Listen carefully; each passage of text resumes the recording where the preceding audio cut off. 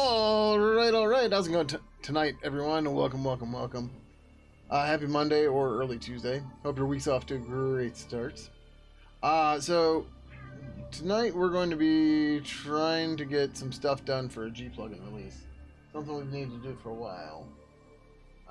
Sorry, the cat's being grumpy. What's up?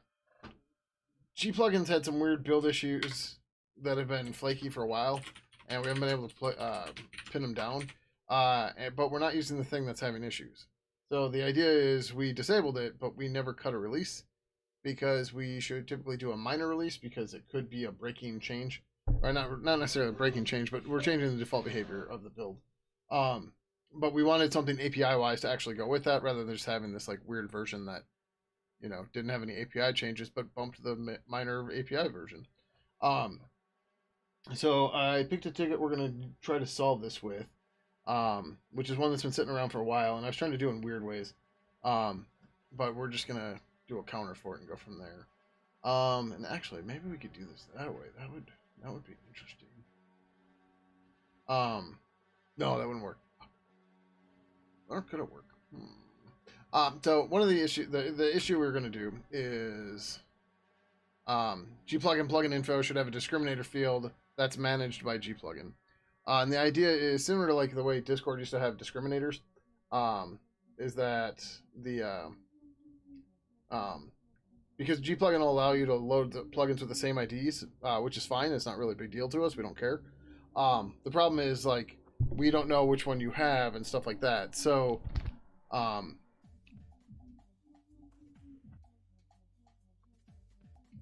excuse me. So the idea was to add a discriminator so that we could keep track of it. I wanted to make it so like gplugin would just automatically populate this and make it work. That was the idea of using the pointer to it initially. Although that's kind of overdoing it. However, what I think we're going to do is we're just going to add a property under the plugin info that's writable. And like you shouldn't change it. Like it should only be written by gplugin, but it's there.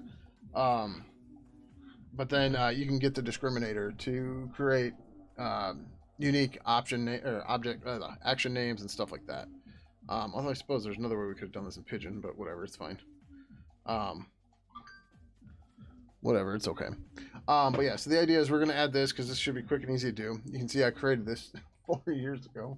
We still haven't done it. Ugh. Times are crazy. So busy.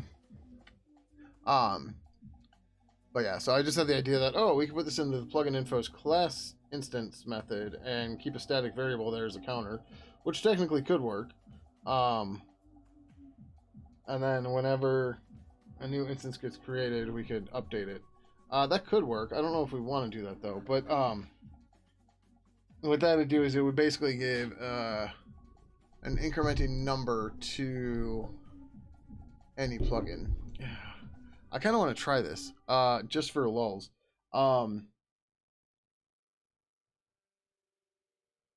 Like, you could tell from that, like, the order that stuff is loaded in, but I don't think that's a big deal. I don't think anybody would really care. Right? So, what was I doing? Oh. I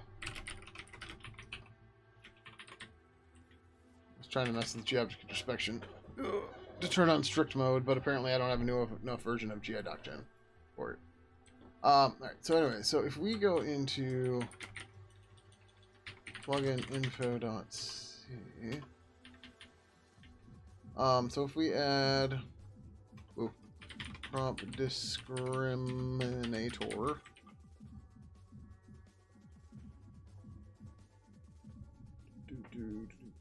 oh man. Yeah, I see it. I don't want to drive by all of this. It's in that fucking box. Hold on. Didn't take you long to figure that out, did it?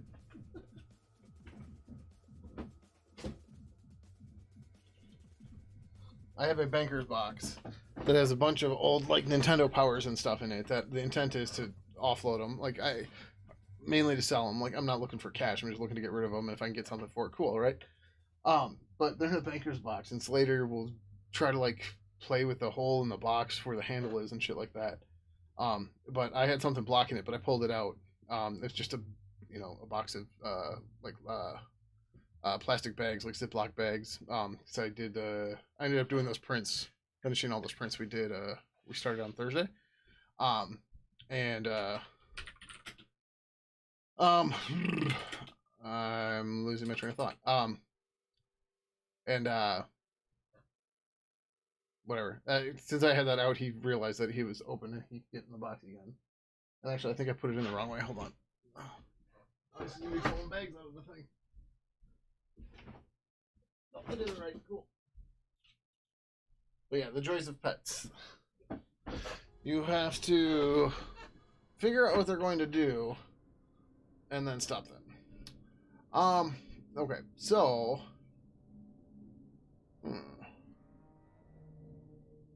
yeah, we're gonna make this a GUNT 32 discriminator. That's nice. Discriminator, there we go. This should work. This should be fine. We're not gonna have a setter for it, but I need to add a getter.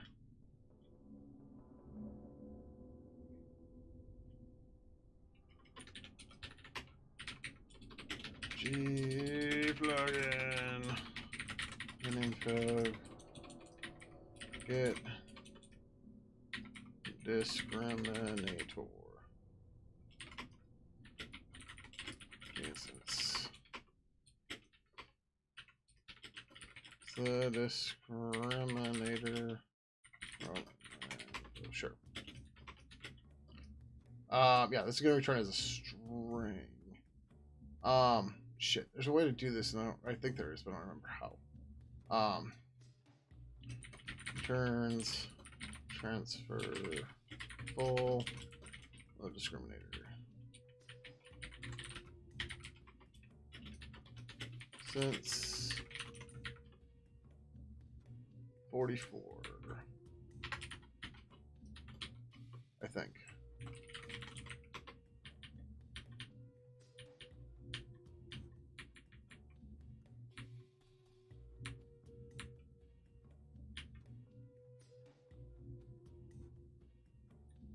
I am confused. Oh, no, these, yeah, they go up. Okay, so this is 44, I think? Wait, what? Oh, right, okay. Oh, man, I'm seeing a bunch of stuff we gotta clean up in this thing. Alright, fine. It's okay. G plugin is very old. Even though it doesn't have a stable API.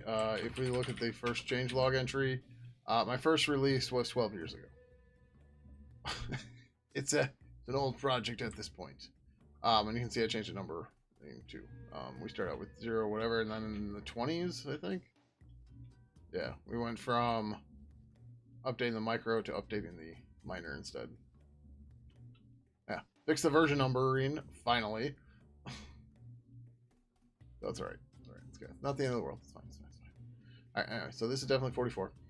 So this is CarStar G plugin info get discriminator.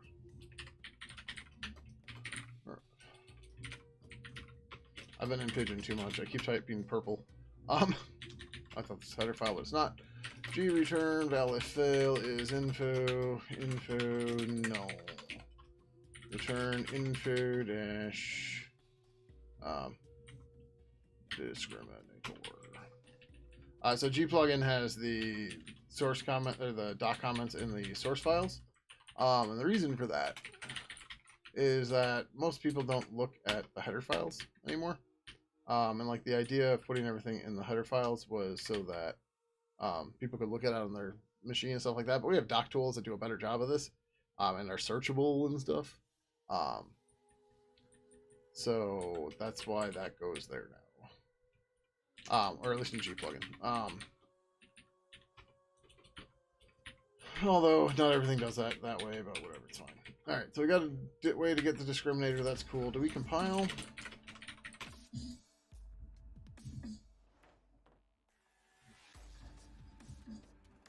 Did I not actually put it in there? No, I did. I spelled it. Gremlin. What is your problem?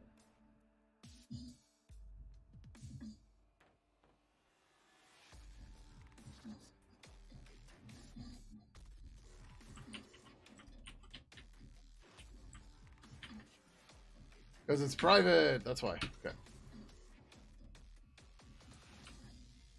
That need to be. Oh, yeah. Cause okay, yeah, this has to be derivable for shit to work. 1407. Oh.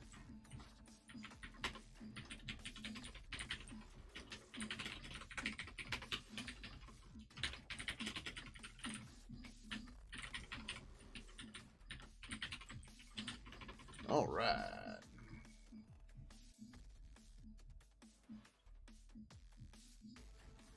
Oh, right. Okay. Yeah. So the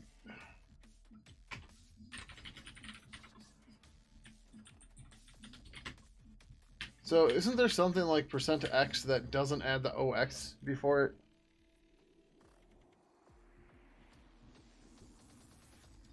Value should be converted to an alternate form. For O conversions, the first character of the output string is made 0 by prefixing a O if it was not 0 already.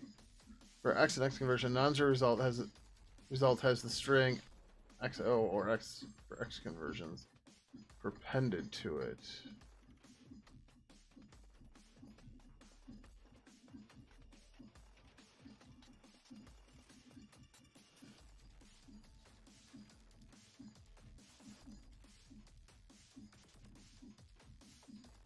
Prefixing is 0. For X and X conversions, a non-zero result has the string OX or appended to it. I don't want that there at all. Does X, like, I thought, I might be confusing, so where the hell's X and X? The unsigned int argument is converted to an unsigned octal, unsigned decimal, or unsigned hexadecimal notation. The letters A, B, C, D, E, F are used for X conversions. Letters. Precision of any gets a minimum number of digits. Appear. Alright, actually, I think we're fine. Alright, we made this unsigned, though, right? I think we did. Yeah, good.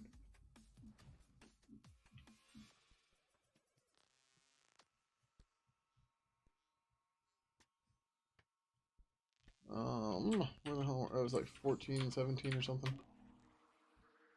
Yeah.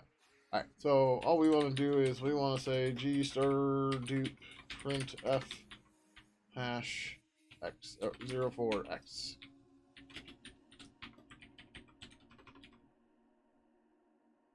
Egg fault.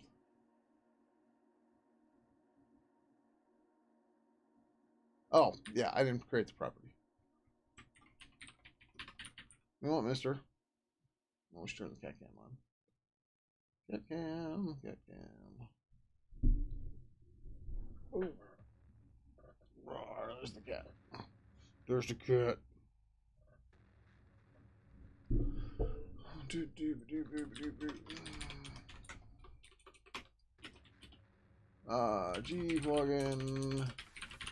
plugin into discriminator.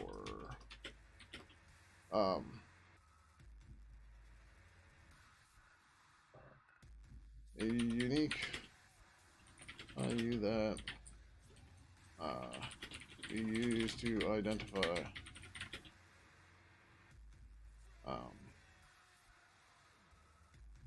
plugins with the same ID. This is an opaque token and may change in the future. So,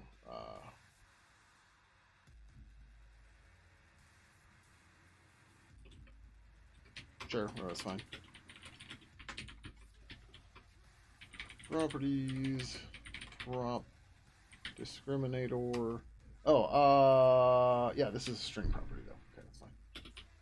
G param spec string. Did I get that right over here? Yeah, I did. How's it going, Euro? Euro says hi. What? He didn't say knock over the mushroom.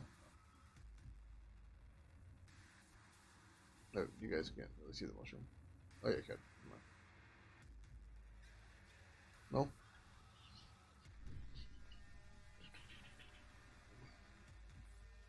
The Mario mushroom. There we go.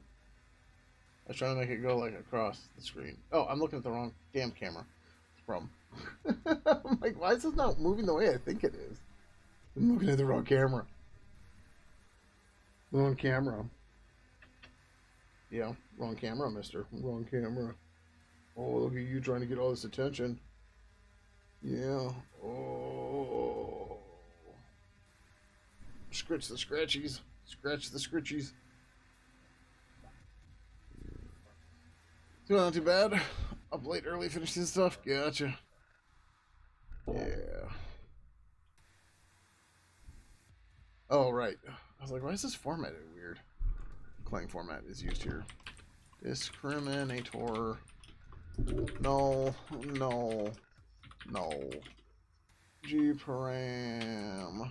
Readable. Damn. Gparam. Static strings. I'm leaving the white space because it'll get fixed when I run Clang format.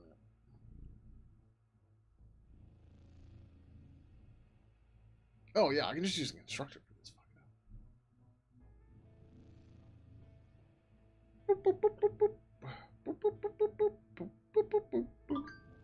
fucking. So we're gonna abuse the way static works in C. I mean, abuse isn't exactly the right word. We're just gonna do something weird with it, but it's okay. So what we can do here, do we have private at this point? I think we do. Let's verify.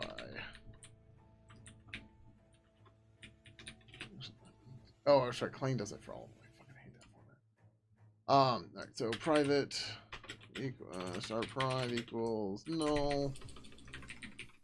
Priv equals g plugin something get instance private info g message priv %p.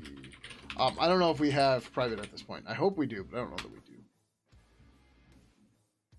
You sure developed a wobble today? Need to flip it over and bust out the hex keys? Oh no.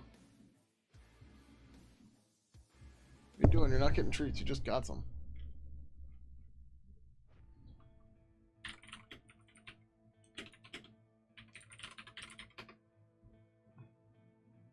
Okay, we definitely have a valid pointer. Good, good, good. All right, so what we're going to do is we are going to say static guint 32 discriminator equals 0. Then at the end of the method, we're going to say discriminator plus equals 1. But we're going to say priv discriminator equals discriminator.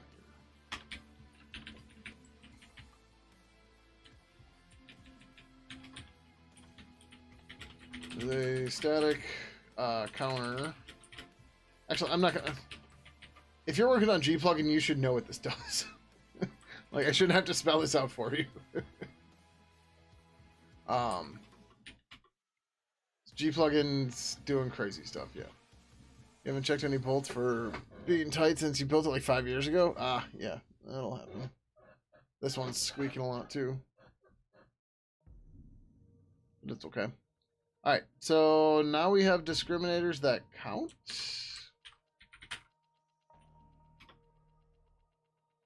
What we want to do to test this. These are not sorted. They should be.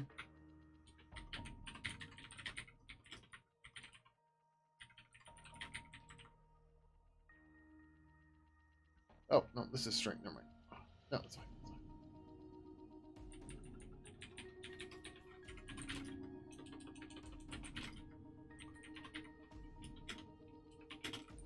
Man, okay. We need to go through G plugin and just fucking clean up all the damn code. I don't know what happens. Sometimes my fit pit just gets weird. My skin gets sticky and it sucks and it's gotta come off. Ew, sticky.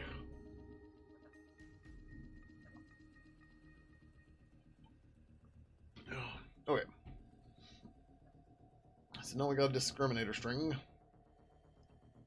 Where do we... Oh, the ID's at the top. So name, category, version, license, summary.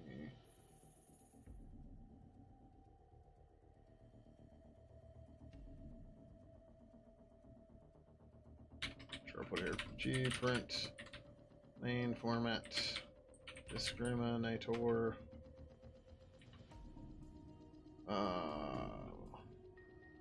Oh, right, it's just the parameters. That main format does a bunch of stuff to make this look right.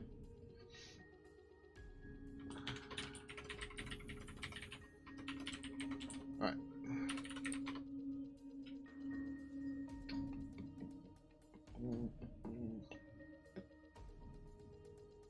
I don't know why the hell I didn't think up with this method until today.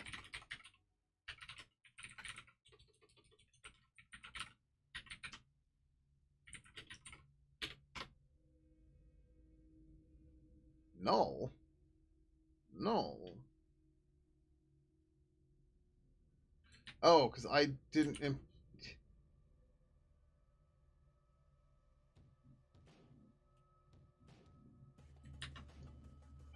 I am clearly not on my game tonight.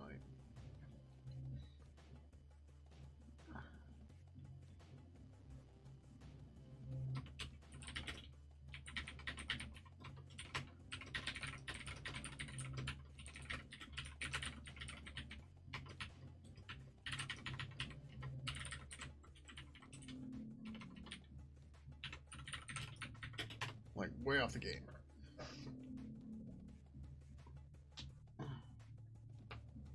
I should get a chair that has a game logo on the seat, so I can be on the game or off the game.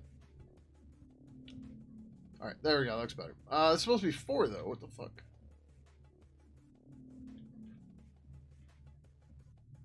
Wait, it has a 0x in it. I don't want the 0x, man. Oh, wait, I put the hash in there like a dumbass. That's a problem. Yeah, disk.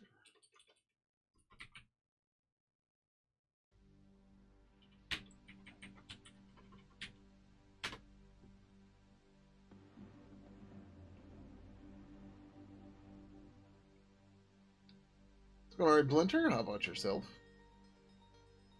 There we go, cool.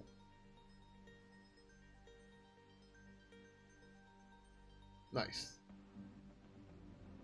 Alright, so we got a forward hexadecimal digit that, and it's unique to each plugin, or each plugin info.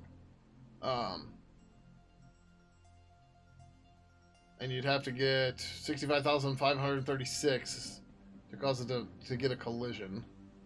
Which is probably fine, because we don't really do anything with these.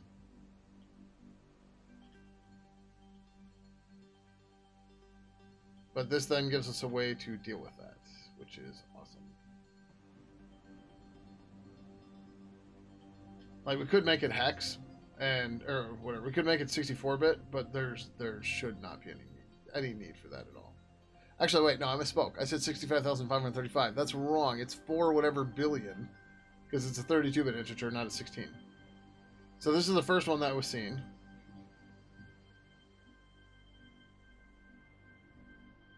Alright, that's why the discriminator 0. That's the very first one we saw. So, yep, cool. Alright, so that's working as intended. The only thing I want to do is...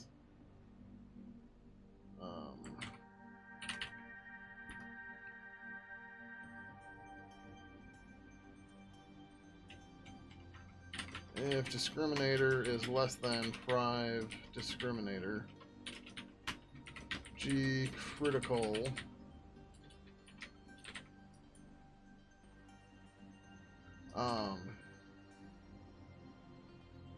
discriminators have oh, this is integer overflow, but do we want to say wrapped?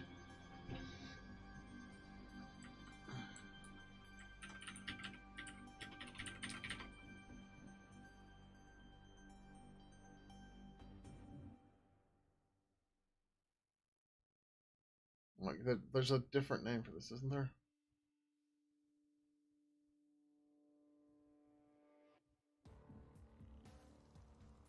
I guess we'll just say wrapped.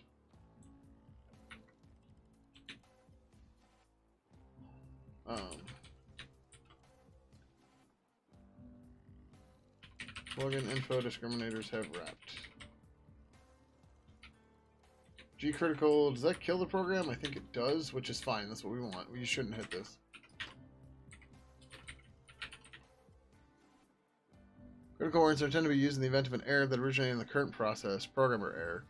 Logging of critical error is by definition an indication of bug somewhere in the current program or its libraries. That's not exactly true to this case, but yeah. Make critical warnings fatal at runtime by setting GDebug to that. Okay, so we want G fatal? No.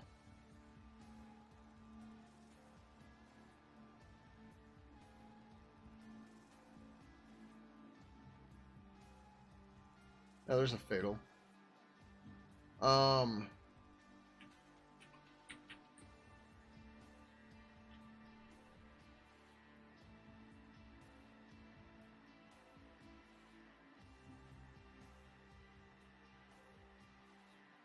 How's logging?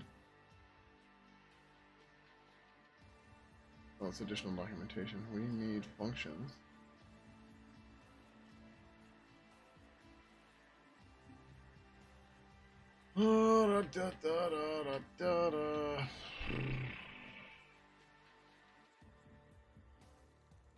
Oh, this isn't actually gonna help.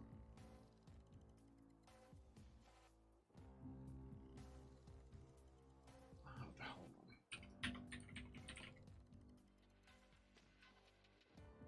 Using structured logging.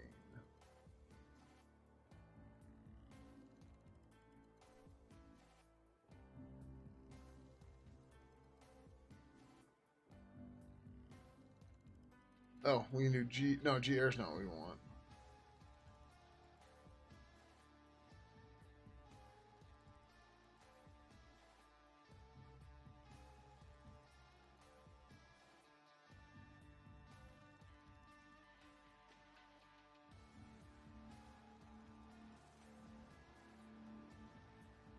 Um.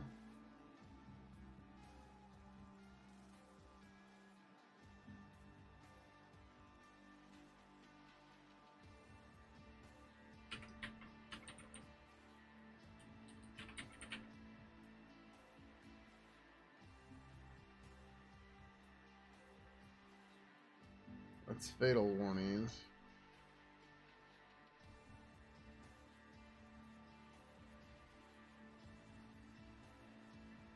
Alright, whatever. We're just gonna leave it as critical. It's fine.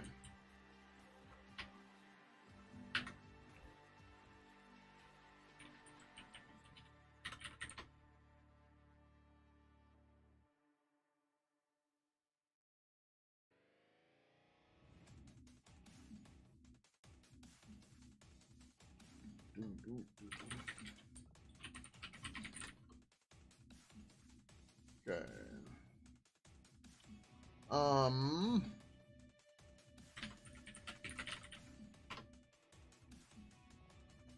God.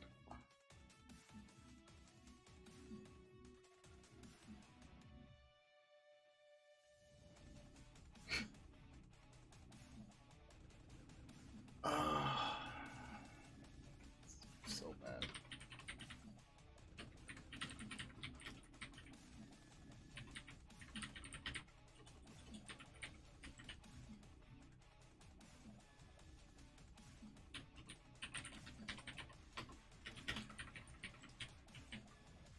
Like, there's good parts of the way I did this, and there's also fucking horrible parts. Assert comparator or discriminator. Oh no, we can't do that. We can't guarantee the value of the discriminator, so we just check that it is not an empty, not null, or an empty string.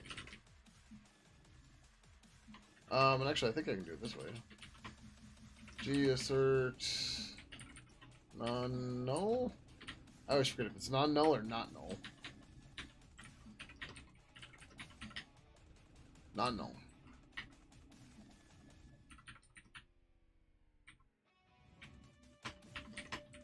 G assert compare string discriminator is not equal to empty string.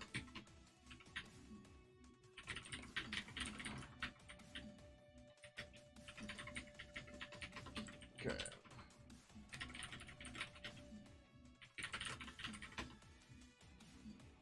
Alright, that seems to have done the trick.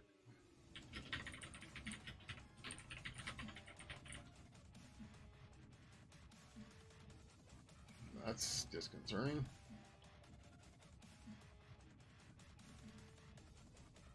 Oh. Part of that's me right now. Like, it shouldn't be all of that, but yeah.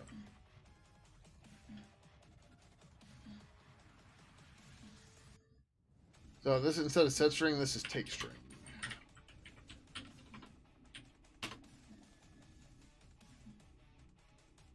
No, that was not our leak.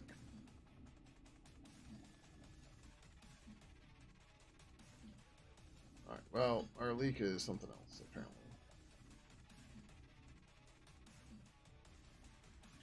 Which is not surprising, because these tests are kind of fugly. Alright, nice. I think this is good enough for now, and then we will come back and deal with the other part here in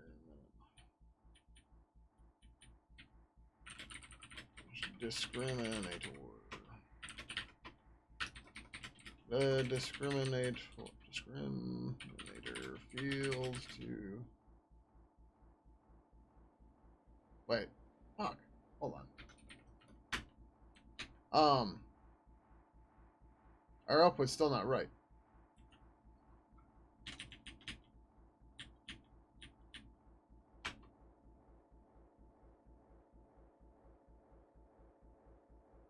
Oh, it's because I'm dumb. Okay, hold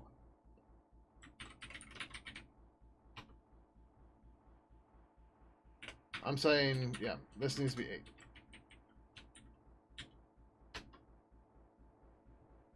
That's 16-bit. That's why I kept getting confused and confusing myself, because that's 16-bit.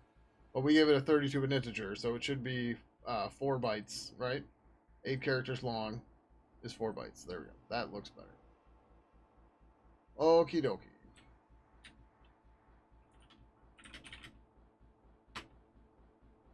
Add a discriminator to G plugin.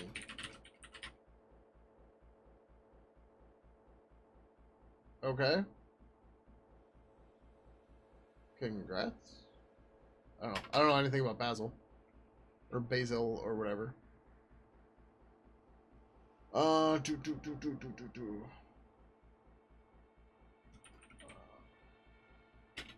It is unique to each plugin, but is only meant to distinguish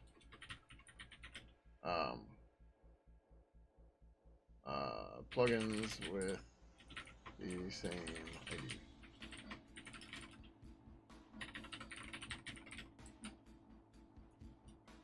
Is it meant? Alright, whatever. We'll fix it on the other side.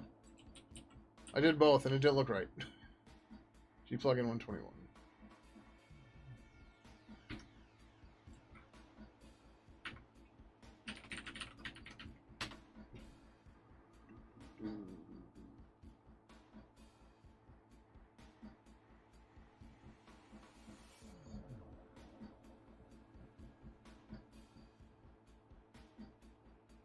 Maybe 316.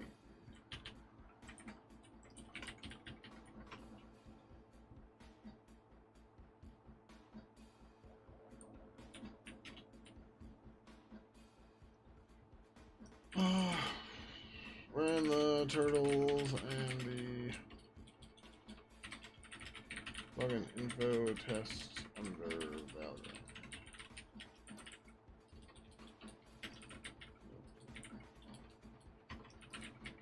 Are currently unrelated memory leaks. We address in another. Oh. We'll add that as a separate comment.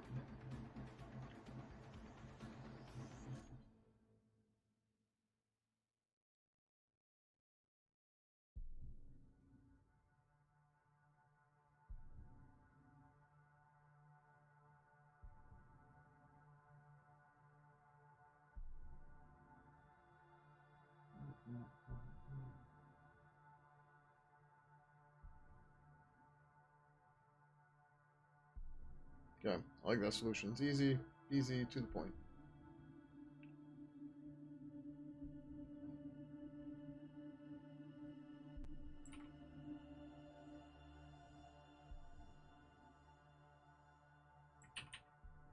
$33.16.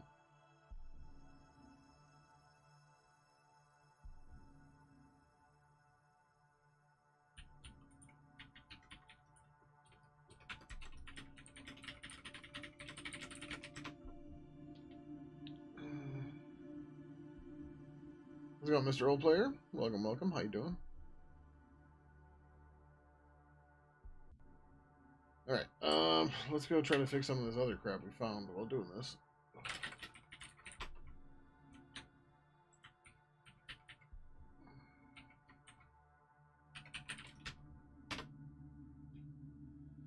Oh boy. Alright, let's start in the tests.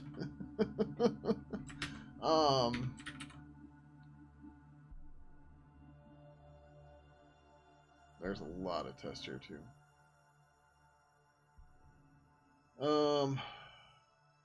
Let's start in G-plugin query. Actually, let's start here. Okay, we're not using gcar star anymore here. That's good. We changed the way we're doing these, right? I think we did.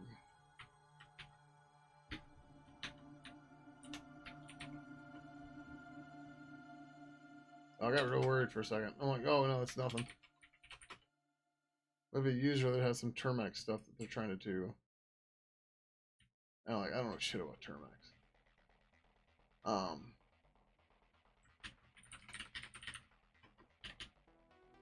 Yeah, we did move to the setup. Oh, right, and then there's the weirdo Terminator thing. This guy.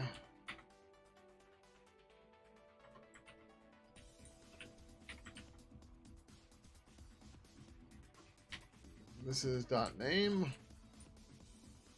.long name, short name.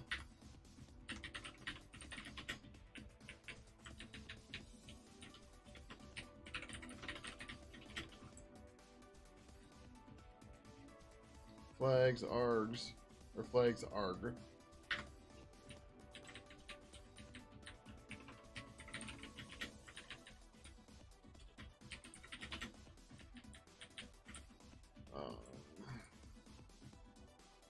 Arg data.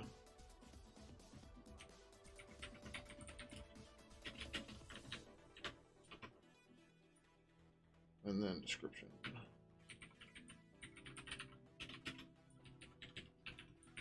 Okay, so that's a little bit more annoying, but it's okay.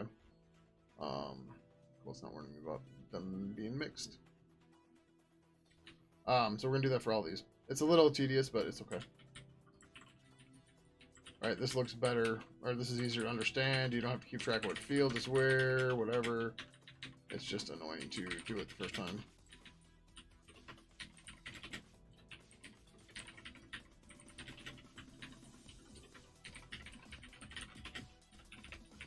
Alright.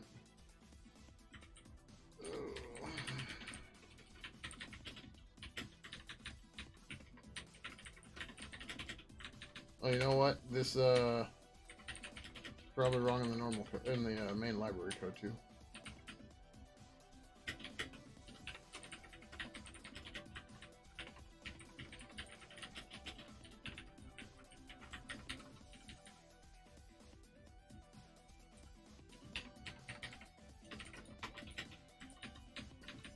I'm gonna get rid of that one.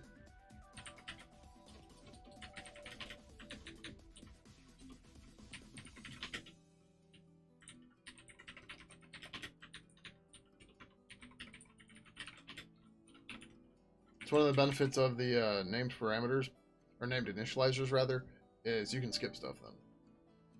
So like this doesn't have a short flag, so we just or short name, so we just don't need it. We don't specify it.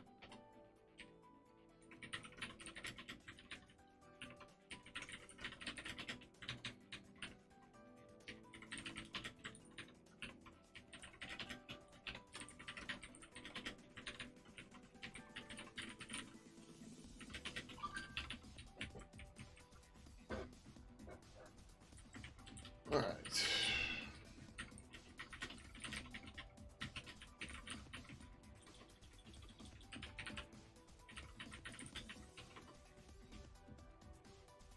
Looks the same, no major changes. Yay!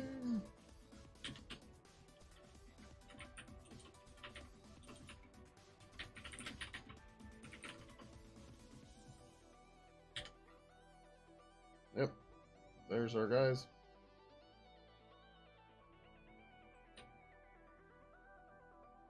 Cool.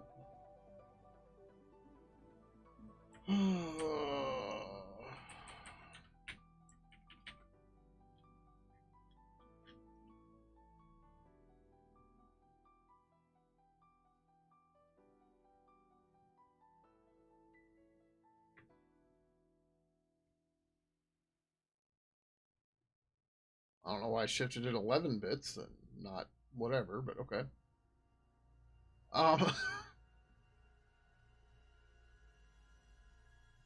I think there's a better way to do this. I think we can do it without a callback, but I don't remember.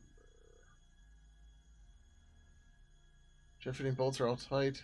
Gas piston is leaking though. Oh, probably issued $20 for a new one. Nice. Ever use Pragmas? Or, no, dude, we're writing a chat client. Couple cycles don't matter.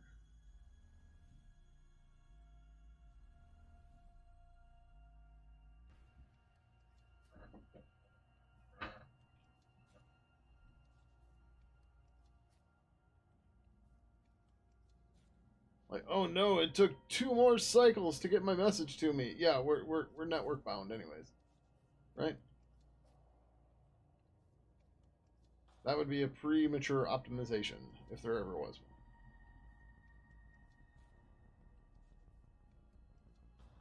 Oh no, my reaction didn't get there in 0.5 nanoseconds. It's fine. Nobody cares.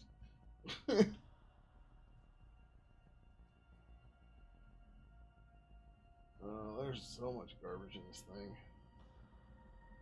I wanted to use the template library, live template or whatever it is, for this, but they decided they wanted to really mess everybody up with sub projects, so it's we didn't end up using it because of that, which is fun. I think we're using O2, but it's really Mace on that setting net, I think, if anything.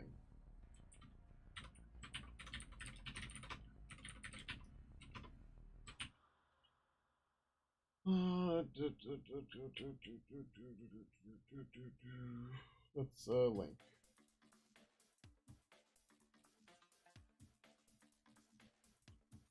Yep. My machine's too fast. Need to use Pragmas to slow it down.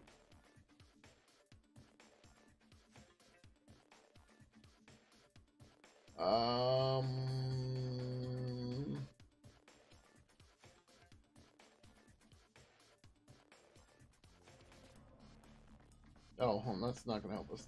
Let's generate an Enos file. Volatest. Give me a regular SC file. Tests. Test plugin. Loader tests.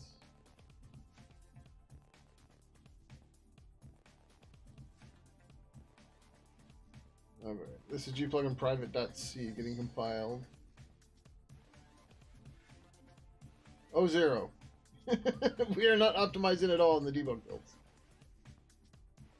Again, none of that makes any difference to us for a chat client.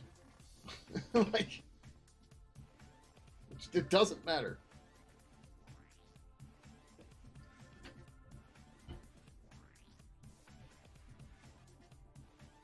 Eking out 2 extra cycles doesn't matter. Like, if you knew everything that happened for your chat message to reach me here in Twitch, yeah, 2 cycles doesn't matter.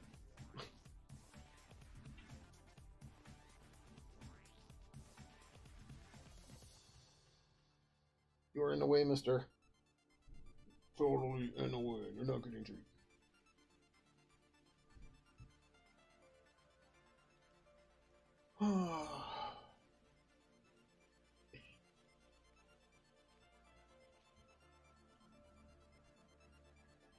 I will say, Fun Roll Loops is an old Gen 2 meme, though, as I would assume you're aware of. And the good old minus 012 that Gen 2ers used to do all the time to us, too, that drove us nuts. But yeah. It's going alright, Rapt. How about yourself? Do we still need these? I don't think we need these anymore, not with this setup.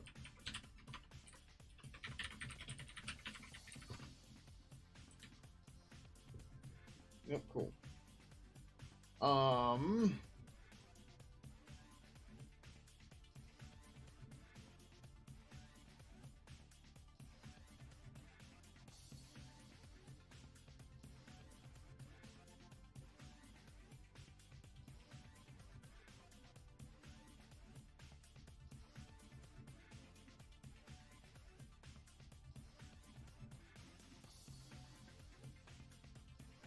How's it going, Swills? How you been? Those who don't know Swills, he is a FreeBSD zealot. Let's go with that. He also streams here on Twitch. He's been building a tool for managing Beehive VMs on FreeBSD. Or Beehive's on other BSDs too, right? I think? I don't know. Anyway, fun stuff. Go check him out.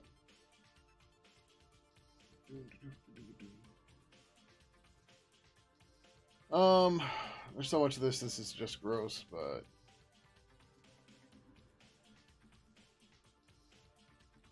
let's get some of the stuff here. Like this just needs to go away.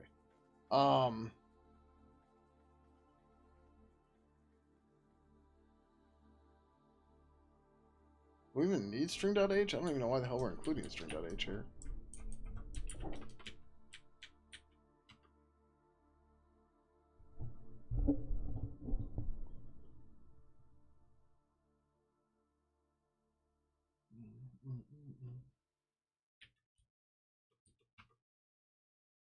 Like, we probably used to include it for some reason, and then we stopped. Oh, I was going to check if we can do these. So, G option R. Oh, I want.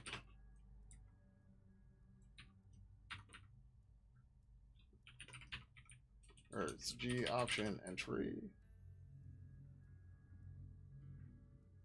So I think I can avoid the callback if the type is a Boolean or something.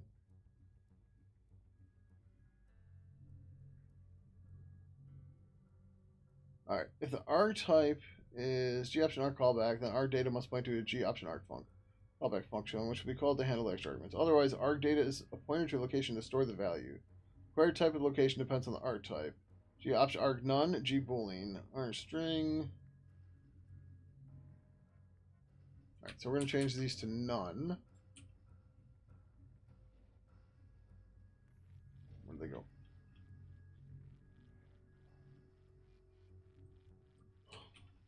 None. And then this is something internal. Show internal.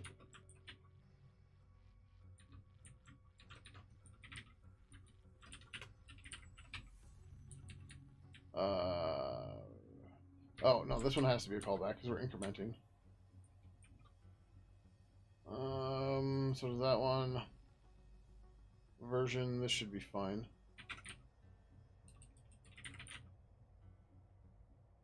Or not. What does version callback do?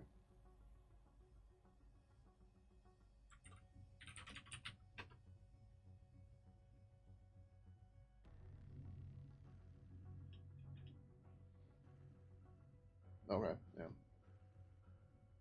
Alright, we can get rid of...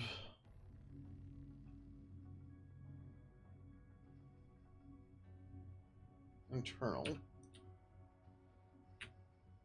Version has to stay there for the moment, but lists can become output paths.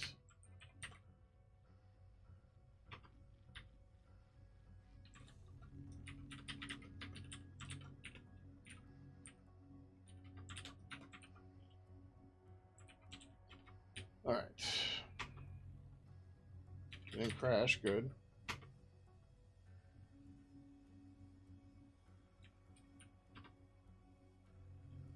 Okay, so that shows internal plugins. Like this should show us the Lua loader.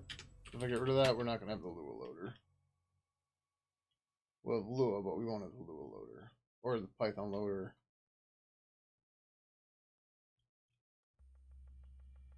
Okay. And the other one was paths. Cool. Right, ignoring no arg, optional arg, or oh, is it lower L? What? Oh, look at that. How's it going, Observer Herb? Welcome, welcome. How you doing? No arg, optional arg, or file names flag of option of arg type 0 in entry. Null internal. Wait, what? Do I not use flags then?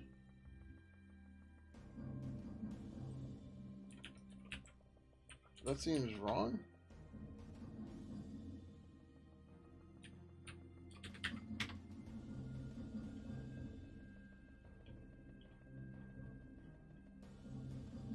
But that's working? Okay, whatever.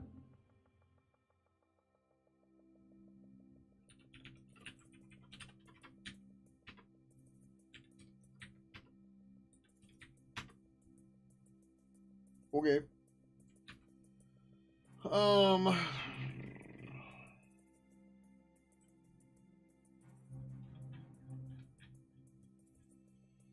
There's probably other stuff we could clean up in here, but yeah, I don't know.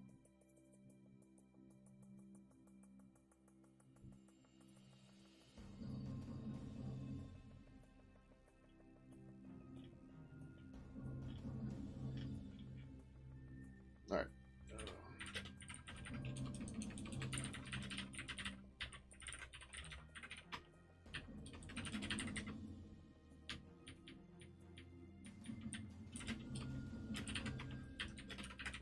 Random cleanups for cleans.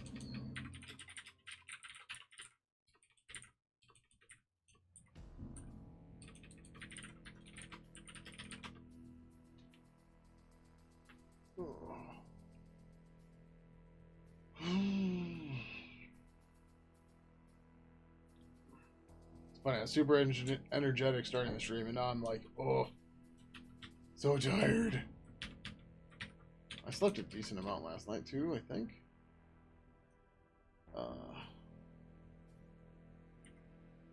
And you plug in query in the dev and tested the internal and list flags.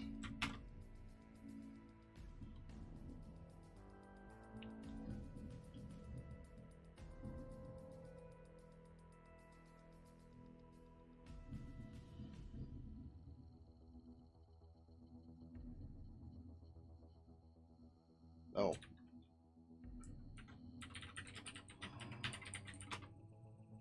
Okay. Nothing changed. Good. Publish. All right.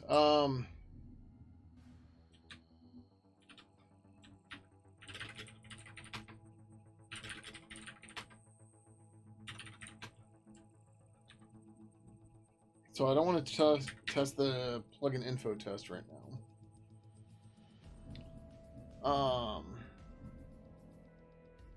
Just because we made the other changes, that kind of stuff.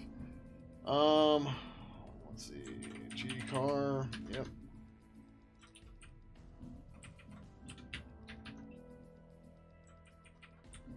Well, that was easy.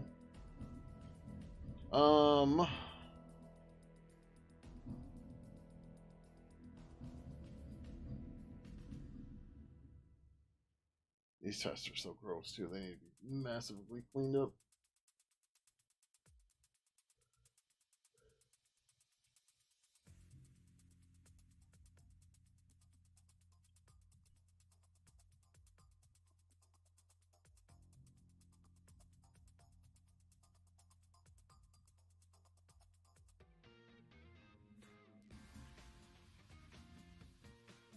All right, this one still has load on query.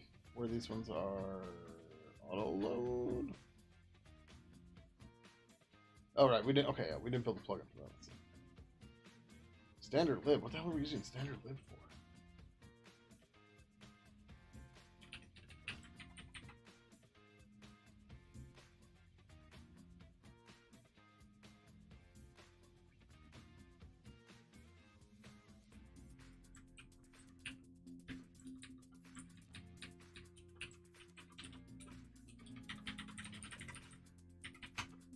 There's gonna be so much of this crap. Okay, it's just there's so much of it.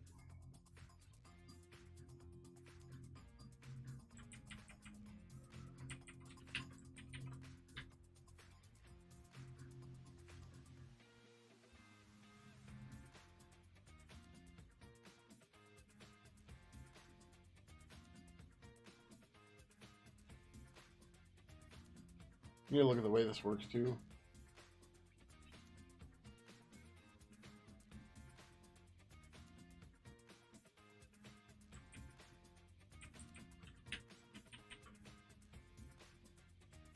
The biggest thing right now is getting rid of the G-int and G-car stuff everywhere.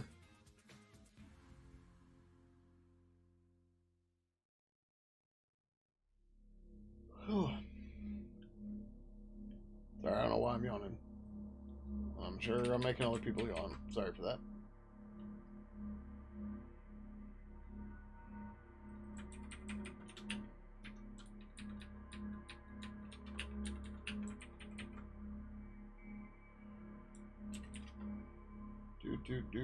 Do.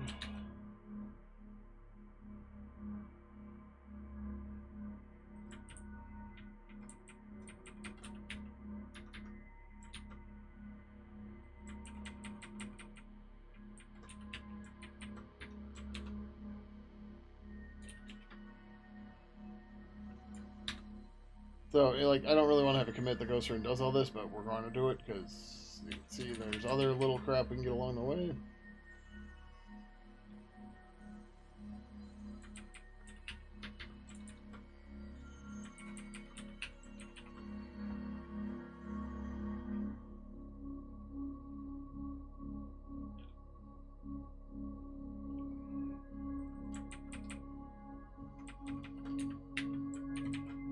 I think we got some more winners there too.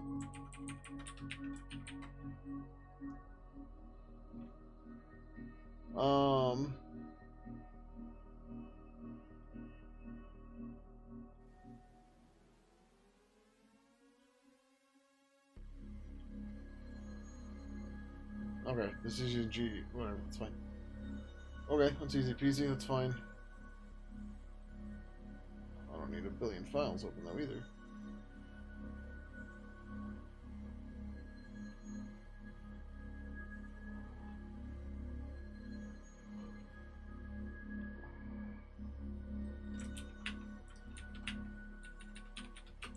That. Oh, cool. We started doing that here too. Yay! GUint is fine. GUint is shorter than unsigned int. It doesn't matter, but it's I don't know, less noise. Less noise, good noise is more gooder. More gooder for less noise. Yep.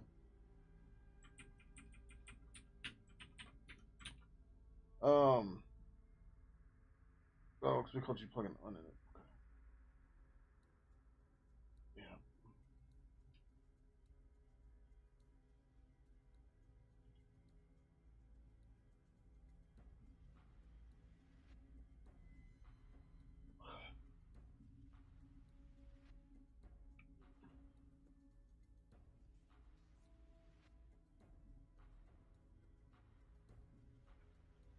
I'm debating how far I want to go with some of this stuff.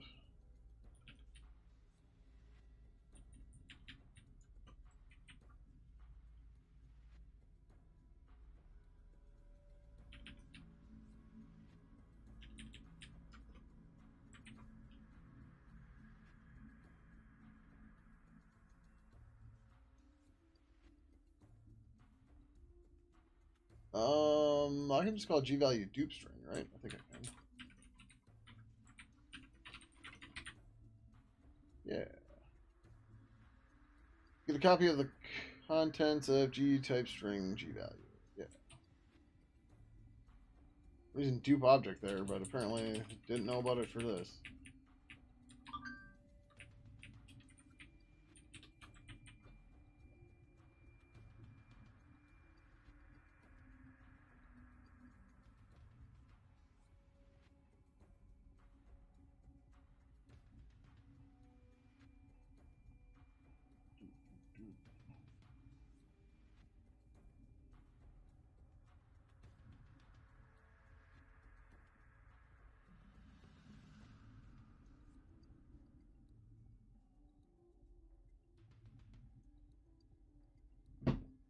Okay.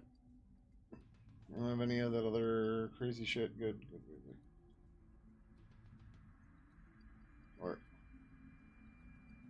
yep, good, good.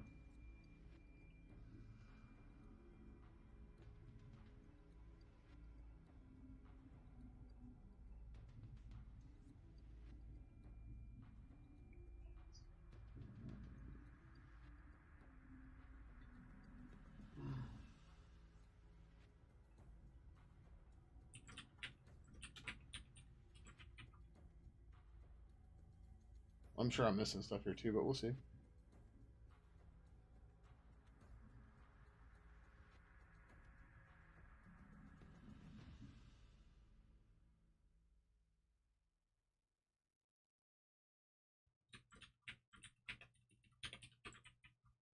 Do, do, do, do, do, do, do, do, do.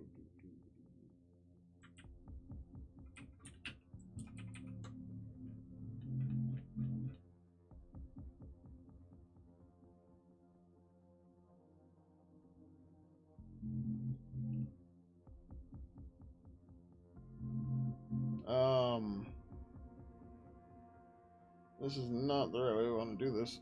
That's fine. What the fuck?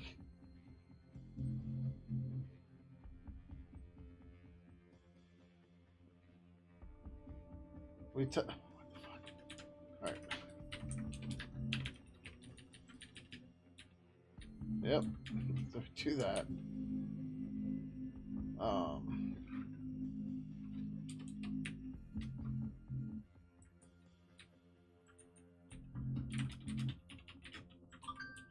It's all sorts of backwards and weird. I don't know how this happened, but sure.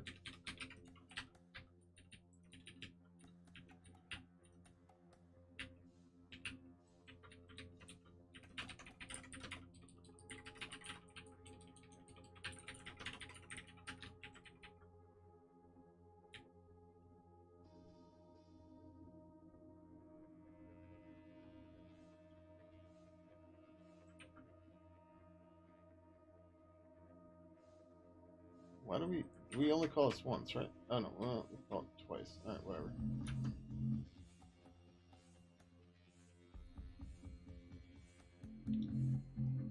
Alright, so we use GObject_get because this exercises more of the code. Whereas if we just call the getter method on the object, we don't hit the get property method from GObject, so we don't know if that's wired up right. So by testing it this way, we can make sure that all that's wired up right.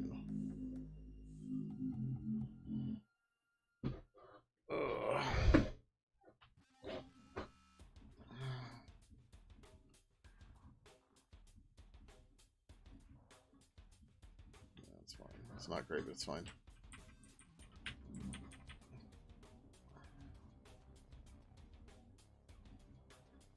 All right. We're looking for a GObject new. Those are fine, and then gclear object. Okay, good.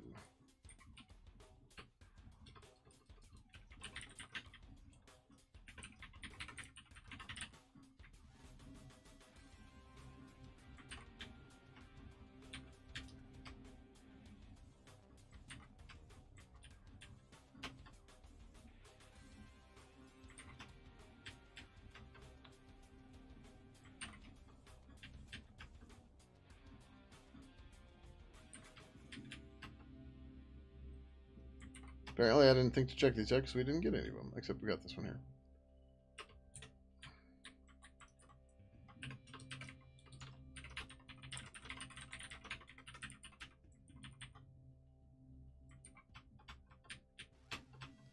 Okay.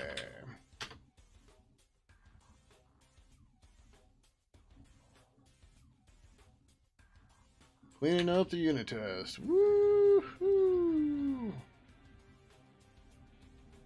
Test manager. This is probably all sorts of busted in fun ways. Oh, okay. This is actually using this. Good, good, good. Yeah, G plugin has always had a lot of tests. They're just not in the best shape. Oh, test manager must have been new because there's not much in it. So, like I was showing earlier, right? So, G plugin, while not actually really in anything yet, I released the first version on April 29th, 2012. And we still don't have an API guarantee or an ABI guarantee. So, yeah. Over the past 12 years, things have changed. And not everything has been updated to accommodate those changes. So, sometimes you gotta fix some shit, right?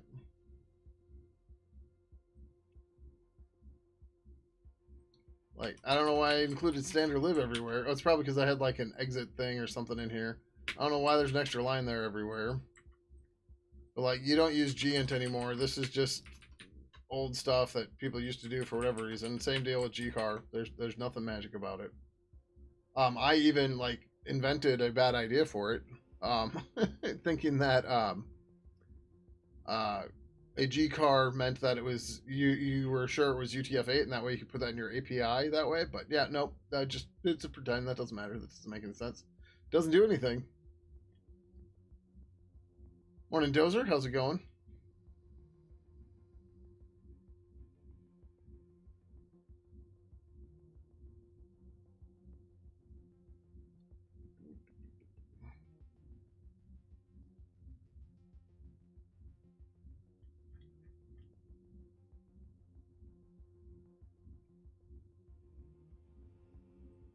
G assert finalize object info and plugin.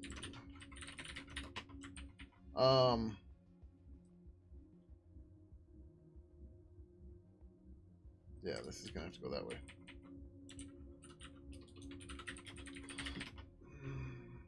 Found 4 baby turtles. Nope. Okay. Yeah. So is this really supposed to be this way? Or are these two just so intertwined that I can't do this?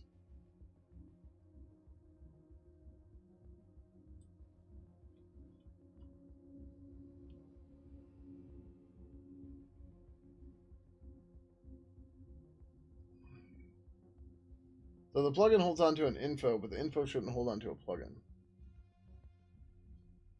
But we're just going to undo these for now. That's something to figure out later.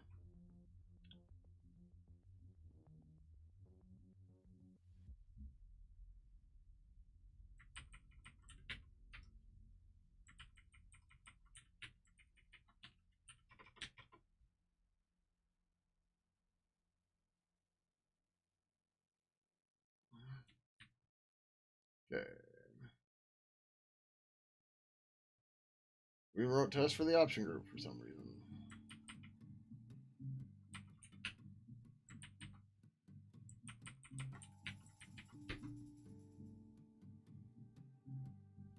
Oh, for testing paths.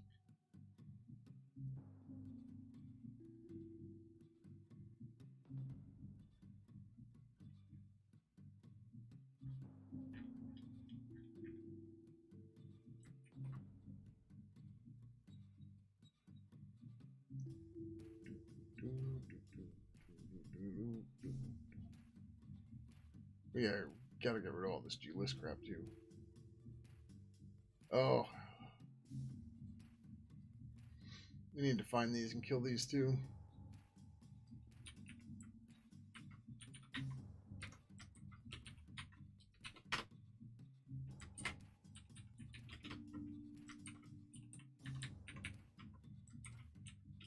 Or maybe that was the only one? Okay. We used to use a static analysis tool called PVS Studio. Um, the problem is it gave us so many false positives in glib and GTK that we ended up having to flag stuff like that. It's like, nope, this is what we mean. And it got to be tedious, and we had to keep updating licenses and stuff because it's proprietary, but they give open source licenses and stuff like that. But it became a pain. All right, we're gonna call it good. We're skipping plugin info for the moment because I don't want to have to deal with conflicts.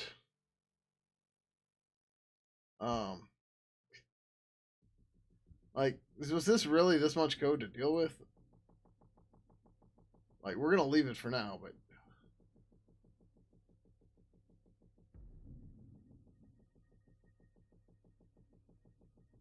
just excessive use of macros, man.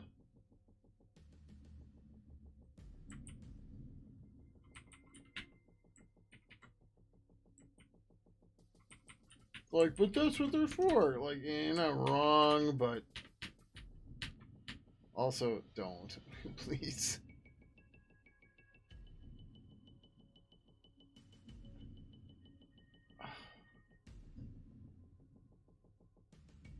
All this to avoid an allocation?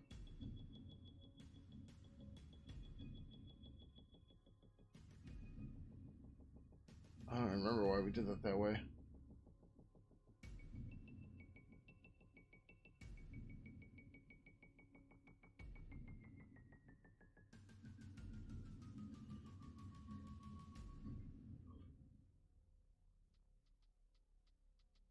Good enough.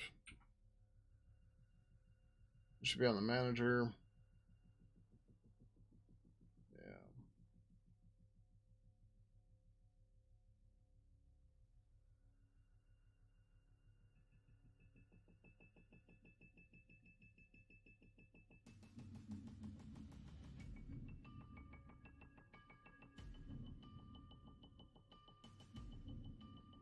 Why?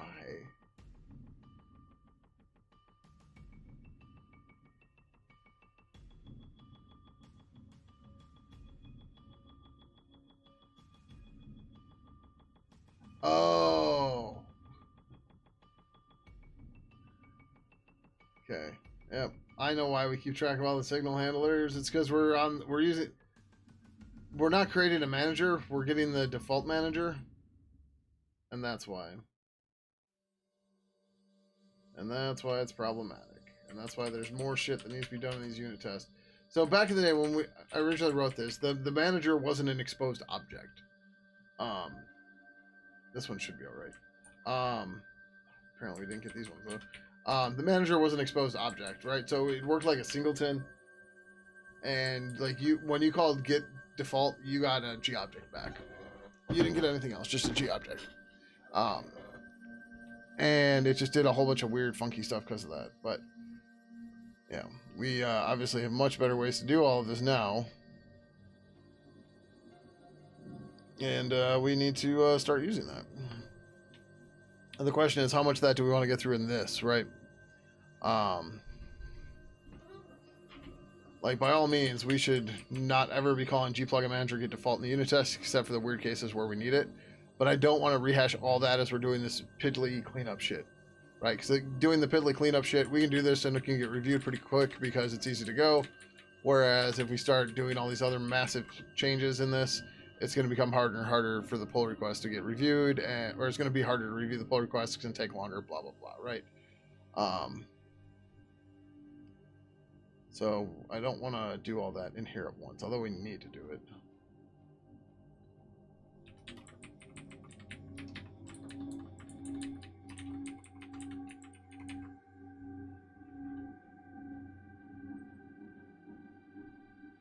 Oh, we have to go through all the test plugins too, and there are a lot of them. You see all these directories? There's at least one file in every one of those. They have to be separate for the plugin loader to not automatically load them because some of them cause failures on purpose.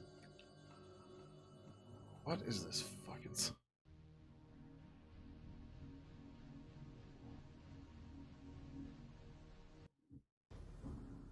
Oh, like, is this not on shuffle? We keep getting the same artist. All right, different artist finally. Like nothing against that artist, but what the fuck?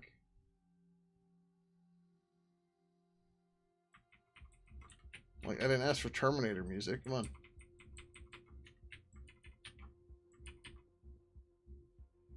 All right.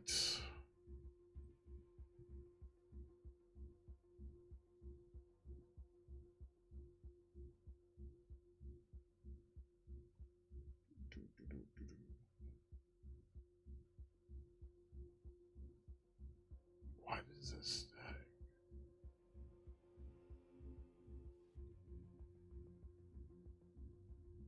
Okay. Sure. There's nothing weird in here that I see besides that. It's like a little funky, but it's okay. All right, actually, these probably aren't going to have anything for us to do. Because we cleaned all this stuff up with the native plugin declare a while ago.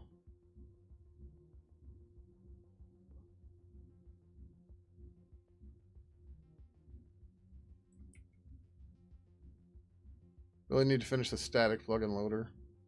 Because then we don't need all these separate files. We can just build into the test that way.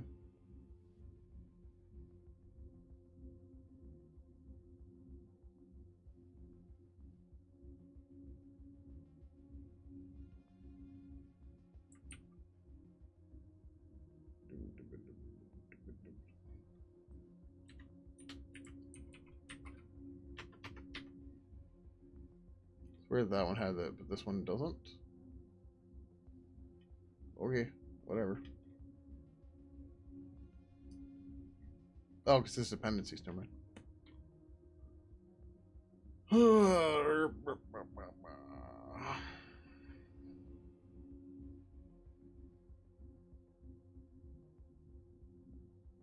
don't remember how ID collision works. I think it's just we do that so we make sure that they both exist.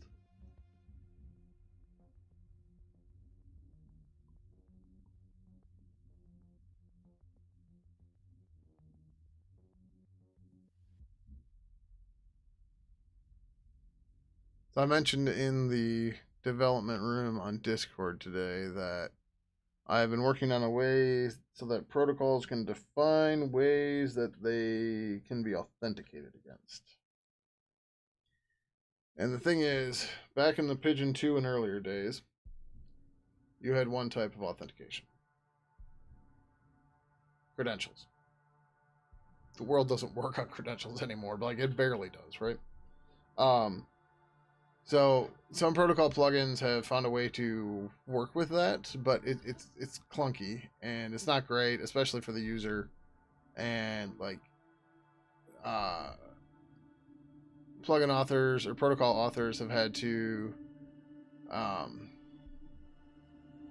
muck around and like abuse the password field, so store OAuth tokens and stuff like that. So like you don't get a refresh token, you just get an OAuth token, right?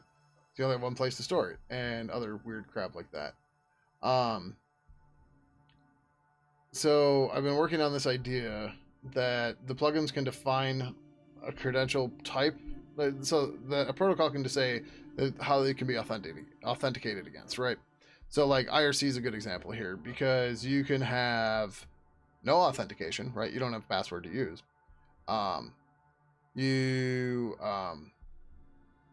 you could have an Xserve password. You could use an external TLS cert, and I was thinking of another one. Oh, and you can also have a server password. And the server password can work if you're using a TLS client cert as well as if you're logging in with or without a password for your user, right? Um, so like right now that the logic of that gets very confusing inside the IRCv3 protocol plugin, and I want to add the TLS cert stuff because it's something we've never done before because it's just weird and it never fit our paradigm before because our paradigm was username and password. So I've started a design spec issue with it, trying to describe it. It's funny as I was working through the QR code stuff because QR code's another way you can authenticate now, right? I was thinking I was gonna have to change the way the order and everything and the flow, all this is gonna work, and then I realized that The protocol still has to implement the idea was before libpurple got a connection from your protocol and told it to connect, it would resolve the credentials, right? Because if you're pulling them on a password manager or whatever, it can do all that before it even bothers connecting. Because if it doesn't have the credentials, what's it going to do, right? So then with the QR code, I was like, but the protocol really needs to think of it. But obviously, I was tired as I was going through this, because the protocol can just implement a authenticator that's that's a subclass of the QR code one, and then it can handle all the logic it needs to. But yeah, so the idea is we'll have these concrete types, well, not necessarily concrete types, but we have these well-defined types of authenticators that the user interfaces can then build against, and then present them in a sane way, rather than so like when you log into Discord with Purple Discord, Ian has it pop up a Purple request input for the OAuth token, but then he uses a Purple notify URI. No, I think he uses a Purple notify image or something to draw you a QR code so that you can scan that. No, I'm mixing stuff up. The QR code one works okay, but you hit login and then, you have an optional. I think you made the password optional because you could have a password, and if you don't have a password, try to fall back to QR code or something. I don't remember. But then it displays the QR code as part of its auth process and goes from there. And it's really tedious and a pain in the butt, right? Whereas, if you passed the authenticator into the connect method, the connect method can check which authenticator it has and then figure out how to pull the credentials out of it, right? And that makes things much easier when you're actually trying to do the login process and figure out which one you have and all that. Did we go through all these? I don't know. But yeah, so that's kind of the idea. But then so I'm thinking of Google Chat, Google Chat. So he pops up a notify input for the OAuth token, and then uses Purple notify URI to show you a YouTube video of how to get that token. Right? So part of the authenticator stuff here is that we will have an OAuth helper, and that OAuth helper will be user interface independent. But in the case of Pidgin, what it's going to do is we're going to ship a separate executable that has an embedded web view that we're going to talk to via pipes, standard in, standard out, rather than actually embed a web view into Pidgin, because we don't want to do that. But we still need the web view for stuff like Google Chat and stuff like that, right? And other stuff where we can do an OAuth login for them, but we have to steal the token, that kind of stuff. But yeah, so the idea is to get better integration, we can go this route and it'll get us there. The problem is working through all the flows is hard. But I think we're close. But I don't have it all down in the issue yet for everything to go through it. But that's the idea. But then so was it Google Chat or Facebook? I don't remember. Somebody added required 2FA or something recently. So the problem would be all right, so say you're in the Google Chat one, right? So it pops up a dialog asking for the OAuth token. Oh, no, it wouldn't be Google Chat because you would already have the 2FA token. I think it was Facebook, right? So Facebook, you just log in with the username and password, and then then we pop up another dialog to ask you for the 2FA token for Facebook. And it's just this sucks, man. There's too many dialogs.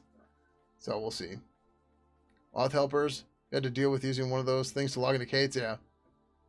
But ours isn't just OAuth. What I'm describing isn't just OAuth. OAuth, basically, I'm building a new SASL. Is roughly what it comes down to. That's not what I want. But I'm building SASL for libpurple. If that makes sense. All right, we'll go pull it up here real quick, if we can.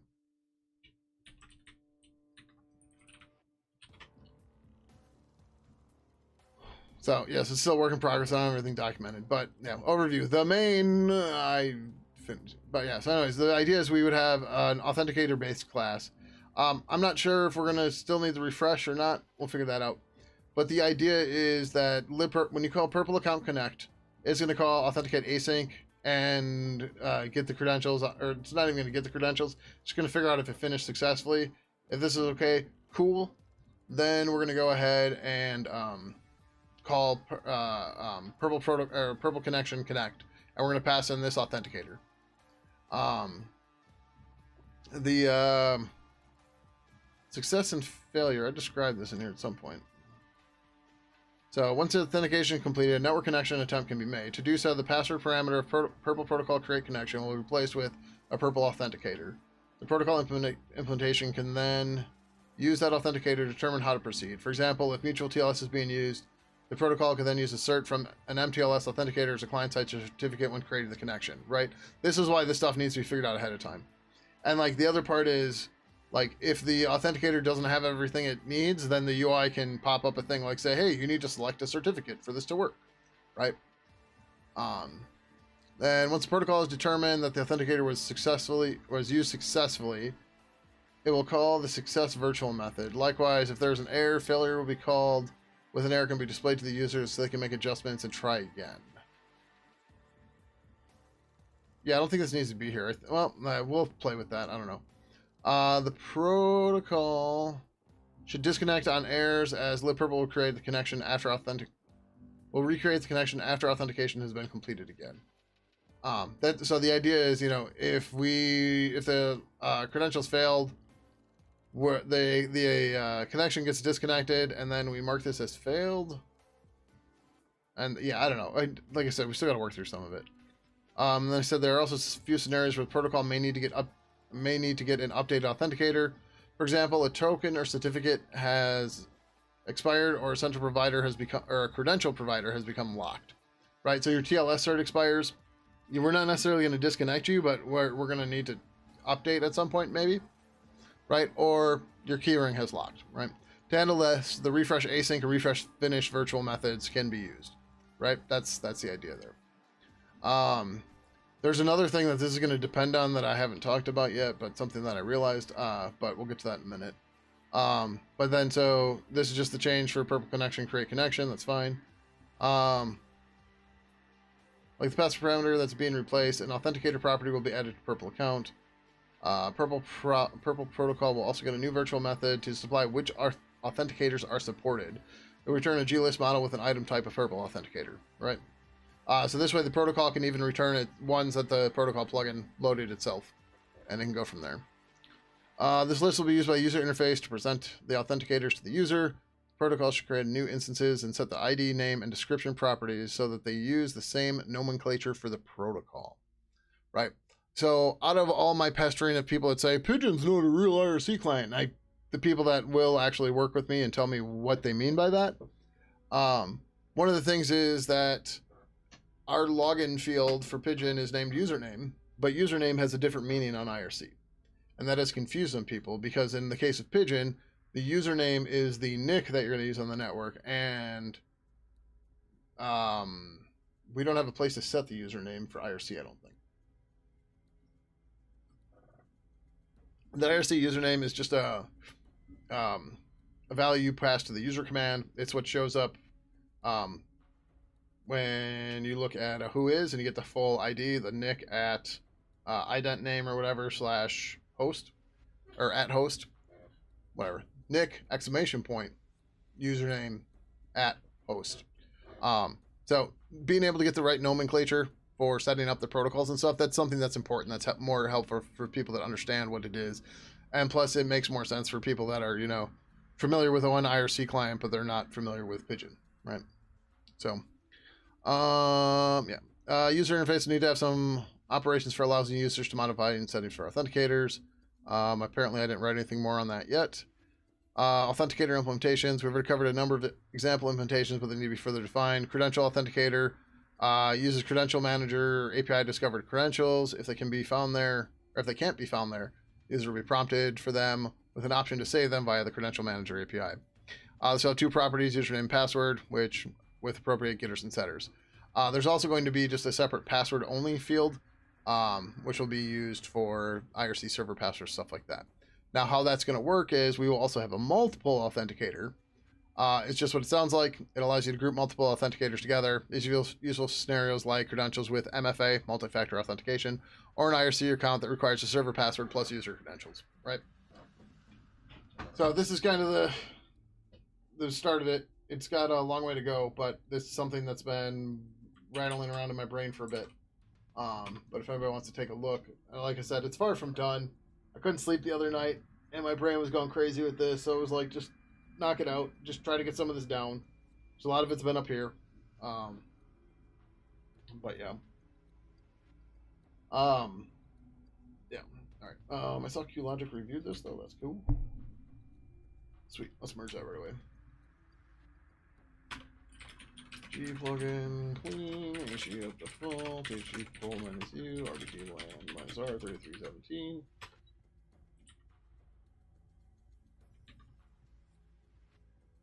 This means I can update that plugin right away, or that test.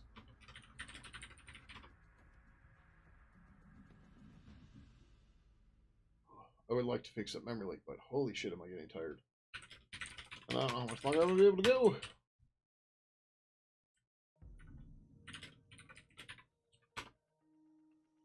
So we'll see.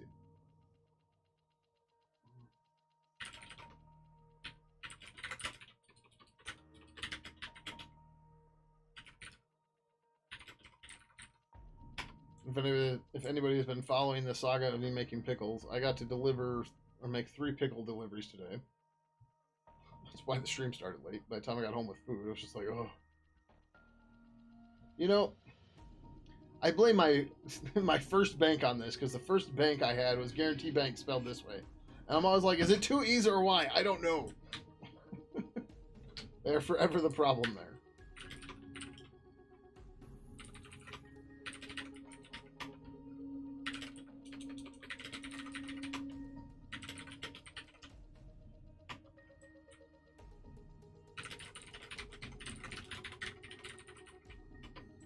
This is online. Just plugin info 168.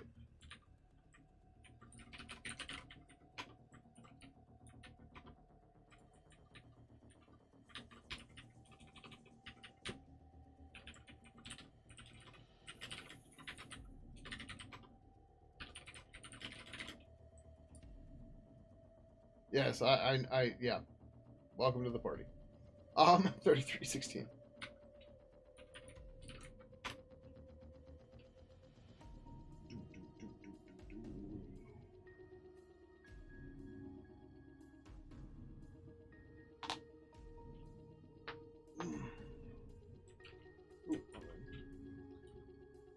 Spell checkers are everywhere, so our misspellings. Our computer's great. Yep. You know what'll fix that? AI. AI will fix all the things.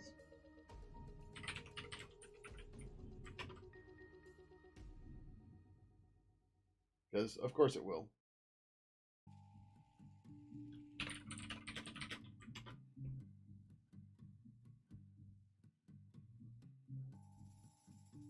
Garbage. Yeah, I know. Sorry, was I not sarcastic enough? Also, I have a new argument for people who are like, AI is going to change the world. Like, AI can't even figure out that I know how the hell to get out of my neighborhood when I'm using GPS. AI can't figure...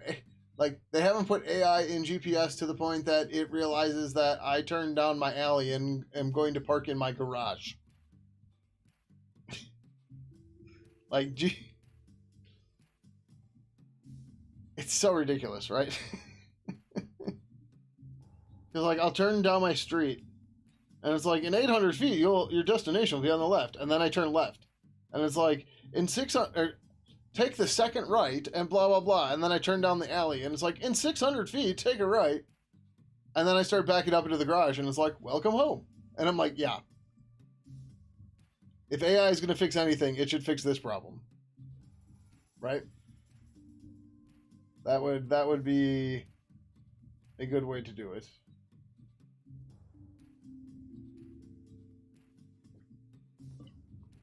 But no. Let's make something ridiculous, like make it type our code for us and not something useful, like fucking correct GPS instructions. Right? That happened to me today. Actually, it's been happening to me a lot lately. Which is what, all of a sudden I was like, wait, this is a perfect thing that AI should be fixing. Because, like, you know, you sat nav, getting lost is part of the adventure. See, like, generally speaking, I know where I'm going. I turn on turn by turn directions for traffic, right? And if it can route me somewhere out of traffic to avoid traffic, that's what I want. I want a traffic only mode for GPS. Remember time when people hype spell checkers because now no one would misspell things anymore? Yeah. Them's are the days. Alright. But anyway, so we unshelved our changes here on top of this anyway, so this is fine. So this is test plugin info. We got a bunch of cleanups to do here. So yeah, these are... Wait, what? Yeah, these are just busted. Again, we're using the getter. I don't know why we did both. There's no sense to that. Test. What the fuck? We're just gonna destroy all of that. And that. I think I... Oh, stir V is gonna be a little different. That's okay. There's no G assert. There is a compare stir V now. Yep.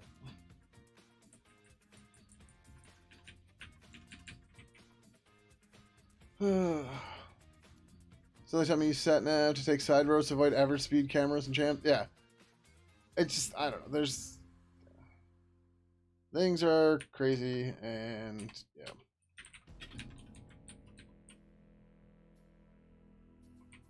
Okay, hold on. Wait.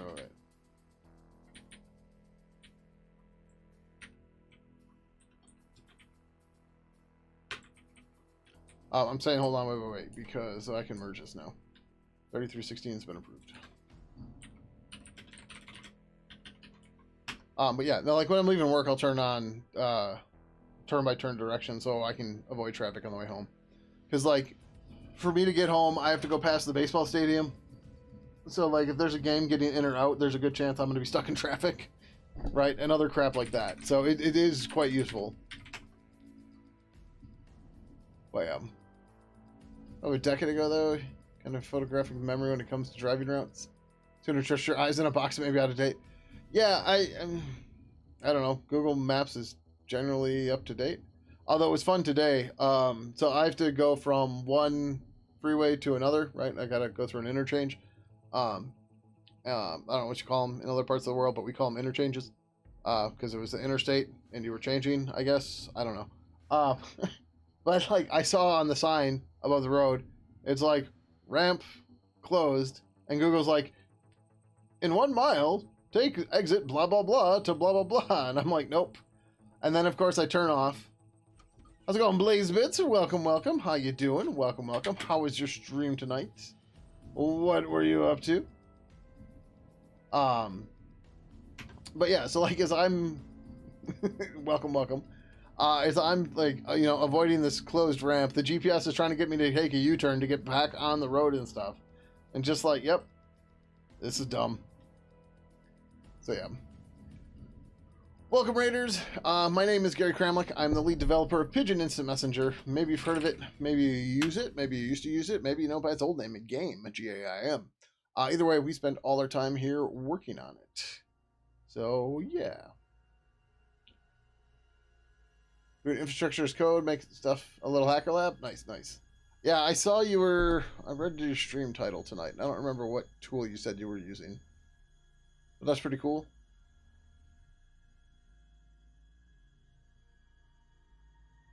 The infrastructure as code stuff. Ludus? I don't know Ludus. I've done Chef, and right now I'm currently doing Ansible and Salt, and I know of Puppet, and there's another one I can't think of. But I haven't heard of Ludus before. I know there's one that's all Go based too.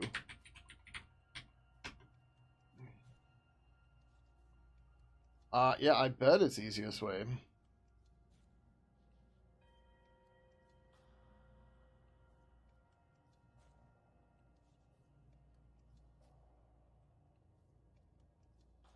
How do you decide what provider you're on? Or do you tell that in another way? So guys, this is looking very Vagrant-like. I did a little bit with Vagrant.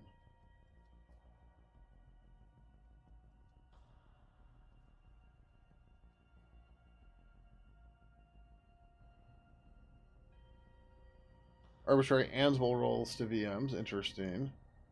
So you use this to define your hardware like Tofu or OpenTofu, or like Terraform or OpenTofu, or what's the other one? Oh, I can't think of it. But then you use Ansible to actually control them or configure them.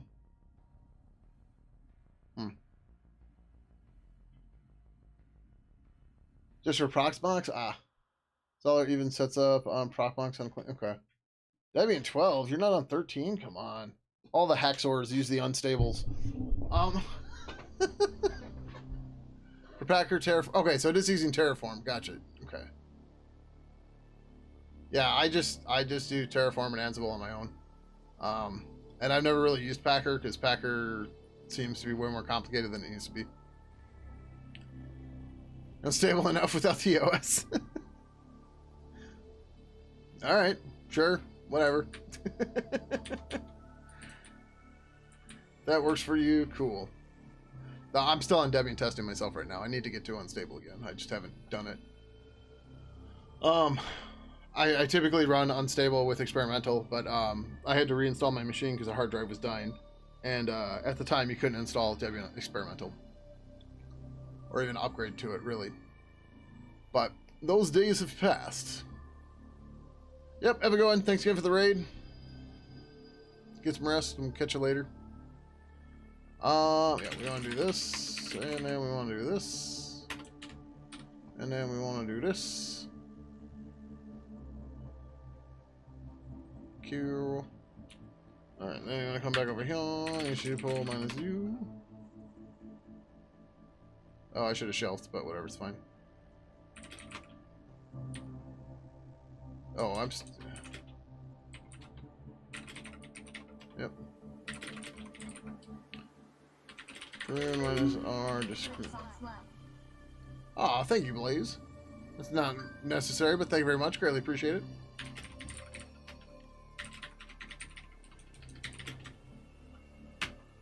Alright, now we're back to where we should be. Cool. Alright. We're going to delete all this crap. Get that open right now.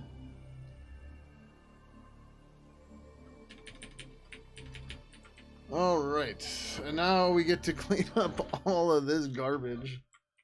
This is gonna be fun.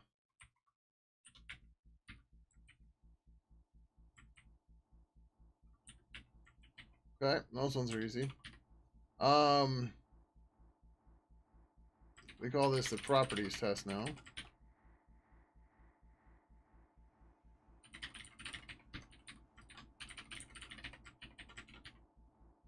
Yeah, so we're going through, those who just joined us, we're going through and cleaning up unit test in G-Plugin. G-Plugin is 12 years old now. It does not have a stable API yet, or no guarantee anyway, and a whole bunch of other crap. And a lot of the unit tests and stuff built in it were before a lot of stuff existed, so all that crap I deleted was to make my life easier, because certain things didn't exist and whatever, but now they do. So we are trying to get to that. And we're going to make these G-stir Vs.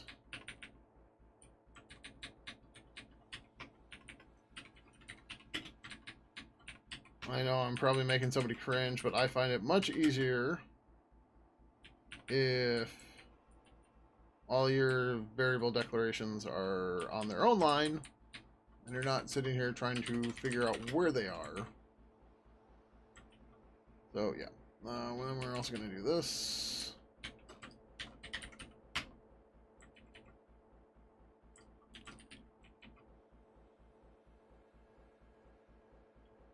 Okay, we're going to move these up.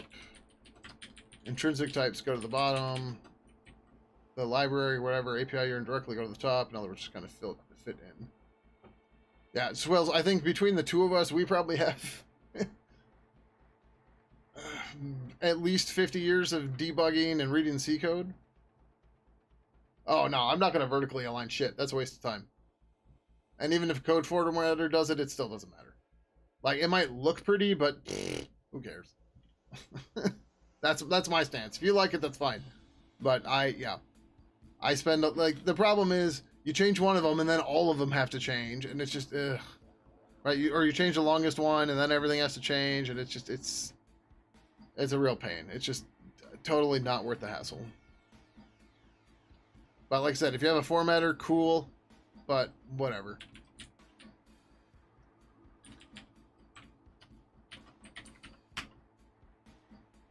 Okay.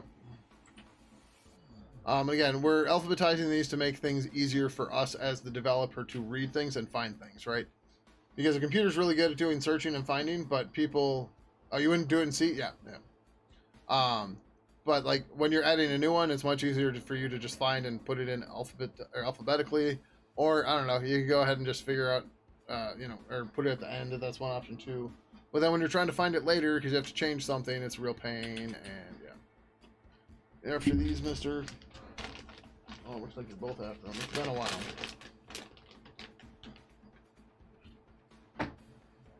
Turn around.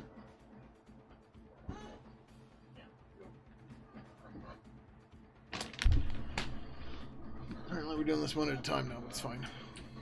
One cat at a time, I mean. So we'll sort them lines. Woo! And then we're going to go through and do the same thing here.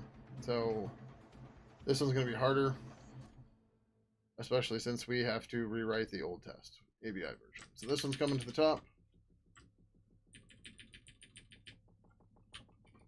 Right, so this becomes G assert compare uint. ABI version equals G plugin native ABI version. Cool. Standard function. Don't have to do anything else. Man, these bots tonight.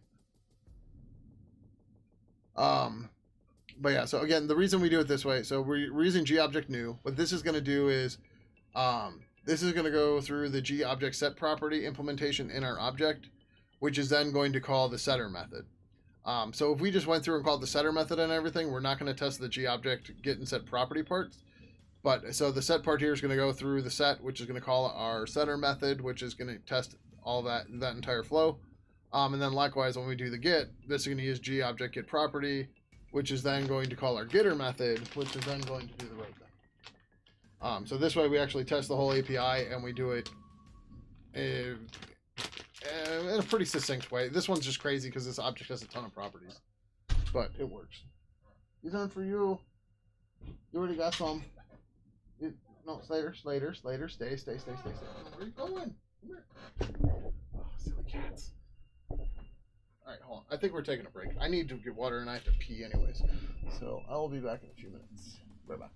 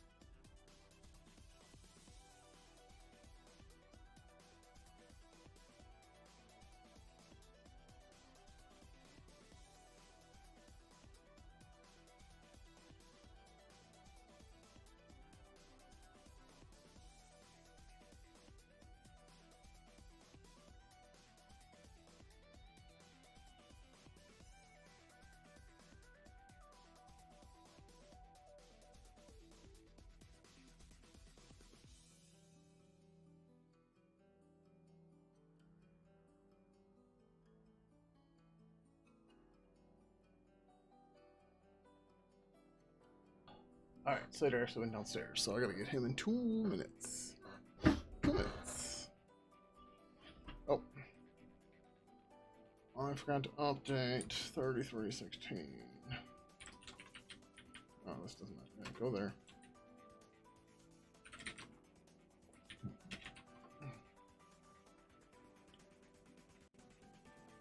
I'm trying to get this.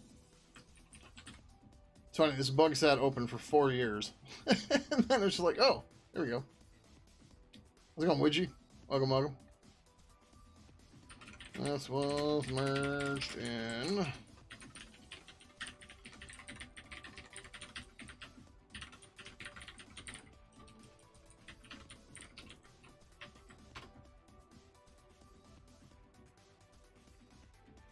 right.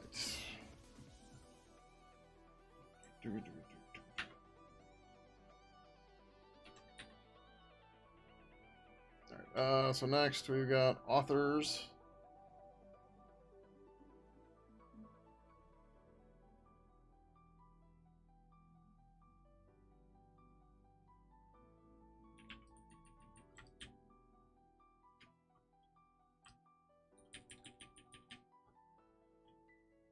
Did I? Yeah, I do have that. Okay.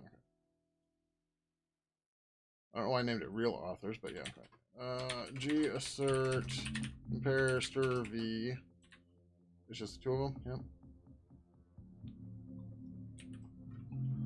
Yep. Authors are authors.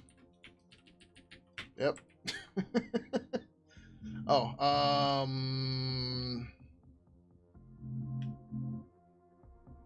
this should return, yeah, so I believe I have to say G stir. There's no G clear, or I can use G clear pointer. Authors G stir free V. Alright, let me get Slater. Hopefully he's ready. We'll see.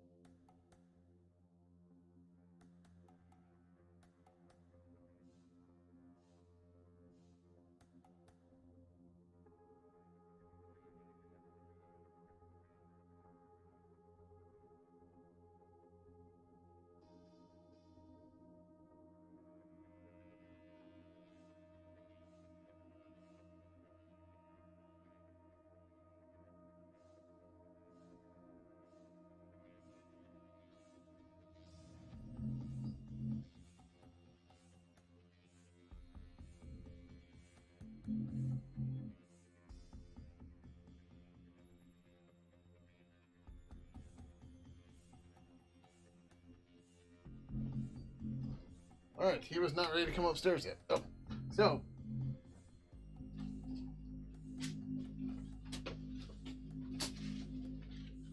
I don't know, I don't remember who it was from last stream that mentioned doing a Pidgin text magnet or the Pidgin logo with the Apple Nippin colors.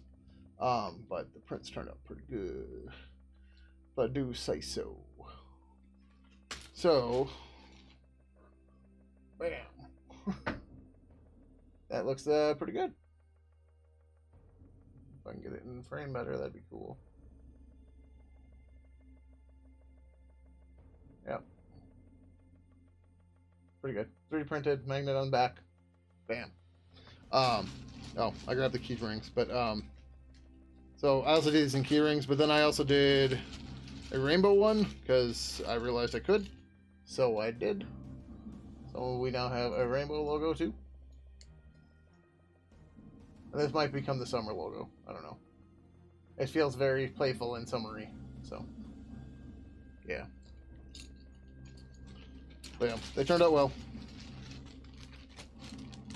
And being able to 3D print 8 colors in a single print is nice. Which is what made these happen. I could add an extra color to them. But yeah. Technically I can do 12 right now. I could do 16 if I got another AMS. but I can do 12. Oh, just the AMS hooked up. I have another AMS hooked up. I have 2 printers. One of them has 2 AMSs connected to it. The other one only has 1. So, yeah. All right. So we got authors. So next up, we've got auto load. Auto load, test true, easy peasy.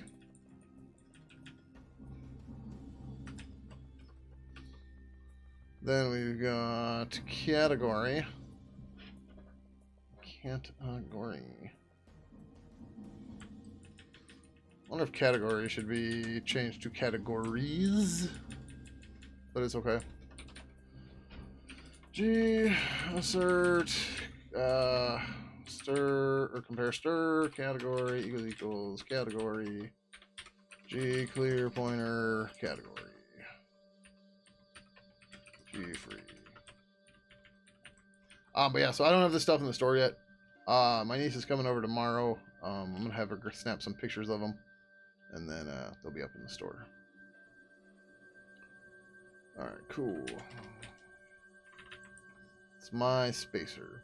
After category, we have dependencies, which is going to be this guy.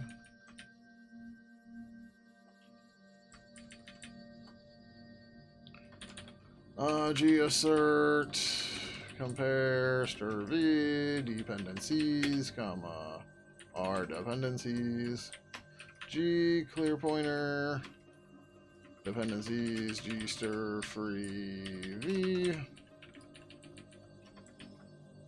After dependencies, we've got description.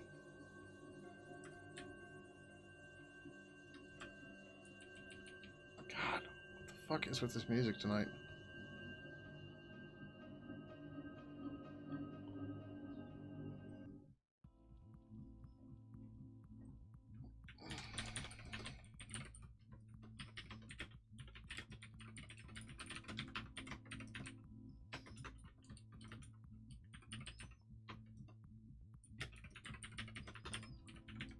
Yeah, look at all the help the macros did, huh?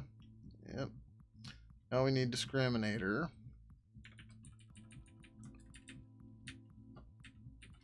Cool, done. Next. Icon name. The other benefit here about having these all alphabetized, it's easy to tell if you're missing something, right?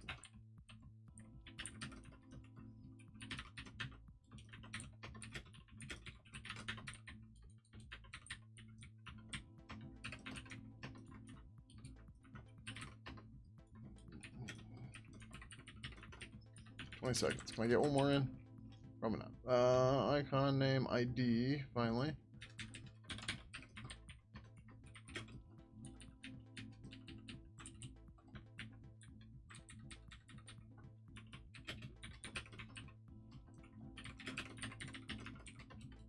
Oh, we got it. All right, right back. See if Slater's ready this time.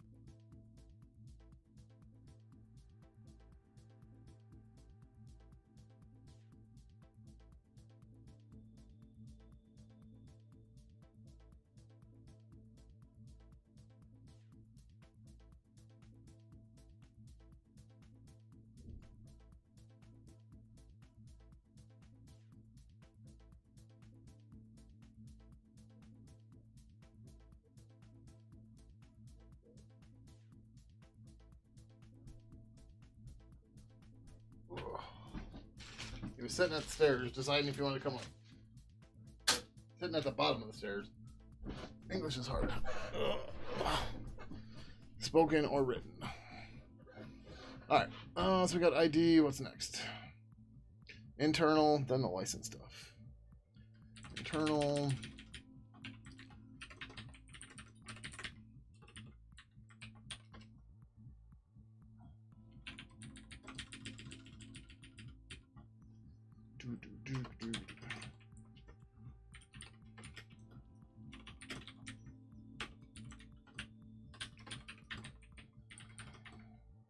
No.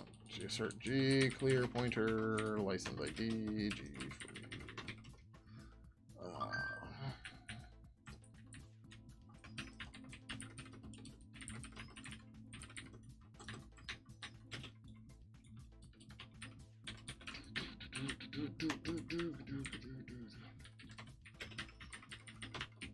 Is anybody doing anything fun this weekend?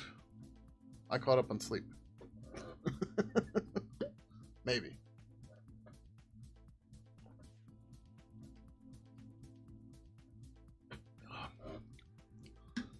Maybe partially. Let's say partially.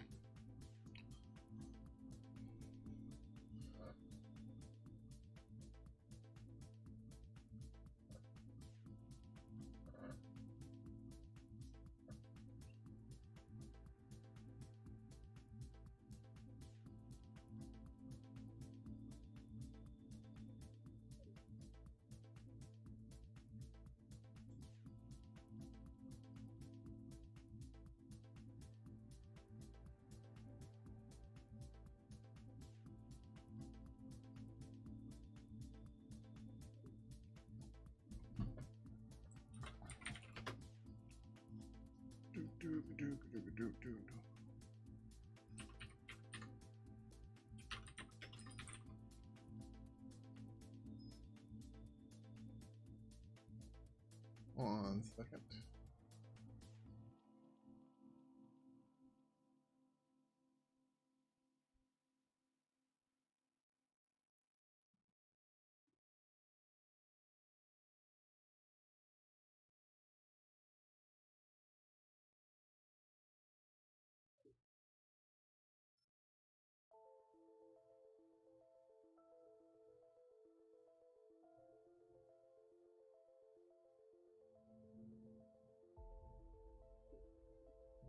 Wait. G-Assert Comparester. License URL. License URL. Clear pointer. License URL. G free.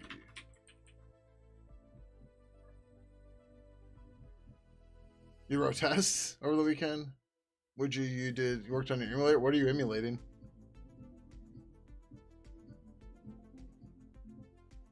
You downed Tool? Your feet up and watch all of those about to die on Prime Video? Is that like Tool the band? Ah, Game Boy emulator. Ah, cool. Long time ago, I know somebody was building a Game Boy emulator in a web browser, and this was like 2008. So, like, long before WASM and stuff, and that was cool. Just doing downed your Tool. What do you mean by downed? Put them down? Are those about to die? That sounds like a TV show.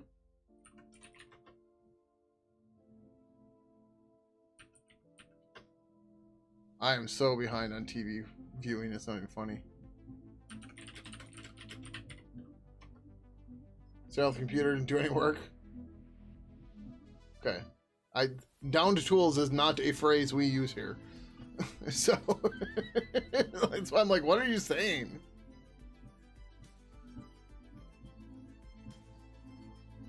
Oh, those about to die sounds interesting.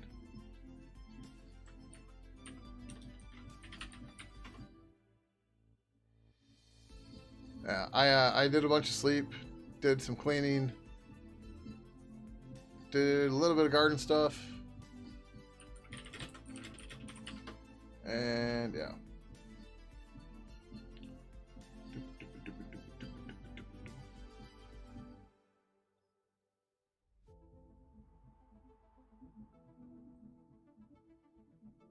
Okay. Put all the license stuff, ID, text, URL, then the name.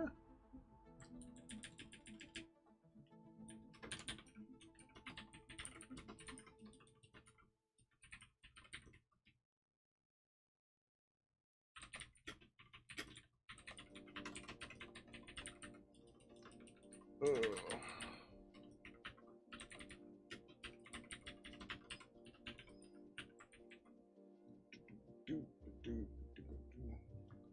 Yeah. Ooh.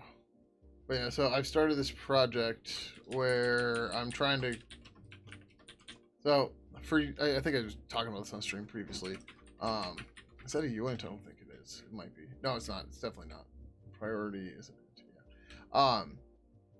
I've been threatening to set up an image gallery for the family. And I think I finally decided I'm gonna go with image. Um, and I realized that it's cool that we'll have all the digital photos, but what about the analog photos? um, so I found an image scanner on Amazon and bought it. And I've been paying my niece to go through and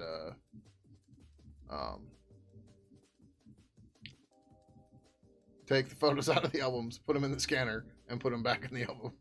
The scanner auto crops and auto adjusts skew and stuff, so it's cool. Series is pretty good. Better than it's about to be. Oh, nice, nice. Shit. What am I doing? Provides? Yeah, it's gotta be provides. G assert compare stir v provides r provides. But yeah, the scanner's pretty cool. It just it sits upright and you just put the photo in so facing away from you with the top down and just scans it, plops it in, la da da da da. And then you just save them to disk and you're good to go.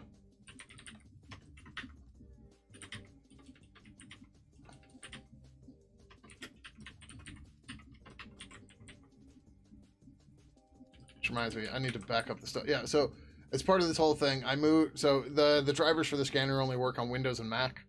I suppose I could have pulled up one of the Macs, but whatever.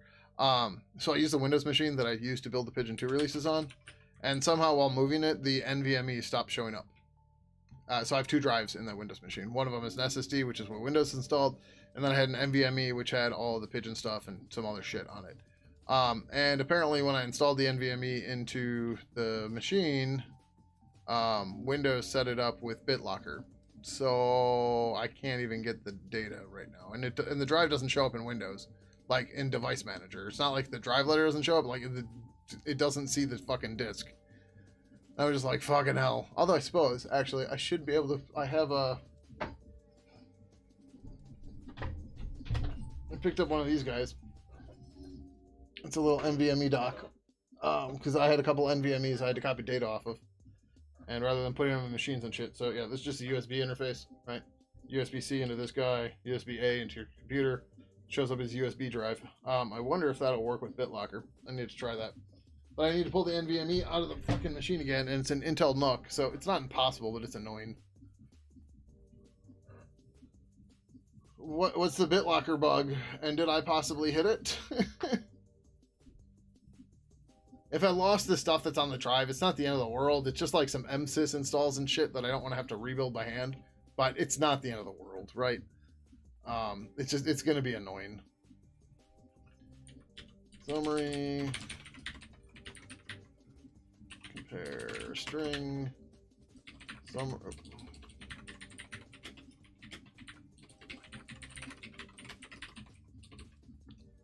Was BitLocker to forget its own password? Yeah, I mean that doesn't seem to be the problem because the drive does not show up. Like it's not listed in Device Manager. Oh, unless maybe it's under PCI device. I looked under hard drives. Yeah, I understand that, but that bug shouldn't happen. But here, hold on. Let's see this real quick.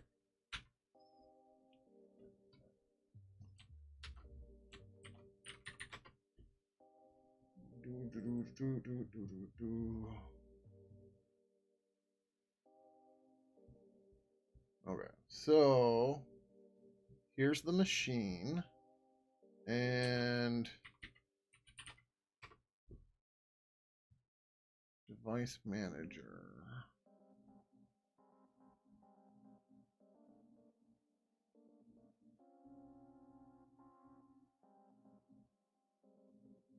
Storage controllers? Where the hell does NVMe show up here? Because it does not show up here. Or wait, what the fuck? Is that it? That might be it.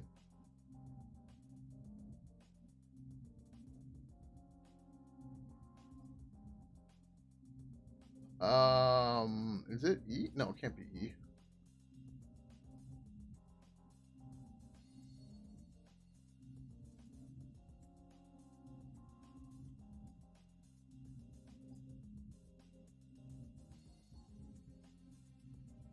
Okay, now it's magically showing up again. It's F.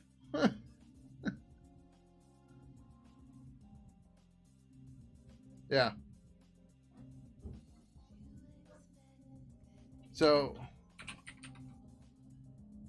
yeah, this isn't going to launch because I can't find it. Because the extension's busted because it's on the wrong drive letter. Yeah, how do I get to Disk Manager? Is that, maybe? Like, it wasn't here. Like, and then I also need to fix this at some point. I don't know how this got fucked up. But this is how I know it was BitLocker encrypted.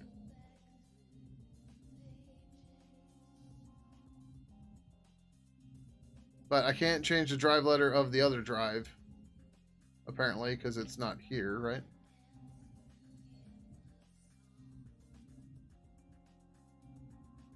Wait, what the fuck is it? Hold on. Okay, I don't know why scrolling's not working, but whatever. Alright, so hold on. Let's make EG real quick.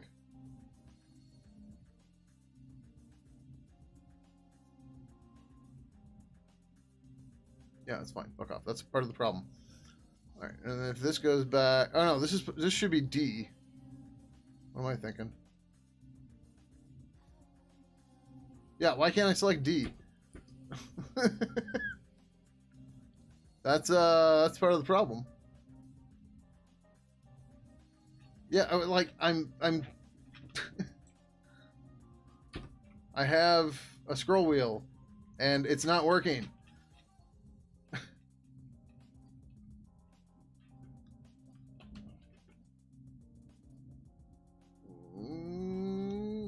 Wait, hold on. Right?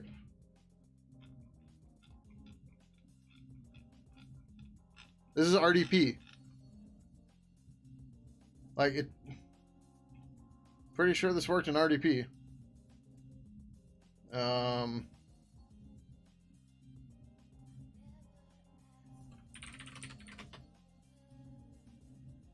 Yep. Works here. Definitely works here. Just control panel doesn't work because fucking Windows. Alright, well either way, and actually now that I think of it, oh no, it didn't show up here either. So I don't know, I need to figure out what that is, but something's going on that's weird with this machine, which is not cool, but hey, at least that's, oh. Okay, hold on. So it thinks, so, I have this thing, which is amazing. IODD, I have an ST300. So this thing looks crazy. But, so this is, you put an SSD in this thing, and yes, you get a display for it. But one of the things that's very cool about this is it can mount ISOs and VMDKs, I think, and I forget what else, into a virtual USB CD drive. Right? So like if you're trying to boot an old piece of hardware or something that sucks to boot off a USB or whatever, this will emulate a USB CD-ROM, and you can just boot an ISO directly, right? So like you see here, it's got the little circle here. This is for what disk it's currently emulating, and that's a Windows 10 ISO, right? So like rather than burn that to a file, or like if you've ever had to do the Windows install where like you have to use their fucking tool to write out the image to a USB key to then boot it, whatever, you can just in the drive decide, okay, I want to use this image. You tell it to save it. It'll tell you to disconnect the drive, reconnect it, and then it's emulating a CD-ROM with that ISO file. It's very cool.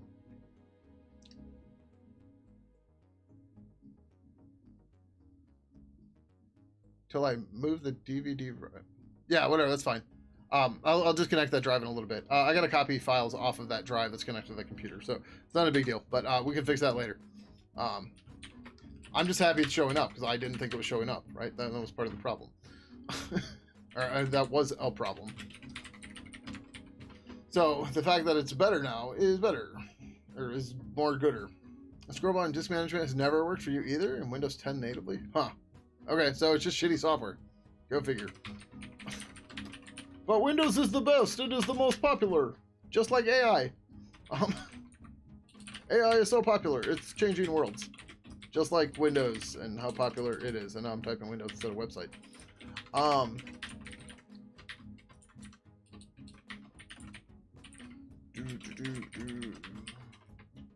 You can grab it and drag it but not scroll it with the mouse. Oh, fun. That's interesting.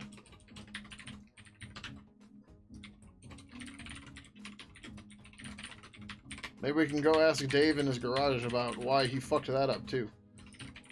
So I found out that I was listening to Oxide and Friends, and apparently that Dave's garage guy who talks about all the Microsoft shit, apparently he used to be involved in some shady shit. Like between his time at Microsoft and now.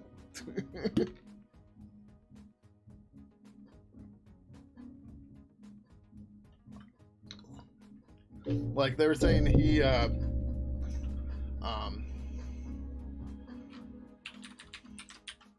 that's not what I want. They're saying something like those old like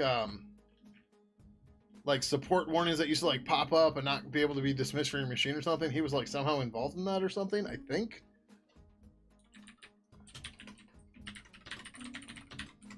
Like, don't quote me on that. Go and check your own stuff. But that was my understanding of what they said. I needed to go and look at it myself. But I was like, oh, for some reason I'm not surprised. All right, there we go. We rewritten test properties. Woo! Plugin info. Hopefully no fails. Okay, just compile errors because my fingers are fat. Auto load undeclared.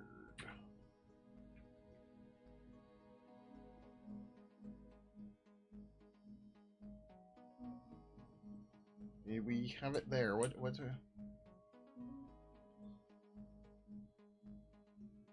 Oh, I missed a semicolon or something. Yep, look at that. Alright. Implicit declaration, a function test true. Yeah, no shit. Oh, I did. Okay. Oh, I didn't fix this one. What about Oxide? He was Bonsai Buddy? I don't know that he was Bonsai Buddy. But that also would not surprise me.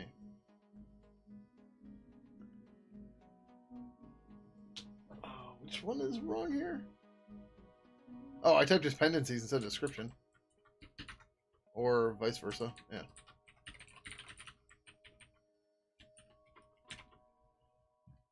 Like, I feel like Oxide has the right idea that they're going about things the wrong way, but whatever. Bonsai Buddy just wanted a friend. Sure, just like Pennywise did. They make you sigh. What about them? If you feel like sharing, if you don't feel like sharing, that's fine. Just tell me and I'll quit pestering. But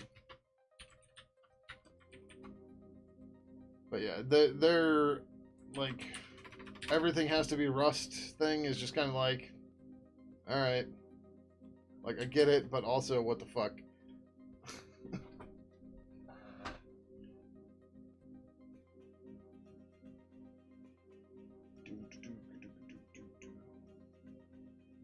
New empty. Why the fuck did I do new and empty?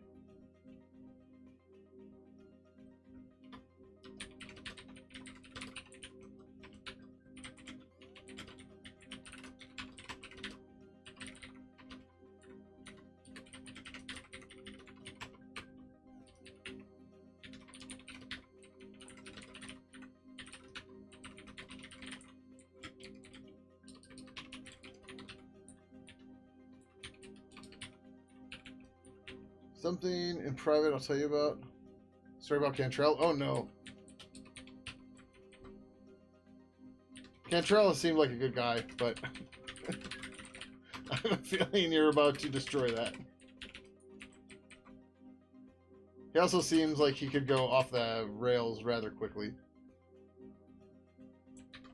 Not that I'm judging, because I know I have that problem. He is not? Okay.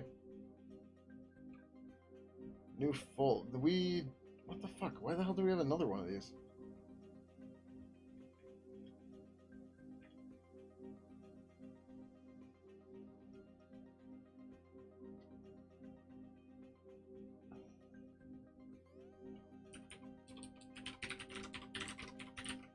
We're just gonna do it that way. Because that's essentially the same thing as this test. Except this test has not been getting updated with the other stuff, but this is the same damn thing.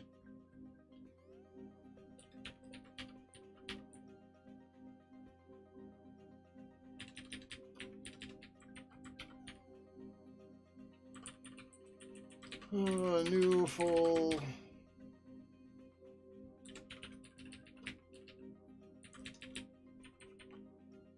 Also, they're borrowing from Beehive and giving 0 back is a bit much. Ensure the license. Yeah. Hey, I know. I'm well aware. How's it going, Dan? I'm surprised. Like, how are they using Beehive? I thought they were Linux based, or are they BSD based? Oh, 54 is not right. Whatever, close enough. Oh, right, Illumios. Yeah, they'll do it. Okay, so they're porting Beehive to Illumios. Got it. Yeah, okay, yep, I got you. We segfaulted. Where do we segfault?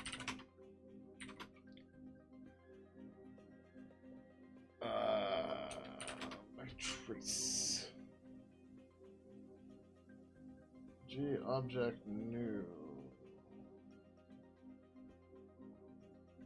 Did I typo one? What the fuck?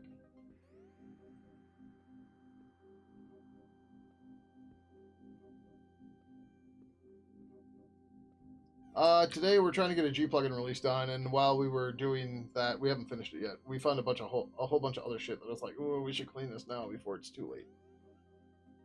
So we're trying to do that. What the fuck is the problem here? Oh, that's a problem.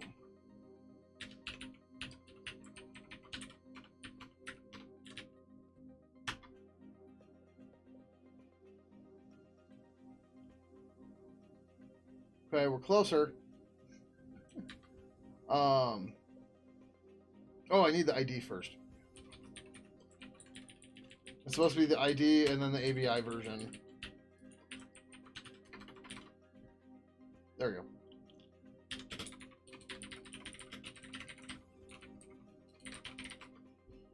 There's probably leaks here too. Yep. We need to figure out what's causing that leak. Although maybe it's not ours. Because it seems to just be in G tests. So the VM manager can't handle 64 VMs while starting at once, according to a bug report you read. Yours, Cat? Nice. Illumios is so weird too. I was gonna set up a Pidgin build agent for Illumios, and then I was like, well, which type of Illumios do you want? And I'm like, I don't know, right? I'm like, I don't know.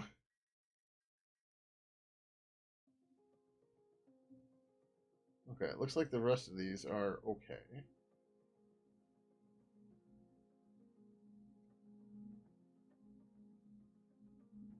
Oh, well, that's dumb.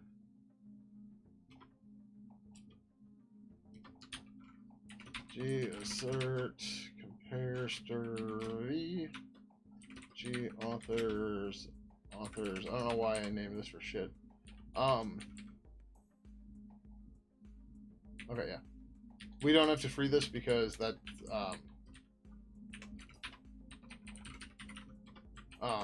this return, this isn't a copy. I'm like, words, what am I trying to say?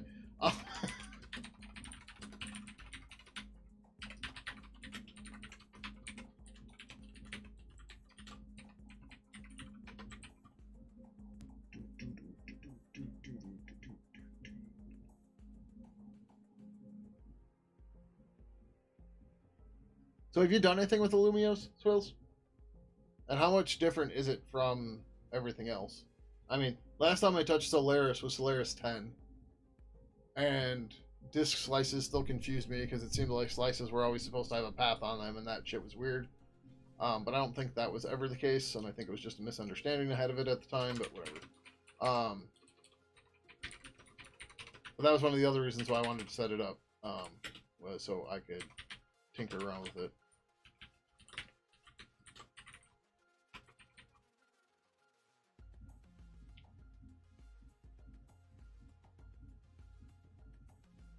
I don't know why. Okay. Yep.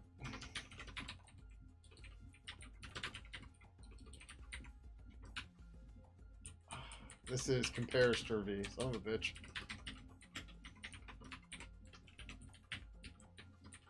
Oh, cool. That was at least the last one. I did compare underscore. It's not compare underscore. You did a tiny bit with it, but it was pretty meh. Okay. No.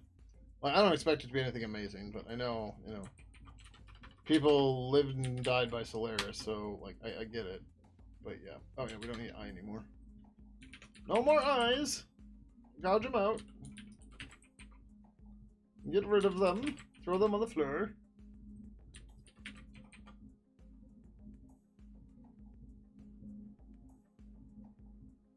Yeah, I know Euro, but I don't know why it was not Y. Is IE actually a valid spelling? I didn't think it was, at least not in ENUS, but maybe I'm wrong. Oh, there's one more. Yeah, so like this one was fine. Oh, yeah, this one. Thank you.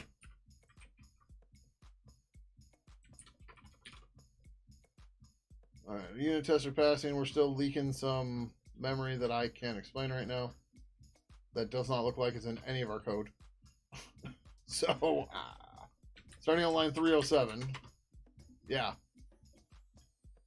Not sure how we're leaking it, but maybe. We could be leaking it from this guy. Actually, I think we are leaking it from this guy. Do we need this? Okay, well, it's not us leaking that, but we don't need that either. Cool.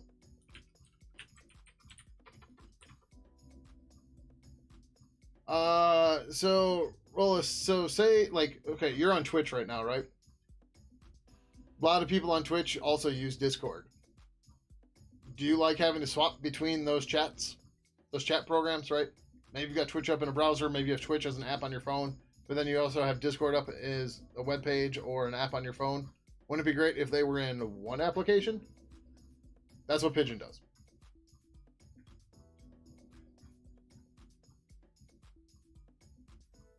That's what it means by universal client. It puts all of the chat clients into one client. It lets you chat on whatever network you want.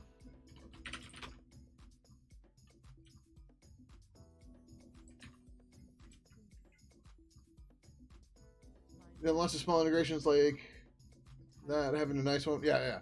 So Pidgin 2's been around forever. And by forever, I mean 26 years. Well, not quite 26, but it'll be 26 in November.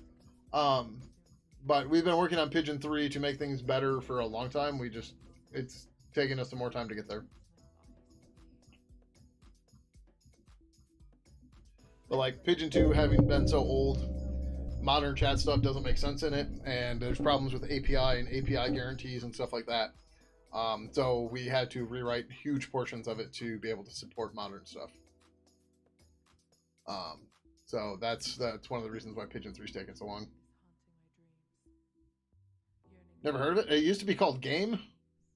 GAIM. But we changed the name in 2006. So it's been known as Pidgin for 18 years. Fuck. IR to old. We don't have any test in G-plugin GTK, do we? Yeah, I don't think we did. Alright. Modernize tests. Read the unit tests to follow modern standards. This is stuff like using int/car instead of gint, gcar, using newer assert macros, and so on.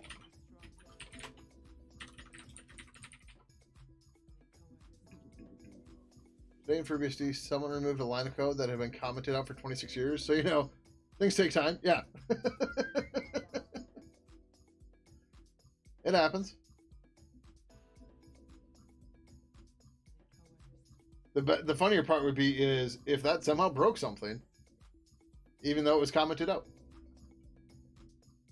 Because it turns out there was some code scanning tool that was reading the comment, and that was dependent for everything else, and yeah. Yeah, I've started doing that too, Dan. So here, right. If we go to the Pidgin code,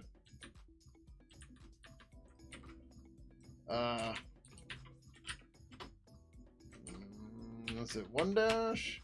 Yeah, see? Apparently I don't do it a whole lot, but yeah.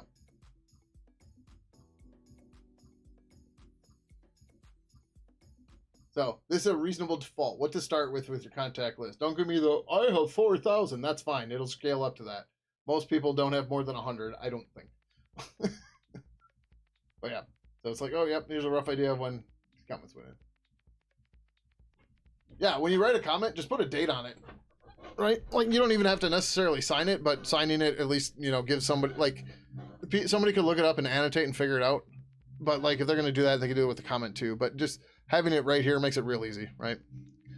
So, these seem to be fallbacks. If the subclass protocol doesn't do its own cleanup, kind of want to delete them. Yeah, well, I'm trying to delete all the request and notify API, so that's fine. Right? It was a comment for 3 years because the senior removed it once, and coincidentally the server stopped, so they thought it was a comment's fault. Yeah, that stuff happens. Good morning, Ivanhoe. How you doing? Welcome, welcome. We can thank Ivanhoe for reminding me that I need to get this G plugin release out. It's all his fault. No, it's fine. I kept forgetting about the G plugin release. I was like, oh, it works. And then I was like, oh, what are we gonna do on stream tonight? And then we were talking about the authenticator thing before. And it's like, yeah, we'll go over that. And then it's like, oh no, we have to get the G plugin release done. Have to get that done. Did I post this? No. Ivanhoe, we do also have some memory leaks in G plugin, which I can't find. I think it's in glib actually. I'm curious if you've run any of the tests under Valgrind lately. It looks like we're missing a consistent 2,114 bytes, I think, across any of the tests, which is why I'm like, I don't think this is G plugin. Like, I don't think it's my fault. Oh, this is supposed to be in review board.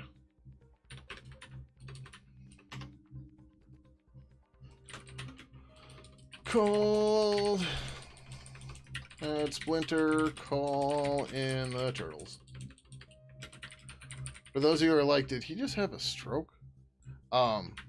We have a custom build target called turtles. So we can type Ninja Turtles. And this will run everything for our builds for what we consider for like acceptance testing. So when I call in the turtles, it's because I ran Ninja Turtles. Can figure out, yeah, I think it's in glib. I don't think there's anything we can do about it right now. Which is annoying, but it is what it is. Alright, and I got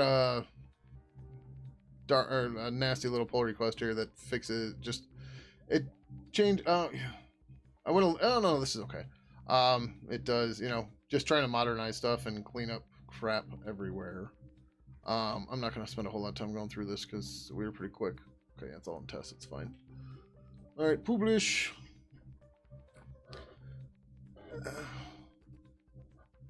Is the genie there? The funky build tool thing? Huh?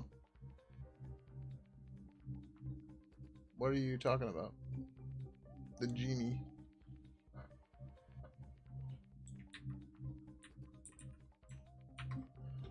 How many people are working on Pidgin? Nobody full-time. I'm the lead. Ivanhoe is a contributor, and QLogic is also a contributor. Oh, no, Genie is a weirdo language. Bala Genie. Genie is a modern, whatever, blah, blah, blah, blah, blah.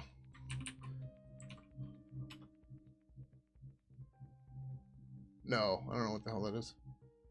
Project generator tool? No. We use Mason and Ninja. White space Vala. Yeah, that's a good point.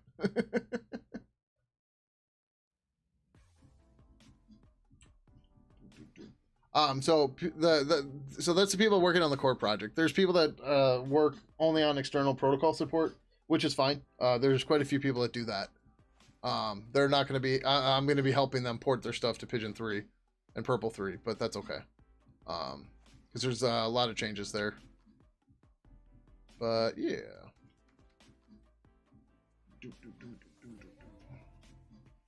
Like I said, we had to change a lot of stuff to support modern chat stuff, and that has rippled through everything.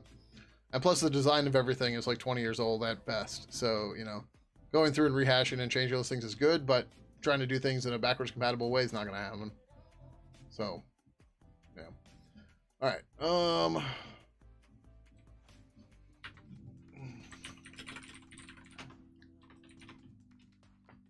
Okay.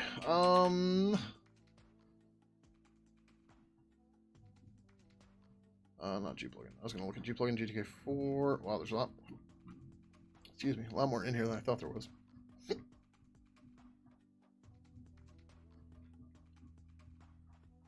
Some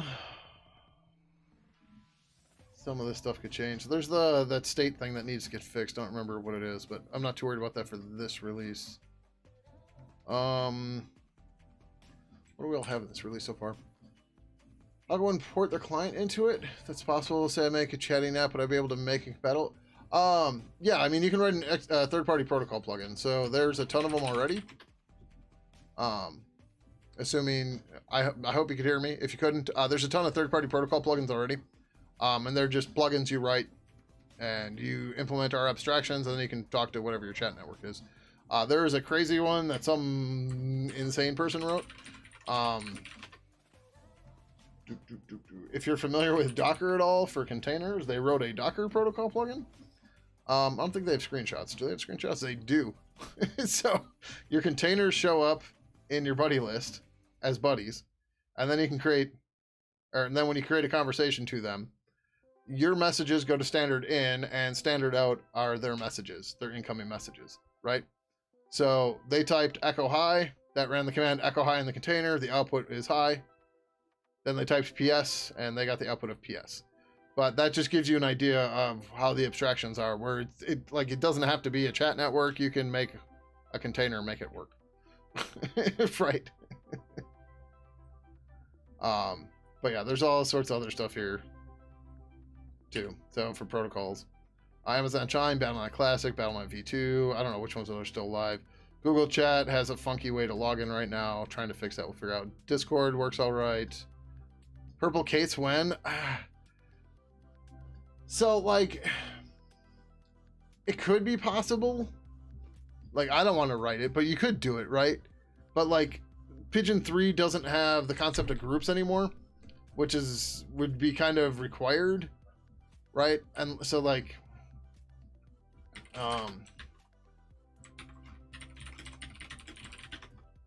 right? So, like, the contact list, we don't have groups anymore. That's intentional, right? We want to be able to, like, show you a group at some point, and we'll probably get it back in, but, like, groups aren't fundamental to the way they were. And for it to work in Kate's, you would need groups, right? So you would group everything by its... Well, no, you need... Fuck. You need nested groups, right? Because you would need to have a namespace, and then in the namespace, you would have stuff like pods, deployments, stateful sets, certificates, blah blah blah blah blah, right? So like it to be doable, but I don't know how you would manage it like hierarchically, whatever, you know what I'm trying to say. Yeah, so in Pidgin 2, things were grouped into an honorary tree, right? So you had a root buddy list node, and that children's were groups, and then the groups had contacts or chats, and then the contacts had buddies. And obviously a buddy could only be in one contact and one group, and that became a problem. But the thing is, so groups now are just implemented as a tag. We don't have a good way to show them to you right now. But so like it's not shown in the UI right now, but we have a tag that says group : family, right? And then John is group friends. Elliot is group work, Geologic, sorry. So is Richard. Ian is in group school, right? We don't have a way to define it yet, or how to display it yet. But like you can put multiple groups, we don't care, right? That's fine. Like it's not going to affect us until we have a way to actually display them. But even then, when we display them, they'd just be refs now, so it's not a big deal.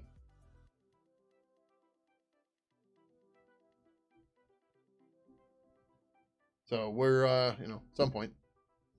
But yeah, like the contact list itself, we need to figure out more how this is going to work. Because obviously there's a ton of wasted space here, even if you're not full screen, right? There's still a ton of wasted space here. And we're not quite sure how this is going to work yet. The UI is still super in flux, right? We're just trying to get something that works and does the things right now. And then when we have more of the stuff implemented, I'm hoping to get a UX person involved and help us figure out how to do things better. But one of the things is, so like you can search right now on the list, and we have fuzzy matching, and this isn't the Levenstein distance crap. That stuff's way complicated for what we need. So right now we have matched anybody that has an A in their name. So I match because Grim is an alias, right? We went over this the other day, but we'll go over it again real quick, right? So my username is actually Gary, but my alias is Grim, and the ID is Gary, right? So when we check this, we're checking all these fields, right? But Reconaro has an A in it, Richard has an A in it, Marcus has an A in it. If I hit R after this, we didn't lose anybody, right? So now Gary has has AR, right? But Reconaro doesn't. Richard does, and Marcus does, but Reconaro still matches because we have an A, and then eventually we have an R. That's where the match comes from, right? So again, if we type Y, right? So now I match and Reconaro match because we've got A, something, doesn't matter, then an R, then a Y, right? This is the fuzzy matching we do here. So, if you type K, we get Marcus. If you, where's the other one?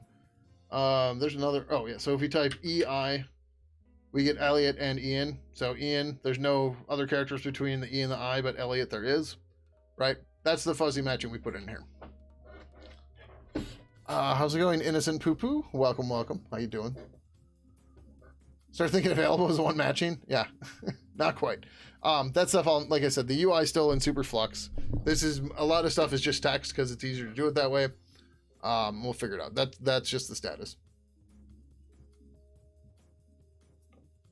We have no way to do exact search. What we do want to do is sort these based on the ARs that match, right?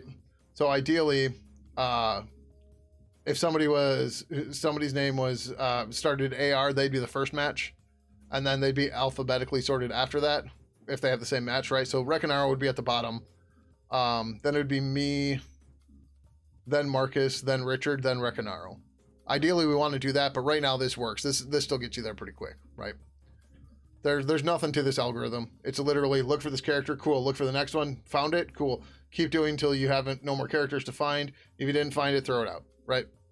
There's nothing to it. Whereas like Levenstein distance requires like calculating every single string you're comparing and doing all this other it's not worth it. There, look. Purple, or it's in util.c, I think. Yep. So, okay, I can't fit it on one page. I thought I could. Yeah, okay. There. One page. 404. Okay, it's 60 lines of code. Counting white space and comments for that implementation. Right? That's a much easier implementation than trying to do Levenstein distance. Or Levenstein, I'm not sure how to say it. And this does precisely what I want, and it's nice and fast. And it's UTF-8, or it's Unicode, well, UTF-8 safe, because that's how it works. Oh yeah, here's another one, right? I know while trues suck, but the alternatives would be a multi-line for loop that wouldn't have the additional comments, which is much better in my humble opinion. Frankenstein? Okay. Yeah, but Levenstein, yeah, whatever. It's actually a nice algorithm. Why? It doesn't do what I want. Like, I don't want to match A's with accents on them to an A. Like, I'm not looking for misspellings. It's not doing what I want it to do.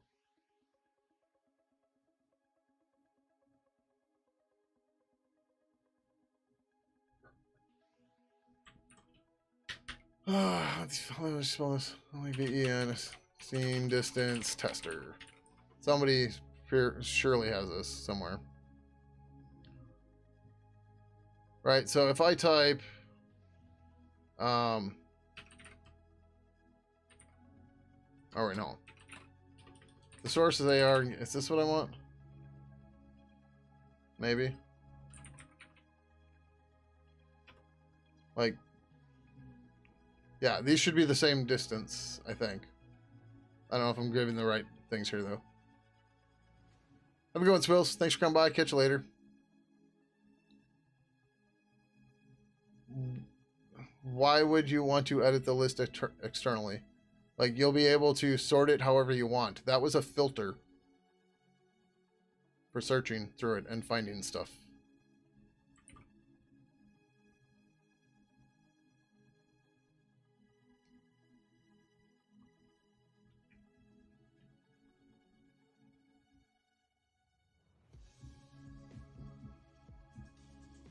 Oh.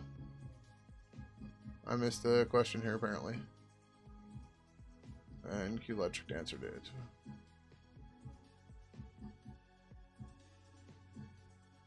Where the hell was this question? Do you like the JSON files? People? Oh, sorry. Okay, I missed that part. No, the JSON file is just for the demo protocol, right? So the demo protocol is meant to be. So I have a whole blog post on this. Or no, I was going to write the blog post. I didn't write it yet. The demo protocol is just to give us something to work with that's not actually connected to anything online, right? It's all mock data, right? This is not a real connection. This is all just mock data coming from that JSON file. Now, IRC doesn't have a roster list that we have set up or anything yet, so there's nobody in here for IRC for it. But those are the accounts I have on right now, or an IRC v3 in the demo. But the demo is just meant to give us some data that is, number one, screenshot safe, and number two, allows us to do testing and stuff. So it's just random stuff that's there.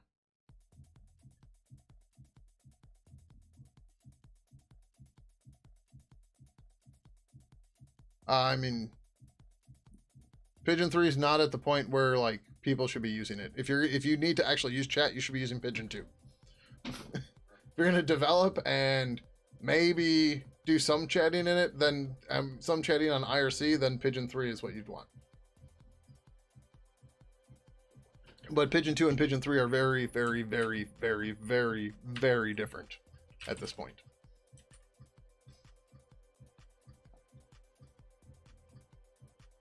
All right. How much more cleanup do we want to do in this tonight? I don't think we want to do a whole lot more. What do we have?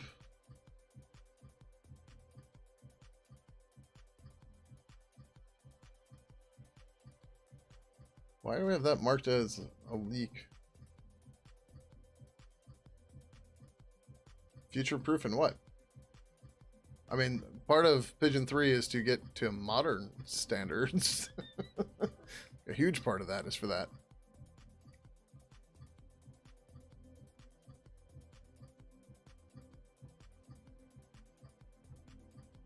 I don't know what this is about. I don't remember that at all. I don't really want to go through and update all the G and G car stuffs in here, but maybe it's not so bad.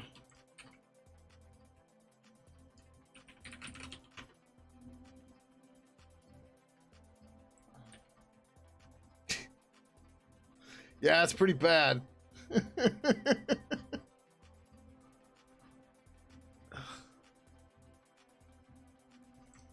Hold on. Alright, 83. That's much better. Morning, Degramic. How you doing? Future proofing the protocol. I saw no revolt in your list. We fun to try and add to make it. Which one's revolt again? Oh, yeah, that's...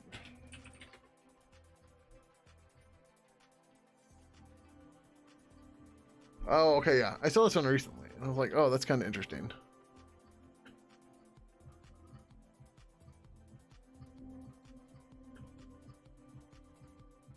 So yeah, like ideally you do this in Pidgin 3, but again, Pidgin 3 and Purple 3 aren't quite ready for this stuff yet. We're getting there, but we are definitely not there yet. For example, we're going to change the way authentication works in general and how you get credentials and stuff. And I've got a big old design document that's not even finished being written yet that describes how it's going to go. Starting to work. Let's see how the day started after opening Outlook. You mean Lookout? You know what we used to call it, Lookout? Because you'd open it and it would crash. So you'd be like, look out, it's crashing. Yeah, that's the only one. Oh, there's gonna be a million G cars here. Okay. Cool. Oh, oh, there's another one. Fuck, I'm in the test. Oh no, this one's fine.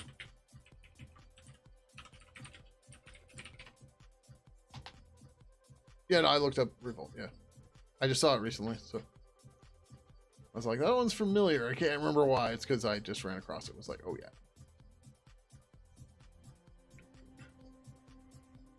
Alright, cool. We're still good. Plugin manager.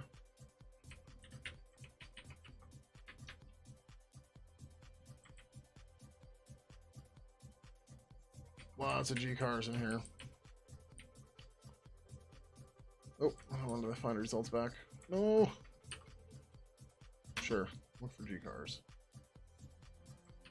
So I mentioned this earlier. Way back in the day, we used to think there was some special meaning to a G car. There is not. So we've been slowly getting rid of them everywhere, but sometimes you just gotta go and change them and get rid of them. Luckily, multi-cursor makes quick work of this in a sane way rather than just setting the world and then hoping you didn't break anything. Bum, bum, bum, dum.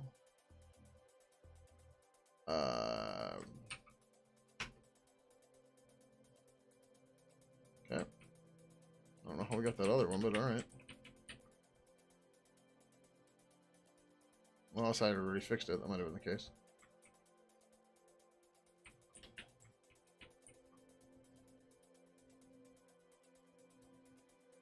Looks like we're getting close to the end. Yeah, we still. Oh, I'm not getting G-ins. Oh, you dummy. Whatever, this is fine. We'll just go through and grab the G cars, and we'll come back and get the G-ins.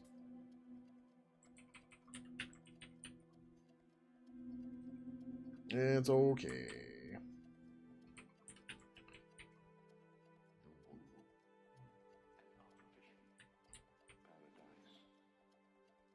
Lots of cars here. G cars. Let's kill this, do the find a gun.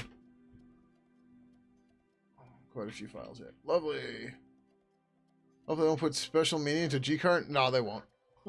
The GTK people are very aware of how problematic some of these things have been. So they are very careful to avoid any of this stuff in the future.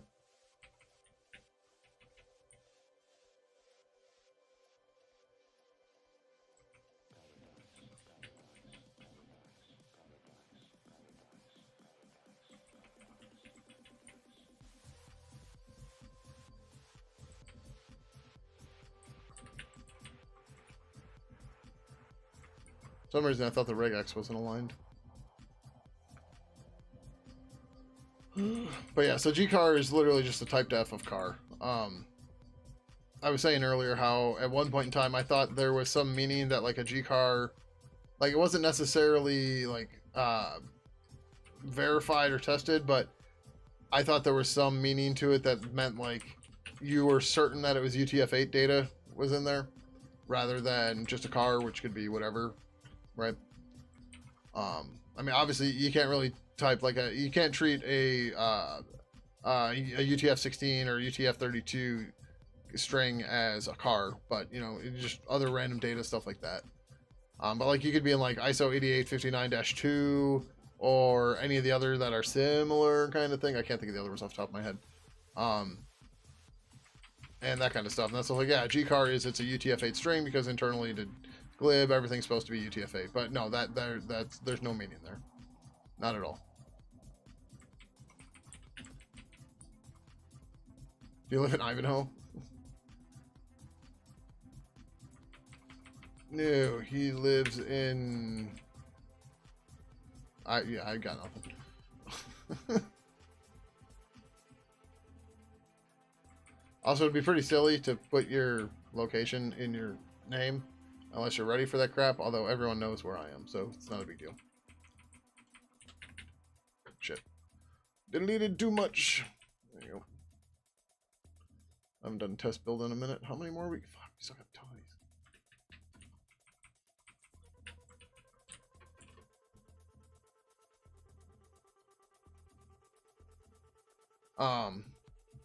So for a long time I've been talking about creating like a query language for G objects. But I think what we're going to do for G plugin, even though it'd be cool to have a query thing like that, we might be able to work it into G plugin query directly.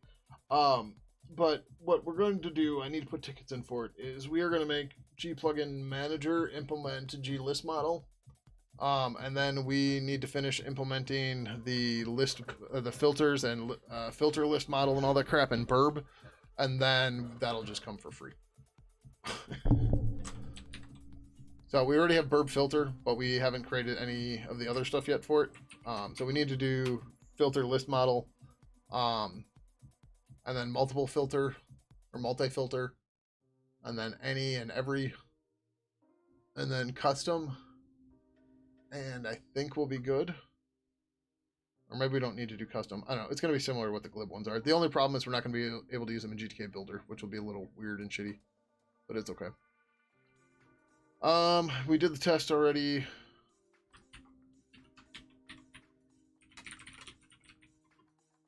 Oh, sweet. No, we're done there. Okay, cool.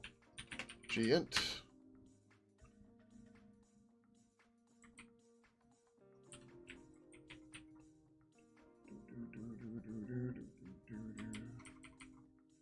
So like we're gonna leave GUINT32 because that one's expected, but GINT and int are the same thing. The GUINT32 is, you know, unsigned int 32 underscore t, and one of them is a lot easier to read than that. Oh, what is this?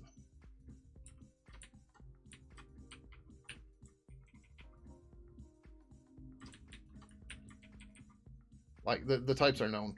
You can see them in the function. We don't need to define this here. Right, they're all right there. But these should become... Yeah. Okay. Sweet, we're almost done with this. Cool. Everything's still compiled. There's this thing called Greg shorthand that allows you to write it over 100 words per minute with a pen and paper. Okay. Let's, you know, makes sense. Sounds a lot like whatever you call it that stenographers use.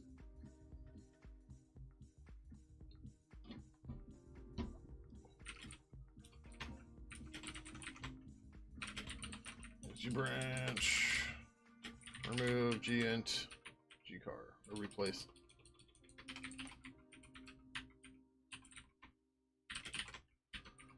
Replace gint with int and gcar with car.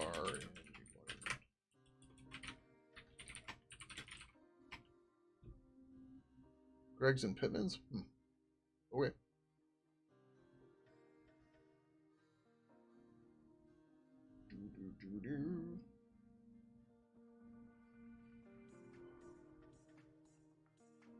it's almost 1 already. Damn.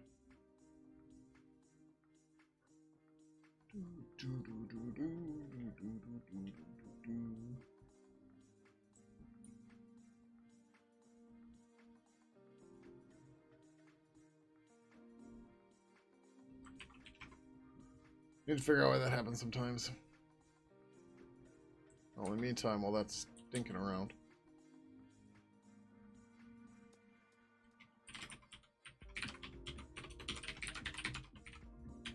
Yeah, that's alright.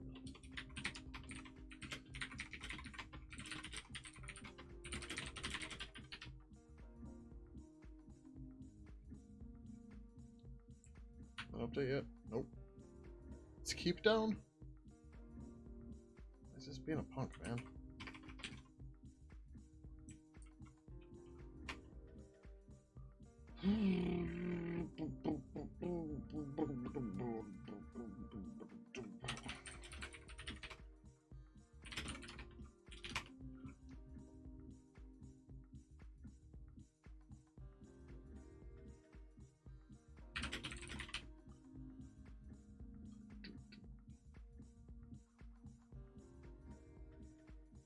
I just realized we should probably put the loaders into a test suite. Should probably use suites in general is what I'm thinking. But it's not a huge deal.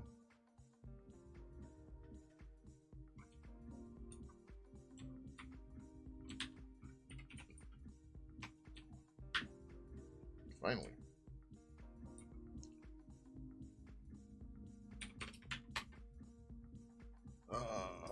Ran the turtles. This diff's gonna be a little crit. Oh, that's why it's taking so long, because there's so much bullshit in it. So many files.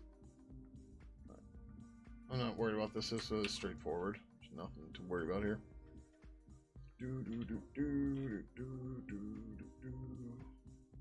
Alright. Well, that one's going. Let's start worrying about this release here.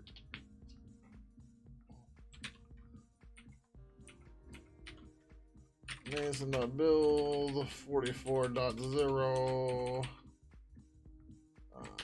changelog 44.0. It is 2024-07-30.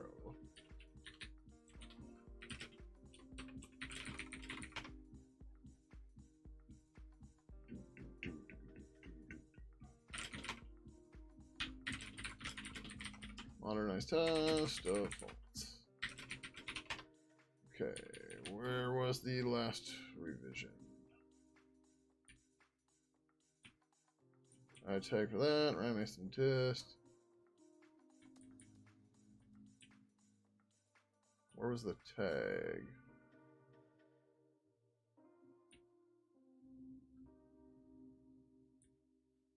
Oh, okay.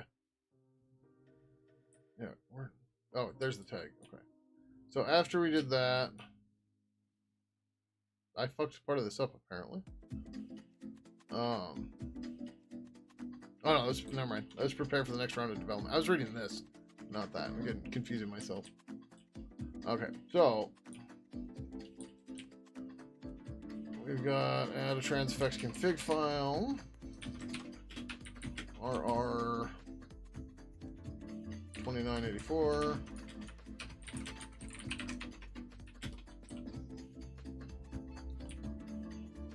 Disable G plugin introspection by default. 3261 was me.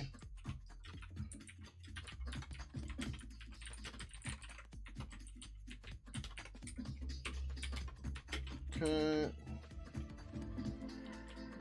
Oh. Okay. Didn't finish that yet. Need to come back to that one.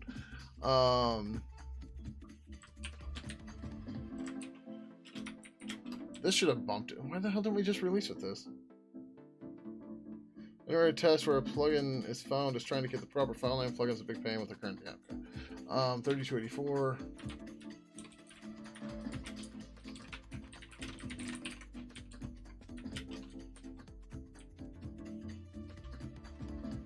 Bunch of random plug cleanups for G plugin query. It's funny, every time we go to do a release, it's like, oh, we actually did a bunch for this release.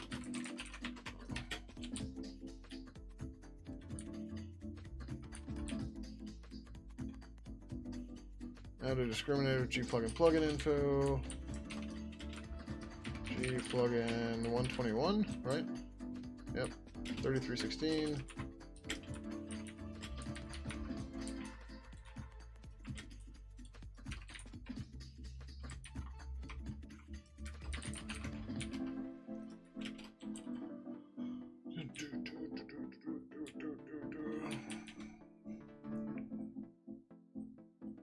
Unit test, Velmore Mon Center. We still have a lot more to do in the unit test. But, you know, gotta start somewhere. Oh, never mind. I was gonna say somebody had 3317, and that was me. I'm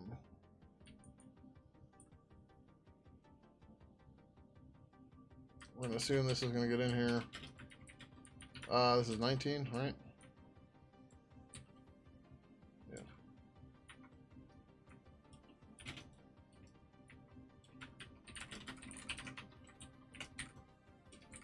Oh my god, fingers, stop being jerks.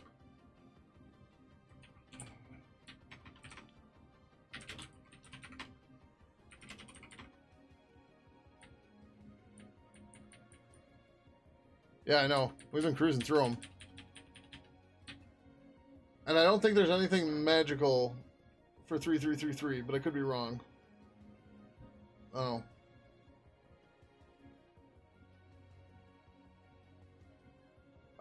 Where would I ask this in the review board in general?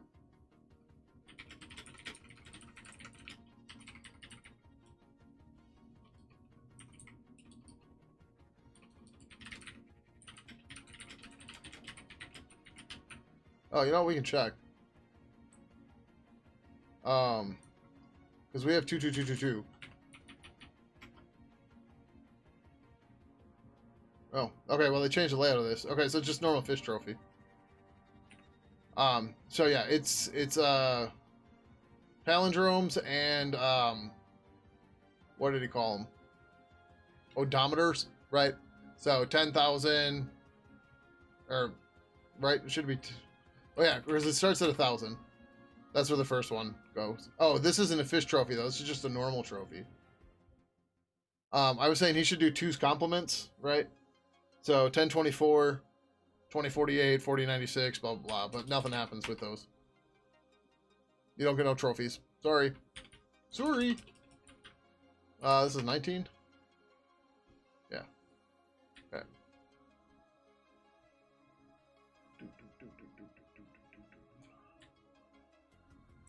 7. HG branch. Oop. Branch J. Base prep.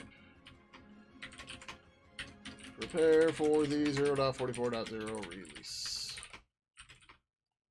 Nice on dist.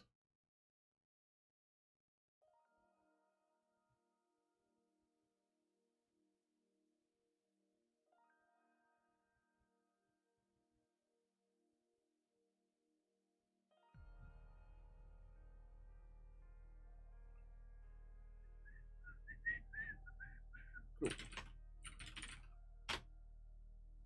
Alright, I think that's enough to get into this release. And then we can update Pidgin to use 44, and then we can get that stupid flaky test out of the mix for now. Which will be amazing. 3320.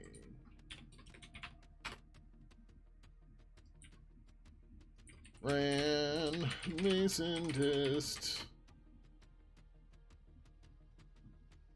So this just presumes that 3319 is getting merged into this. So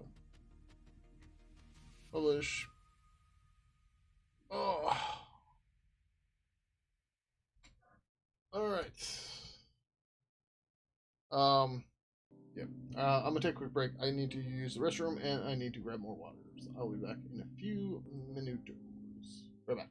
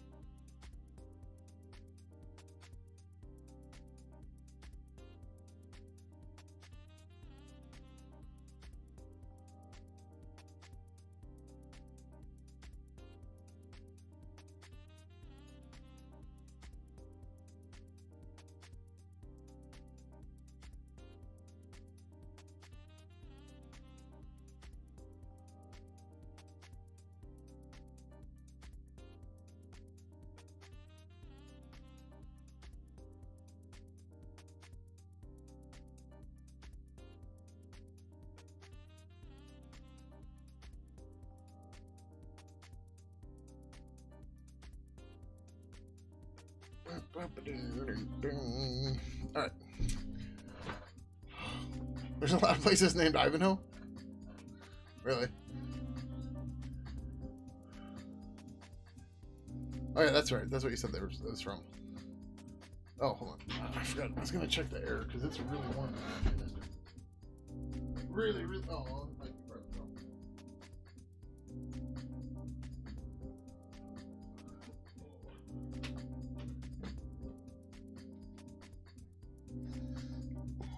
I don't know why I'm really warm, but the air conditioning's at the right level. And the fan that's supposed to be on me is not hitting me. That's funny.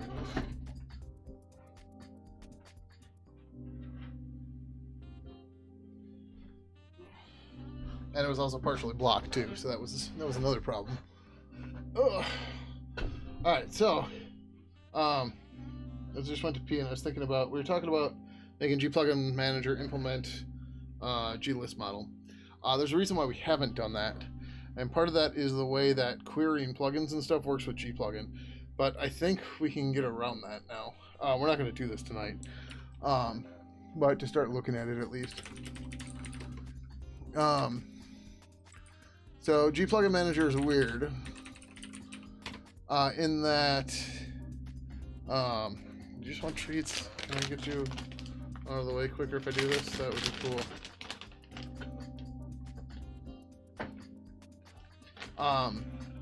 So because you can have plugins with the same ID loaded, we have a hash table of the plugins, and that hash table doesn't contain plugins directly. It contains a list of plugins. And then the hash table is keyed on the ID, right? So the key is the ID and the value is a list of plugins, which we can give you back that way. If we change the logic of this, or we can leave this existing API, that's fine, I think. Or maybe we just break it now and pull off the fucking Band-Aid. No, we got to do the filter stuff first. If we do the filter stuff first, then we just make one change and everybody's happy and it's easy. Yeah, so let's see if we can do the easy part of these filter stuffs. No, these aren't for you. You can go. You're done. We're all done for you. If we go over to Burbland. Yeah. So one of the first things we need here. So we have a burb filter. It's real easy, right?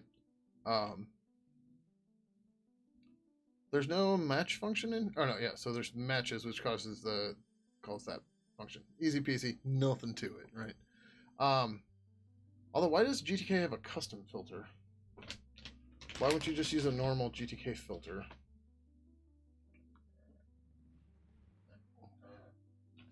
I don't. Like, I modeled this after GTK, and that's why I'm confused. The reason I had to model it at all is because we can't use GTK in libpurple. So, we have to rebuild this, which is okay. It's not the end of the world, but it's not great either. Right, so there's GTK filter, descendants. Yeah, why the hell is there a custom filter?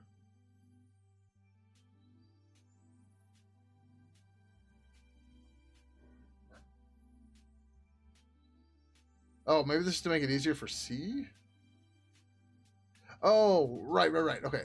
You do this way so that you don't have to... Okay. The custom filter is so that you don't have to create a new object. Right? Whereas if you were to do it with subclassing, you would have to do it that way. That's fine. Okay. Later, come eat your treats. Or be weird. I don't know. What do you want?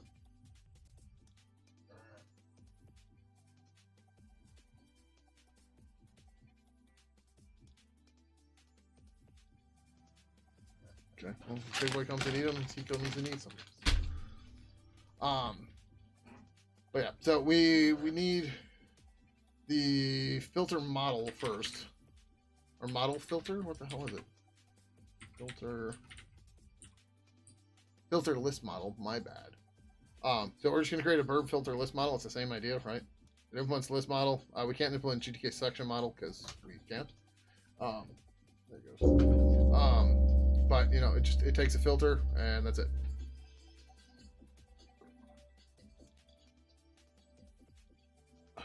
I'm not so much worried about incremental filtering here. These are meant to just let us do some nifty stuff, but if we need incremental, whatever, I'll add it later. It's not the end of the world. Yeah. All right, so we need to create a filter list model. Filter.h.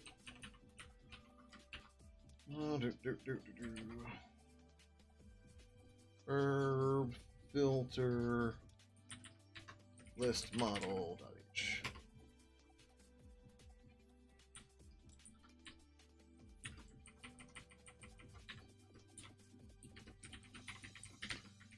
So, libpurple can't have any UI code in it, including GTK.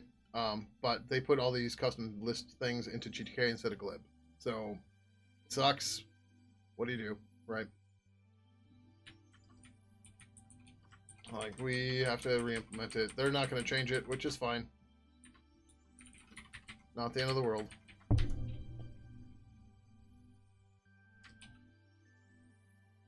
Yeah.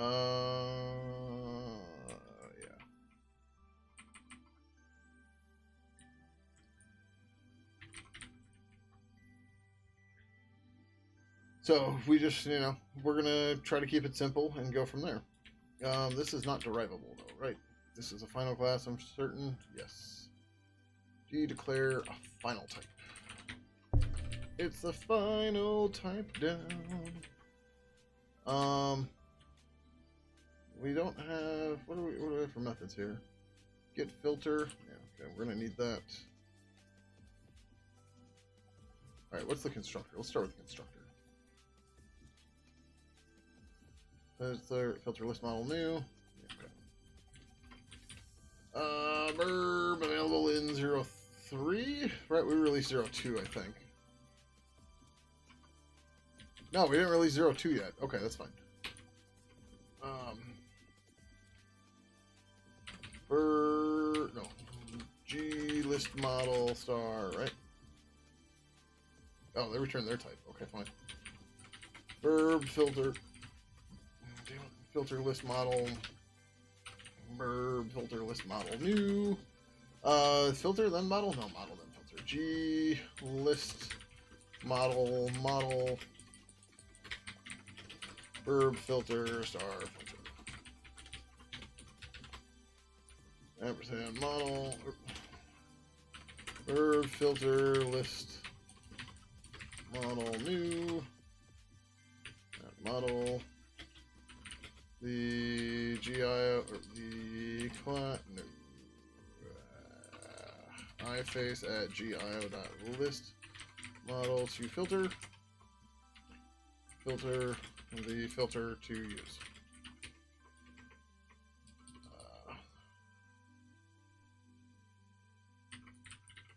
Filters ampersand model with add filter or creates a new iFace at GIO.list model that filters a model with filter. Returns transfer full the new filtered list model. Oh shit, that was the other thing I was gonna do with G plugin, that's right. Anyone have a GUI library recommendations for Game Boy emulator and C? Oh. Probably SDL is probably a good bet for you. Some other stuff might be okay, but yeah, I don't know.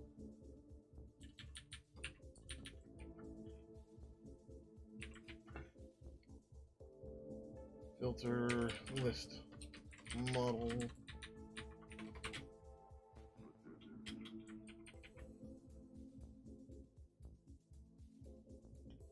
Then again, take my recommendation with many grains of salt, because I have not done any of that stuff. I don't tend to care about cycles with the stuff I do, and things don't have to be very fast, they just have to be fast enough. Alright, so there's the start of this. Mason, we need verb, Mason, verb filter list model dot C. We haven't written that one yet, that's fine. Verb filter list model dot H. Okay. Filter dot C. Save. see. We'll just start with the constructor. That's okay. We'll get rid of this for now. Verb filter list model. Verb filter list model. G type object is fine. That's fine. Signals. I don't know that we have any signals. Yeah, I don't think we do. Verb filter list model star. Verb filter list model new. G list model star model. Verb filter star filter. Return G object. Actually, we should do G return. Well, if fail. G is list model.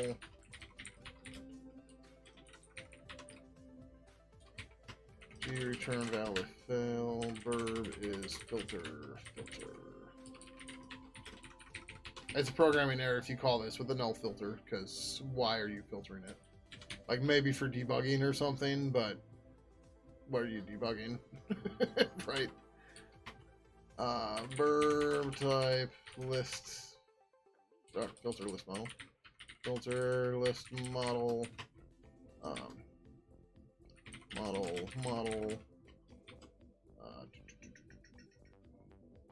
Filter.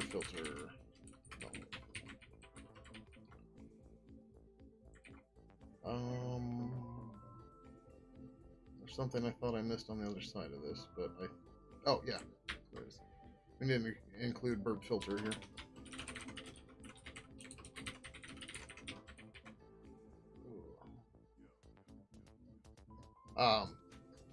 We're not really gonna be able to test this till we have a custom filter, which we should have done that first, but that's okay.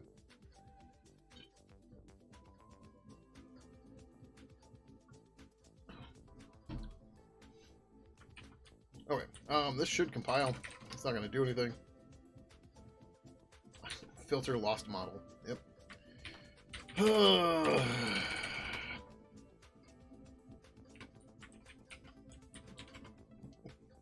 Damn typos. Oh, oh, that's fine. Verb filter list model. Verb filter list model. Verb type filter list model. G declare final type. Verb filter list model. Verb filter list mod. Okay, what the hell's the problem here? Verb filter list mod. Oh, yeah. Dumbass. I look at it and instantly remember I have to do this. Struct verb filter list model G object parents. We need G list model star model verb filter star filter. We're not using those yet. That's okay. Okay, a million other things broken. Verb unknown type verb filter list.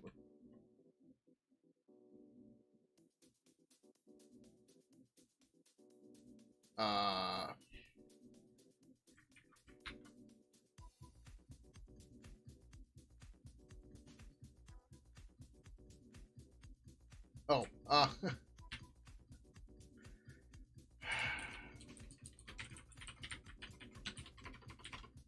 some days you got it, some days you don't. Unused parameter class. We're going to use that, so we're going to ignore that for the minute. Verb filter list model init used but never defined. Well, that's not right. Verb filter list model. Oh, yep.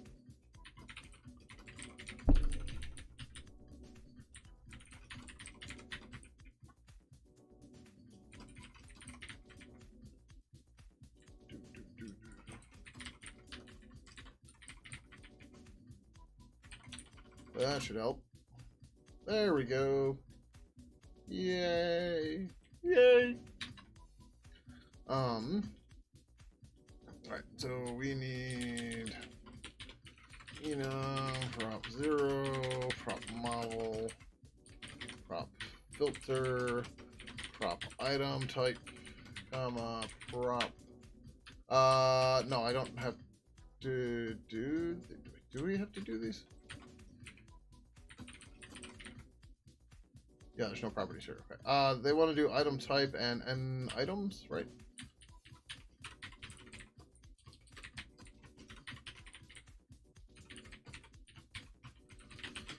G param specs are properties, and properties equals no. Okie dokie. Ugh. Object class install properties. Object class, comma, and properties. Object class are object class equals G object class object class finalize. Ooh. Equals verb filter list model finalize. Yeah, that's fine.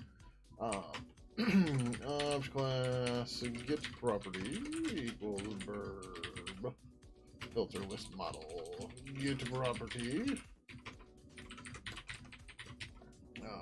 Set property verb filter list model set property.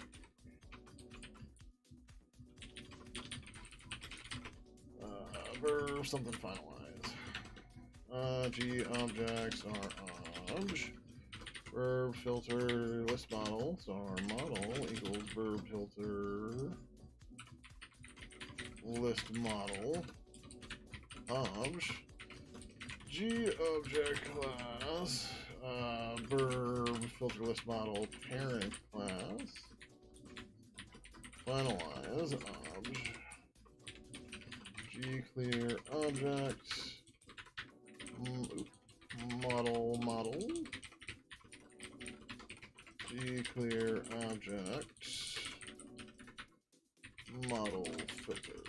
The other ones we don't have to worry about yet. These are pass-throughs.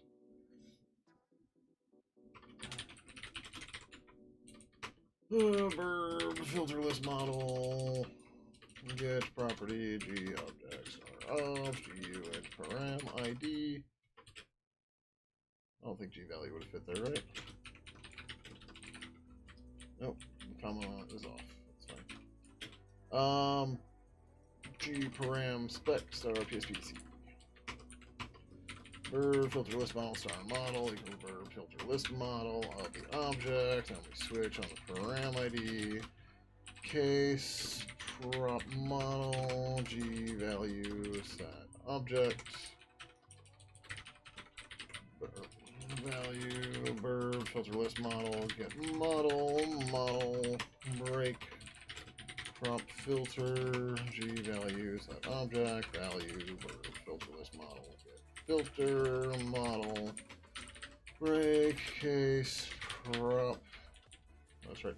Item type G value set G type. Is that what it is?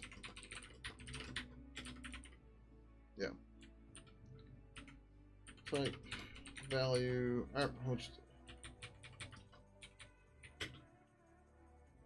Yeah, we should have a getter for it too. Verb filter list. Oh no, we can just do it this way, right? I think G list model get item type model. We don't need to do the API for this because there's already an API function for this.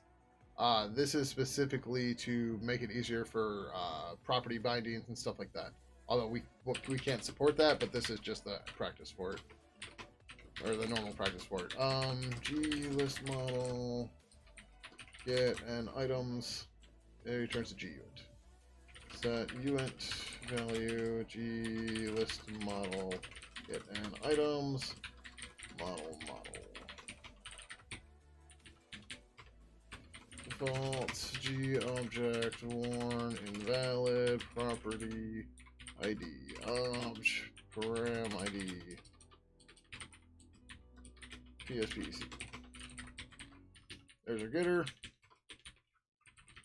Or whatever. We still have to do the actual implementations of those, but it's okay. Verb set property. G objects are arms. G uint. Param ID.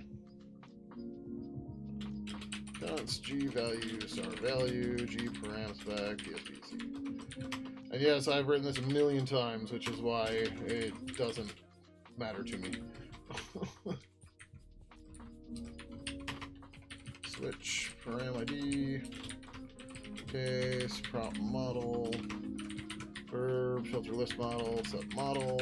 Model G value. Get object value. Break. Case prompt filter. Verb filter list. Oh. Set filter model G value. Get object value. Break. The other two properties are read only, so we're done. But we can just copy this way.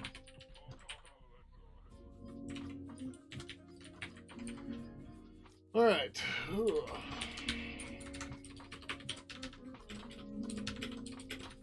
Verb filter list model model.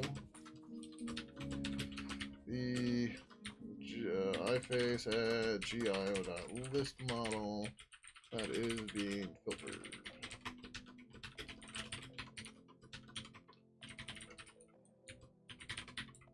Model G param spec object model null G type list model. I don't know if that works.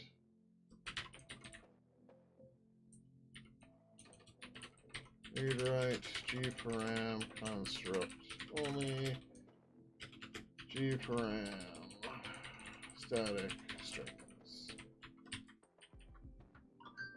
Oh, so my friends turned. I showed them earlier, but I can show them again here in a second. Let me go grab them.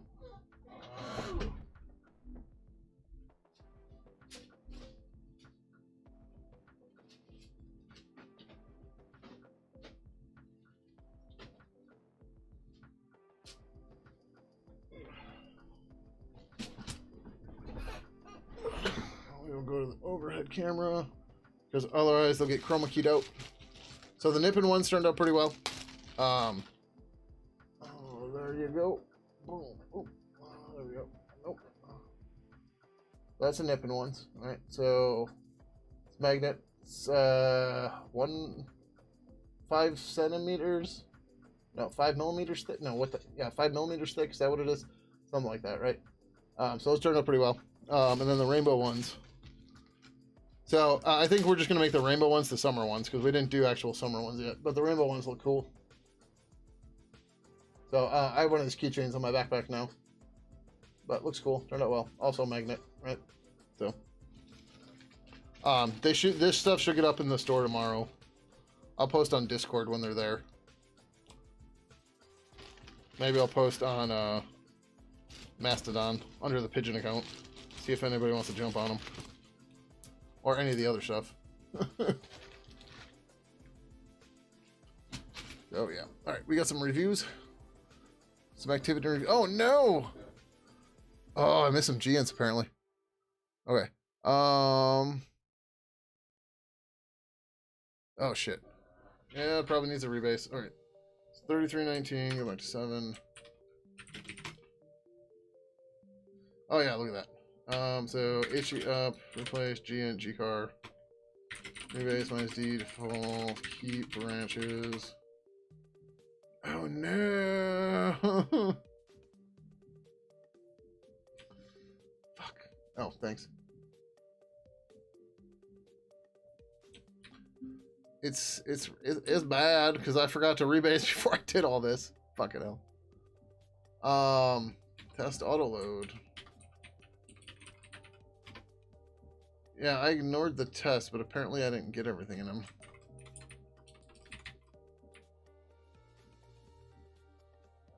So why? Oh, because I did it in both. Well, no. I missed part of it in... No. I don't know what the fuck I did. This is the right one, though. Like, that's clear.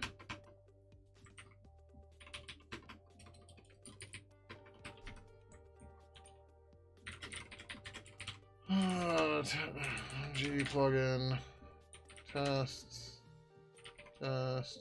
auto load.c. All right, then we got test bind global. How the fuck, man? I don't know what I did here. Oh, and I also didn't run Clang format. That much is for sure.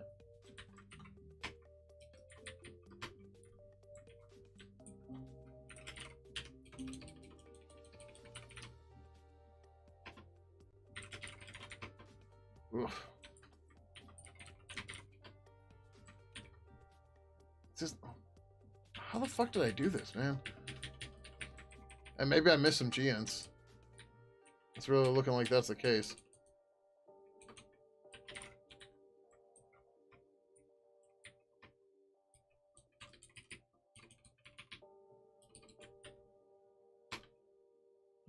Test dynamic type.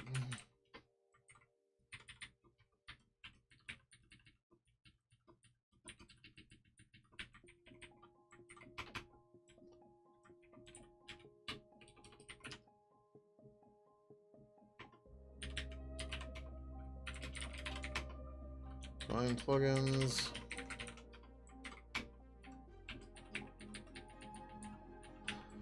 I guess I wasn't as confident about this as I should have been. I was more confident than I should have been.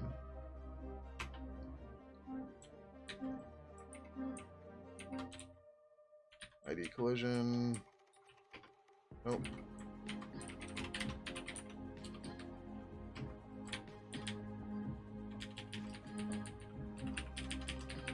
It's like, I'm pretty confident I got this all. I was wrong. ID normalize. Yeah, so to talk about the matching, about Pidgin, like, look how I just matched this, right? This is how I like the matching to work. People on other matching, they can submit patches. Right.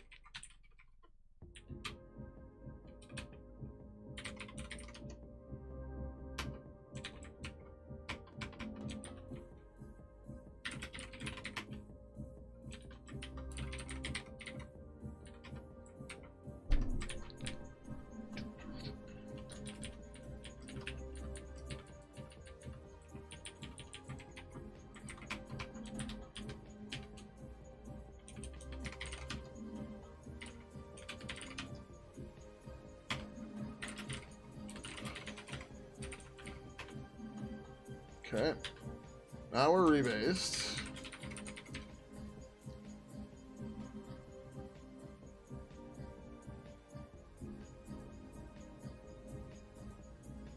Oh, the other comments, were they all in the test stuff?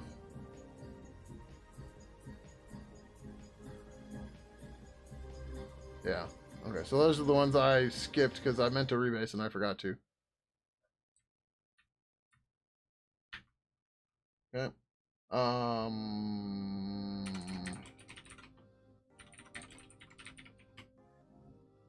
felt like there was something else I was going to do there before that. That's okay.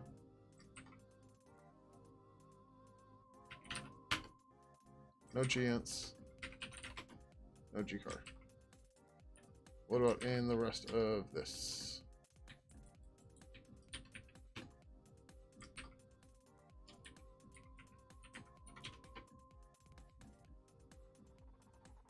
Yeah, there's a few more here. And, well, yeah, I don't really want to go through and get these again. We'll get this on the next batch. That's okay.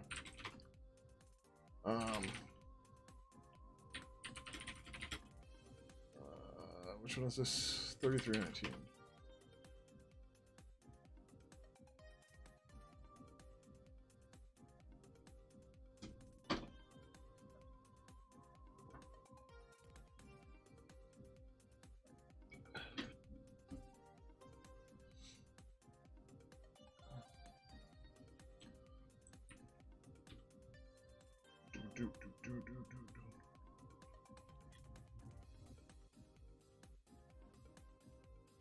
So there shouldn't actually be any changes here.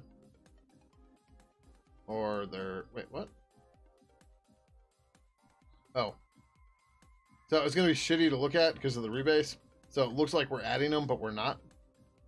Right? So auto load's main function had it, right? So test auto load did. But now it's not here anymore because it was rebased, right? So the rebase gets weird with shit like that. Why? I don't know. But when you look at the full diff, it's fine. Rebased and whatever. It's just rebased. That's all we did. Well, yeah, we probably have to go through all the loaders and stuff too.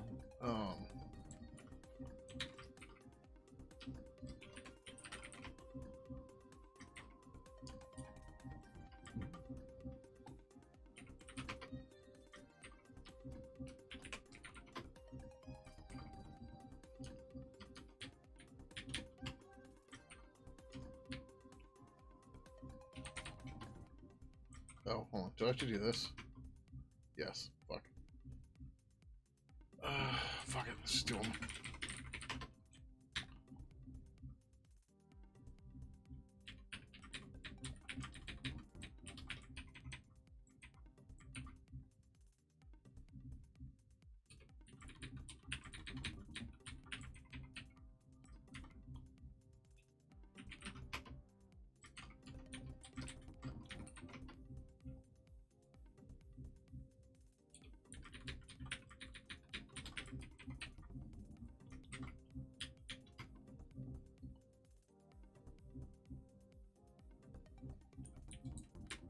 Oh. Oh, yeah, because Vala doesn't have... Yeah. Vala doesn't have its own loader. Vala gets loaded by the native loader.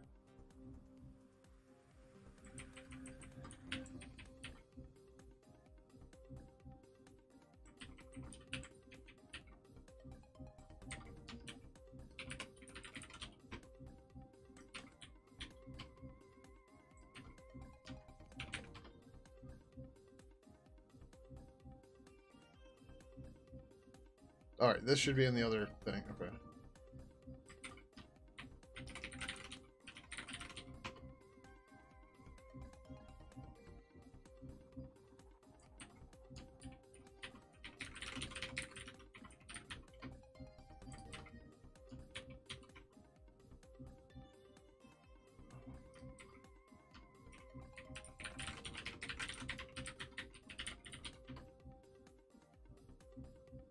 Yeah, why didn't these match? What the fuck?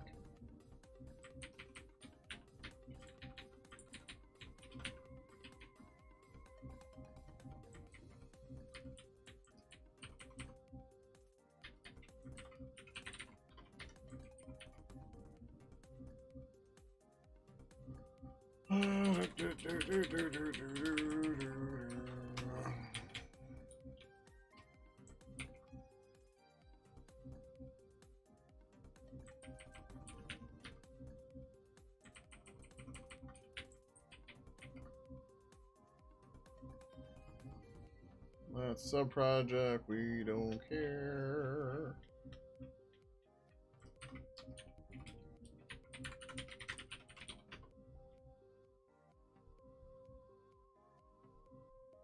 How did I still miss this one? I guess I didn't multi-cursor or something? I don't know.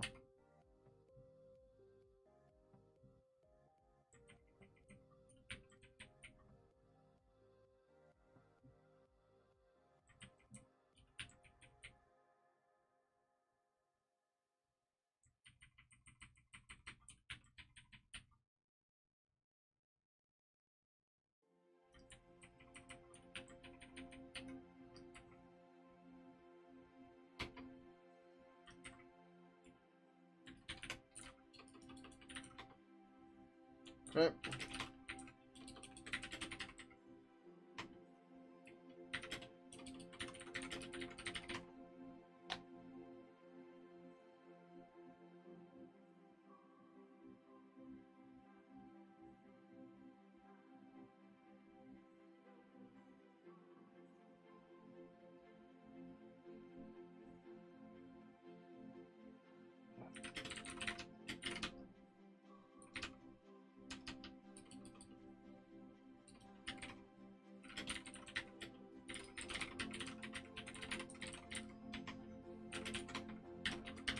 Replace gint with int and gcar with car in the. This is how we get more pull requests. No. we just build them. We make them go. Oh. How's it going, Jinli? I hope I'm saying your name right. If not, please let me know. And thank you for the compliment on my hair. Sorry, I miss YouTube comments sometimes. I need to move them around. Well, what I really need to do is get Twitch and YouTube into Pidgin 3 and merge the chats into one chat, and then the problem goes away. 3321. Oh, that's not the right thing. 3321. Ran the turtles.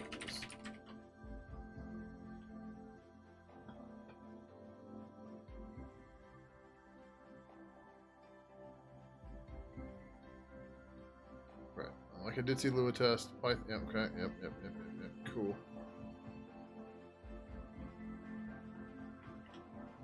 I'm feeling much more confident about that one. The one where like, I'm feeling confident about this one. Alright, so now we got to do the G plugin GTK 4 shit.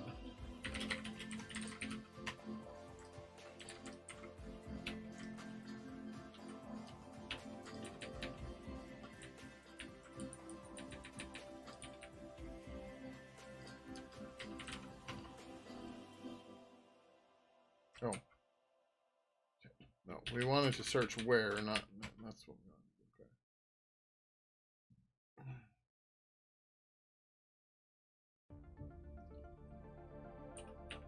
I have to be careful because that other stuff in this file doesn't need to change, but that's the only one, so that's fine. Because those are, you know, specific sizes of it.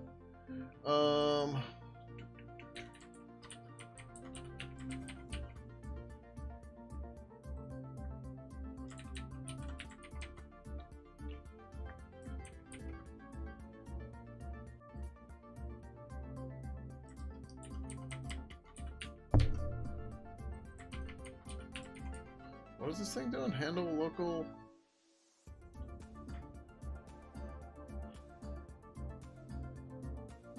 Oh, okay, that's fine. That's a version thing.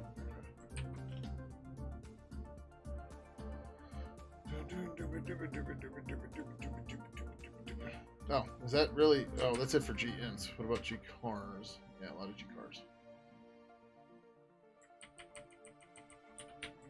Or not. Just a handful.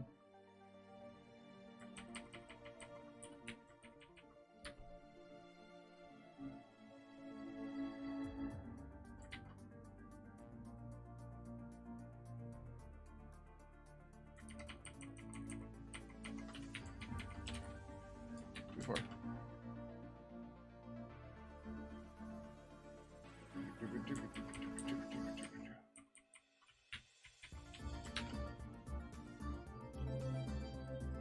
Lots of strings.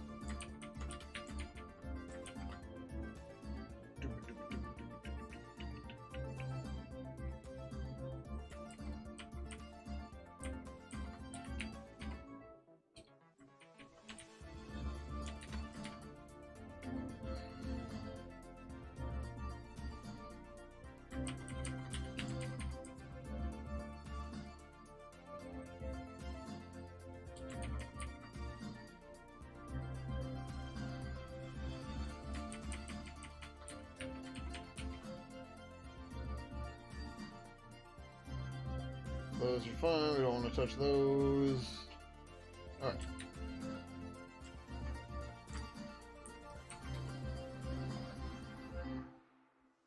Cool.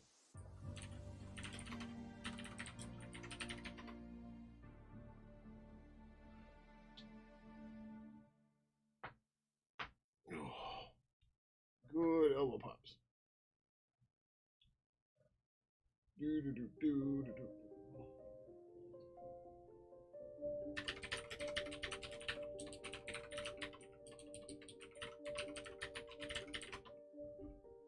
It works! Yeah! Okay.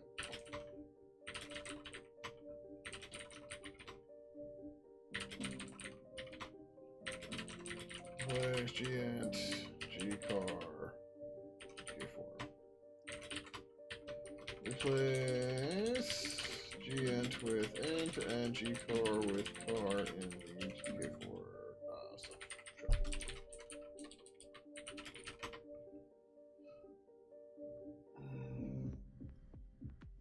How's it going, Calvin and Wayne? Welcome, welcome. Crap, I missed something. 3322. Really not trying to create more work.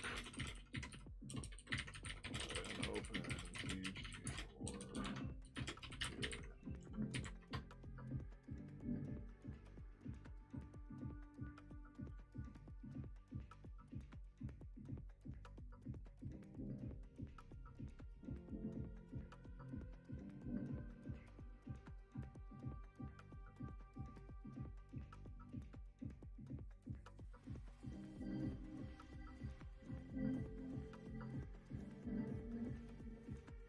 Oh, I knew what I was going to do before and I forgot.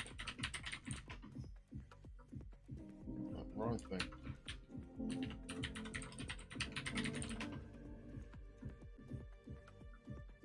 Fuck.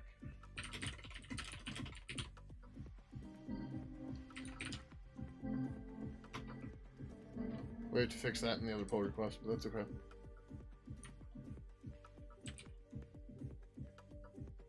So it's like, I was going to run Clang format on everything because the build is going to do that, and I forgot about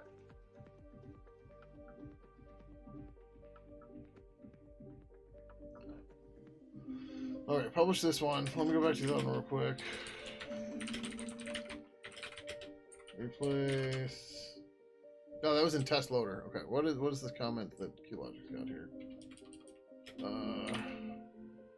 Replace GN car. We gotta do this one. Ninja, Clang. Right, so first, if we pdiff stat, we're gonna see that we change. Ooh, that's loader test.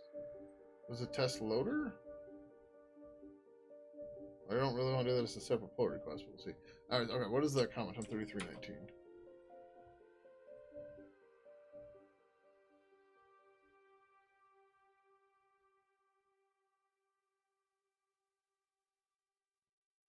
Oh, you mean the... I saw the ellipsis in the comment and I thought it was shortened. We'll do the... I mean, I guess I can do it on this one. I was gonna... whatever, it's fine. You're new in this world of programming, but it looks nice. It can be. It can also be very frustrating. But, you know, you get that with anything, right? Gcar, we want to look in G plugin tests. Oh, right, and this is where the format is, right? Ninja, Clang, format. Oh, there's a bunch of them here. Okay, that's fine. Alright, test loader here, okay. Alright, here we go. Yep, we missed all of these, apparently.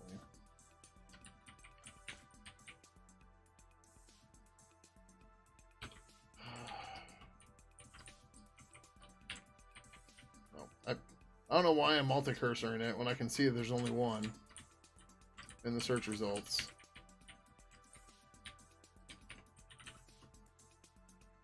Okay, so I think we're good there.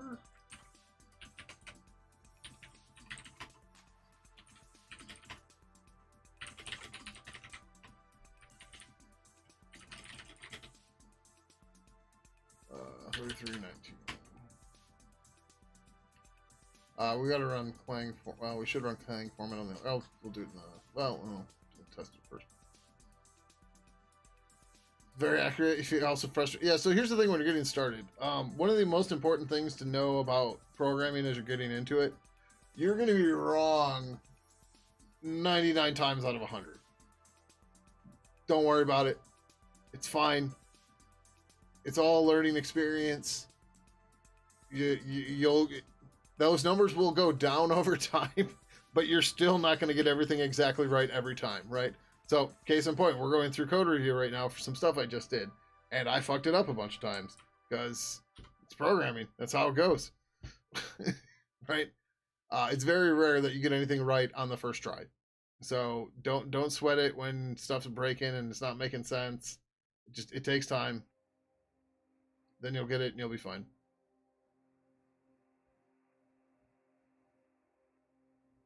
Oh, that pulled in more of that. Oh, fucking Clang format. God damn it. Okay, that's what happened there.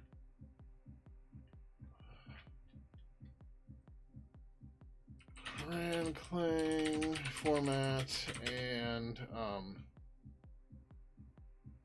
got the plugin. If you don't get it right first try, it's very if you do get it right first try, it's very suspicious because it is so extremely rare to get it right on the first try. But yeah, I've seen a lot of people when they're getting into programming for the first time, they get so frustrated because stuff's not working and it's not making sense. Like you're telling sand how to do stuff. It's gonna be hard. It's not gonna just work. Like it's gonna take some time.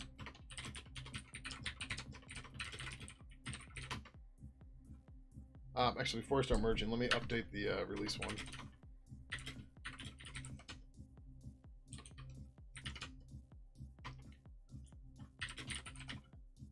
I don't care about rebasing, it's fine. Ooh. Oh, we don't know what the order is. So this is technically wrong. All right, fine. We have to go make the order. It's fine. RBG land minus R. We'll start with 33, 21, and 22 are good. What was 33? Oh, 33, 20 was released. 33, 21.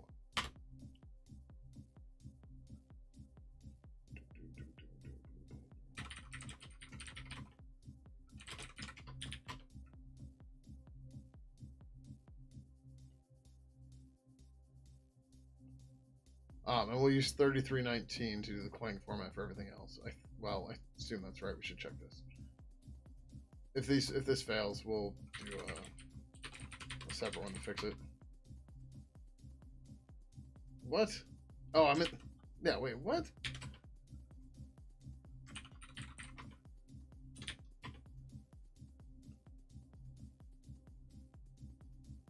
Like, it cleaned up build files for some stupid reason.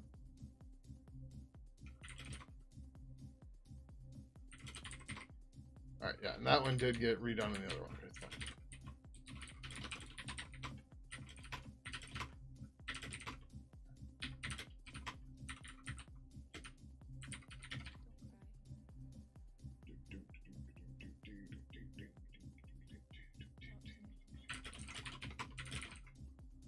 Okay.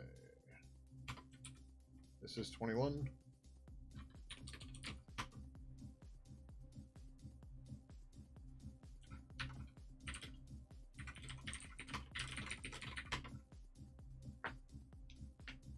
That was the loaders.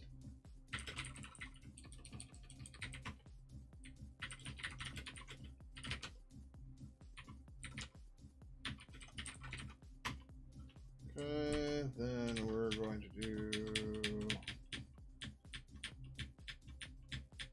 Should have just typed it 22, 33, 22. Yep. The console, I think that's very deep and interesting. Sometimes you'll listen to CEO of a big company, respect the people that knows about console. I started messing with computers before we had GUIs. So yeah, I'm just old. It's a big part of it.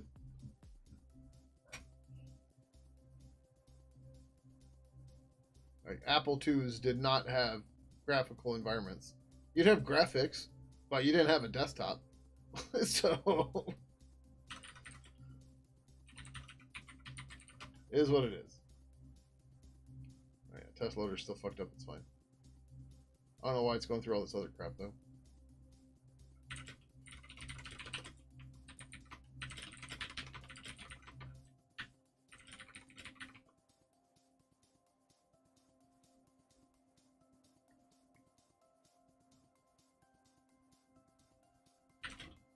Oh.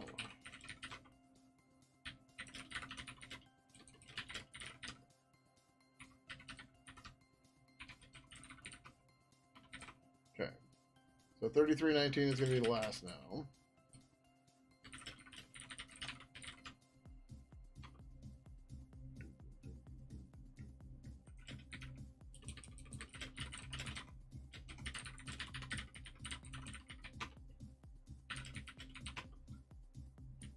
Okay, so we got 3321.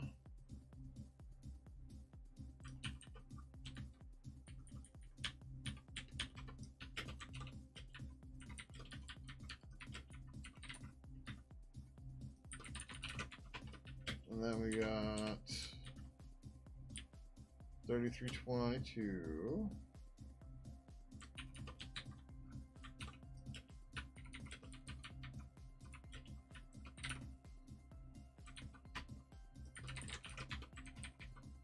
Alright, and we're waiting on 3319.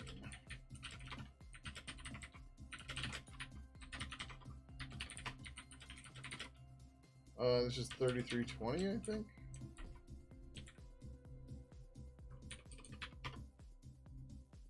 Yeah.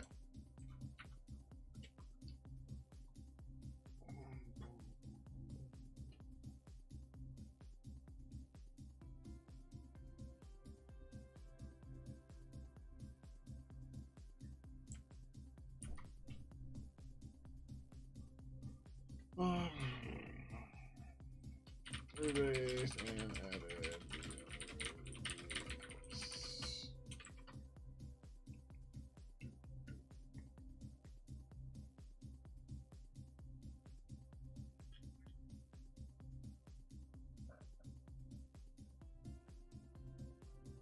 Sweet.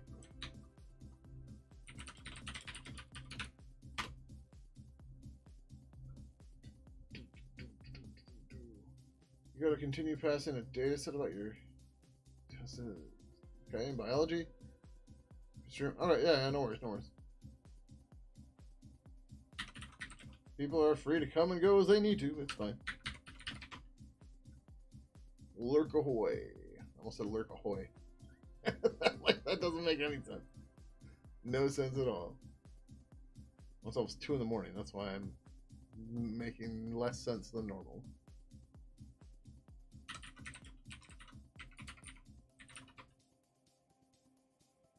Oh, there's one more thing we should sneak into here.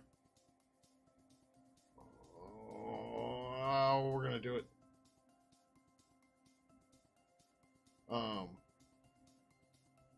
I'm gonna add clank format to turtles because that should go that way. The problem is we're gonna have to do it at the end though because it's not fatal. But yeah.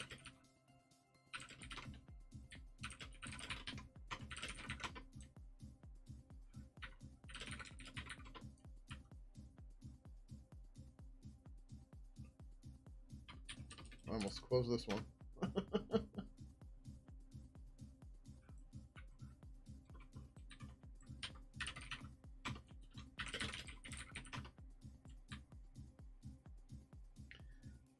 Oh, shit, we can't add clang format because clang format isn't a dependency. Well, alright, that's fine. Yep, alright, not gonna do it. So now we're just waiting on approval of the release commit, and then we're good. Add Krang to the turtles? That's how you get turtle soup, man. Or Dimension X turtles, anyways.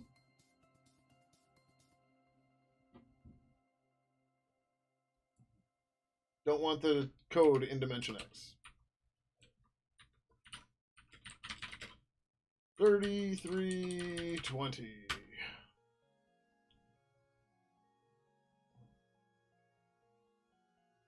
Ninja Turtles. We still gotta deal with that thing, or that's gonna go away soon. Once we move everything to the list stuff, it'll be fine. Oh, we just need to get there. Oh, it's gonna turn off the overhead camera. There ain't no cats here anyways. Oh, green screen's messed up. I'll get that in a minute. Okay, Mason Dist. Just sanity checking before we go here.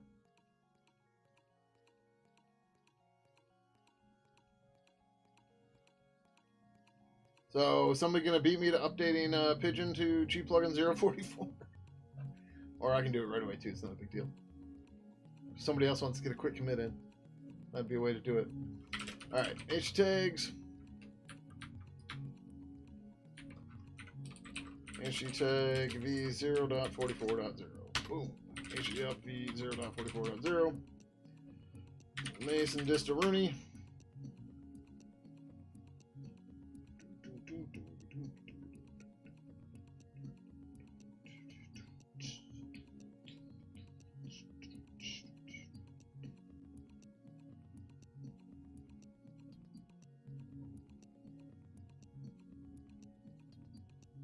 Cool.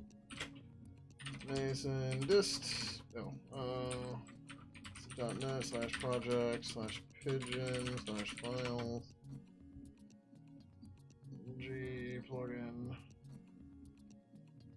New folder 0.44.0.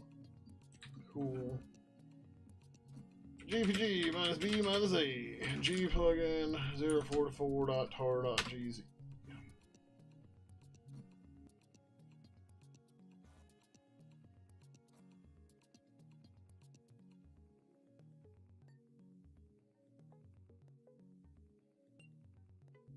When we release often, I don't fuck up my PGP key password at all because I just happen to know it. So this means we have to release very often, and then we'll be good. frs.sf.net / home / frs / project / Pidgin / G plugin / 0.44.0. We are released. Default, HG phase -P, HG push. Close that. I'll leave that open. We're going to make sure it pushes everything out fine. 3320. Close as completed. Go over here. Get to G plugin somehow.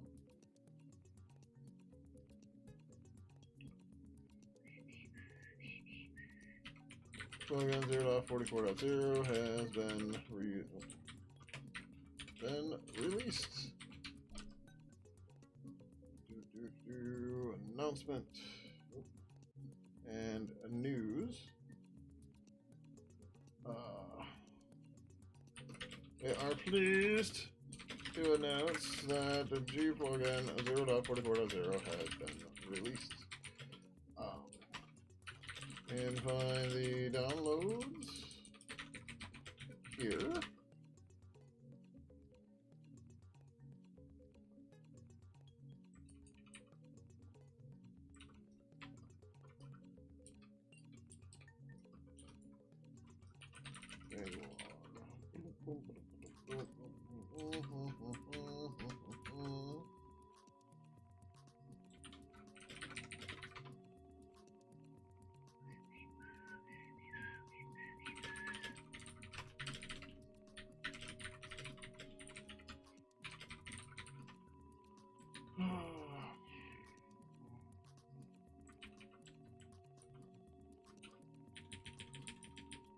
No, actually, I found it's easier to do it this way.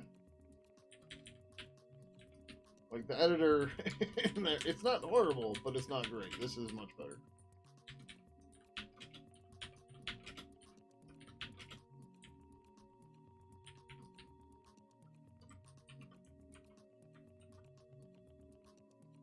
Right. Oh, I was gonna pull releases or translations in, but whatever. It's fine. Not the end of the world.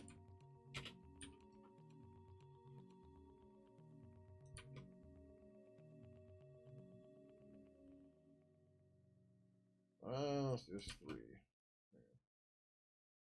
Cool. And then all these will link to all their things. Cool. Alright, topic created. Yay! Boom.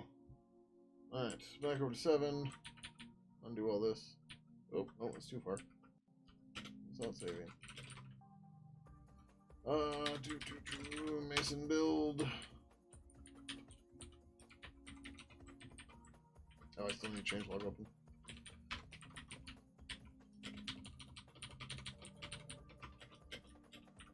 Nothing yet. Be the first.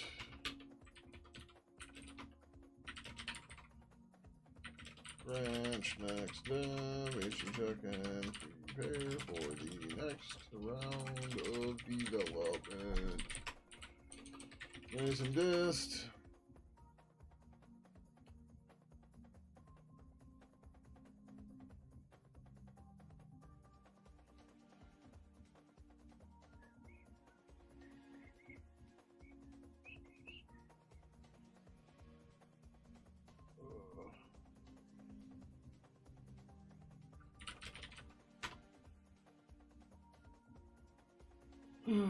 All this maintenance stuff sucks, but it gets me big numbers on the pull requests. Oh. Gotta get them all. 3323.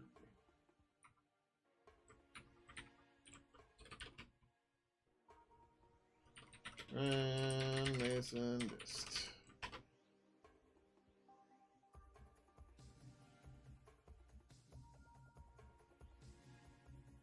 Alright. Out here. Stat. What was I doing here?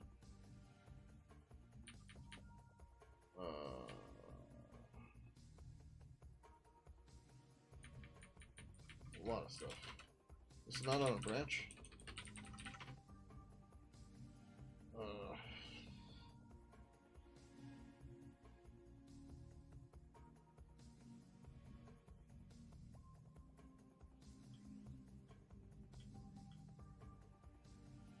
I changed a whole bunch of this around for some reason. 3 local echo. No, I don't call it. Echo pings. Sure. Initial work to echo pings and pings.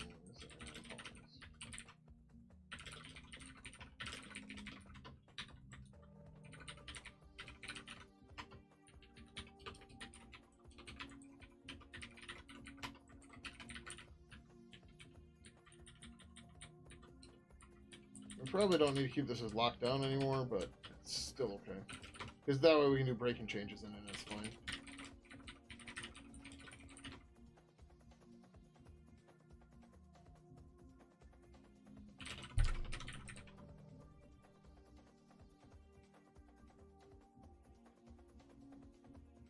Ooh.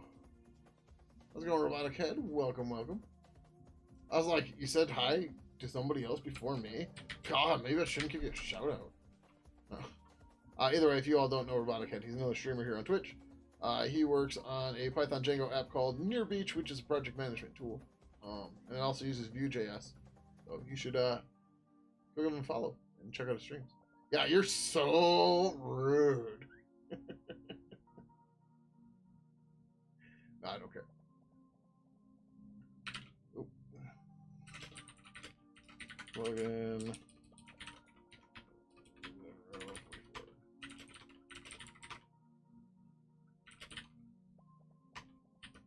Depend on G plugin 0.44.0.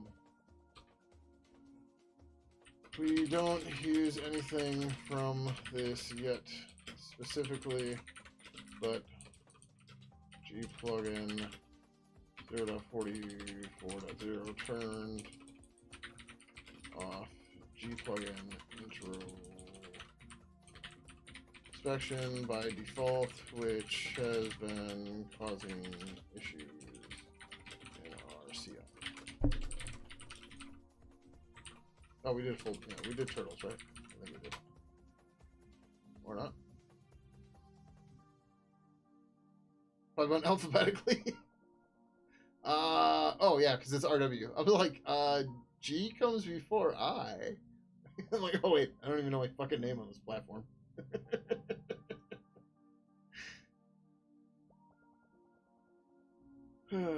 Yep.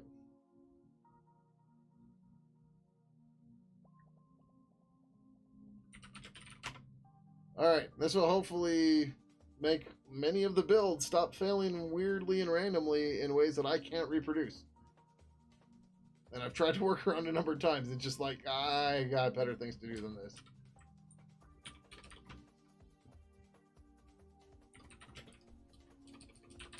Called in the turtles. I was gonna say the foot stomping crew or something.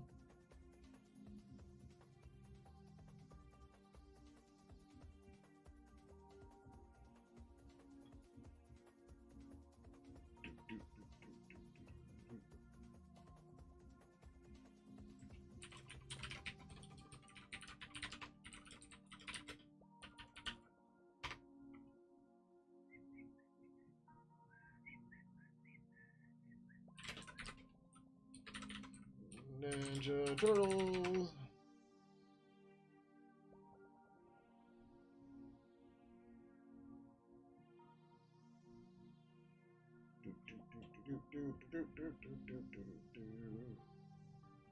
Alright, so one of the other reasons why I want to get that authentication stuff finished is so I can build Twitch with actual OAuth support. And it's going to be weird and funky, and it's going to require a whole bunch of shit. But then we're going to have Twitch properly logged in.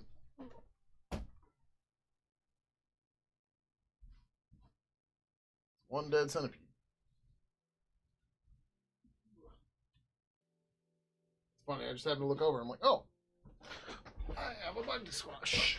A real one.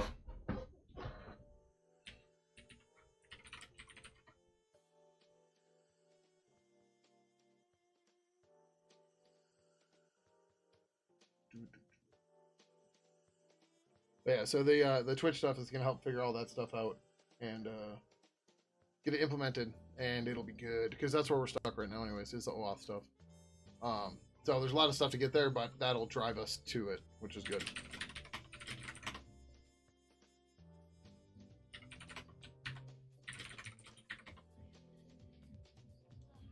Then we get Twitch and Pidgin 3. Oh yeah. Like proper Twitch. Not like go mess around and do stupid stuff. Or on via IRC.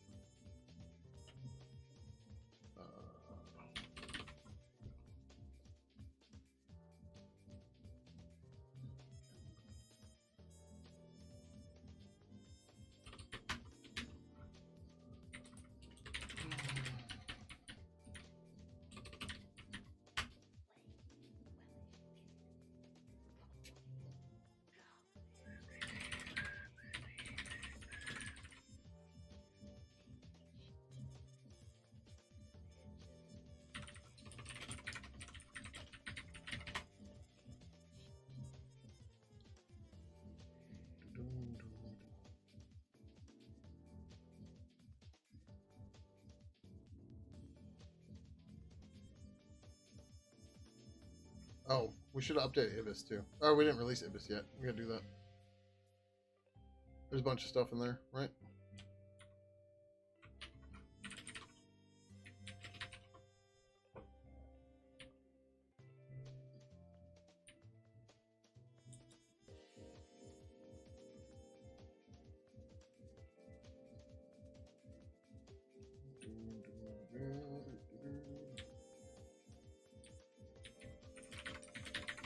Apparently I didn't pull these into my branch yet. Do you want to cut an Ibis release real quick too? And then update Pidgin for it? We can.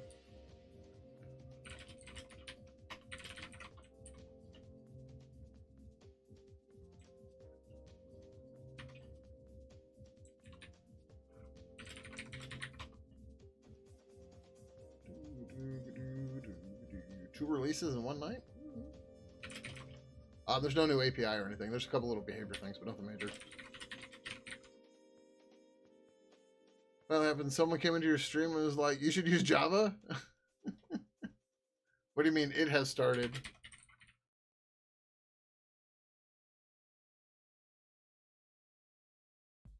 Just people telling you what to do kind of things? Like, they do it all the time here, man. Go bug you. Leave me alone.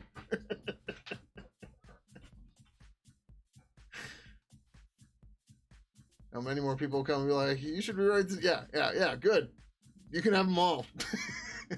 I don't want them.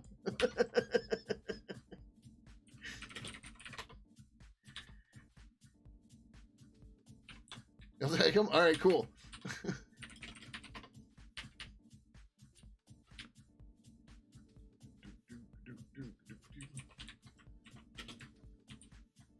$33.07.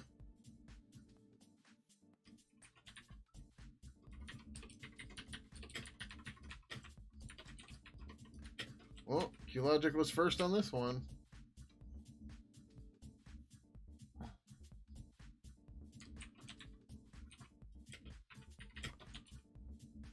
$33.09.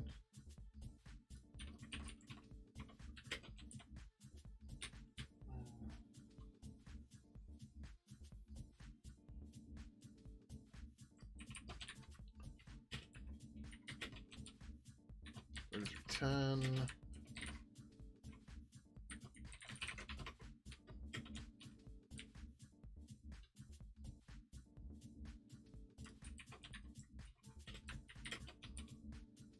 $33.12.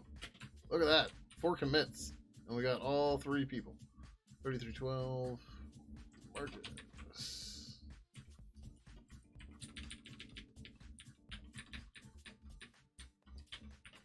2024 07 30. Mason up build. They're up 41.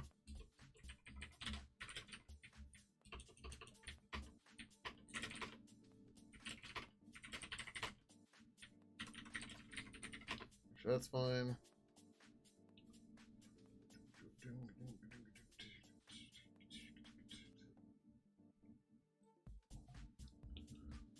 Feels good to release stuff. We need to do this more often. The problem is we get so wrapped up in the Pidgin stuff that we lose, or at least I get so wrapped up in the Pidgin stuff that, you know, the other stuff falls behind. Like, look at all the, like, maintenance we did on G-Plugin tonight, and it's stuff that could have been done fucking whenever. We just never did it. And there's still a lot more to do there, too.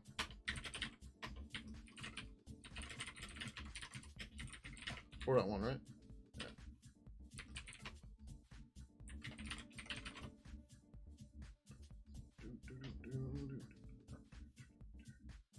Then we can update Pidgin to depend on this one too. And then we'll get rid of some additional warnings and shit.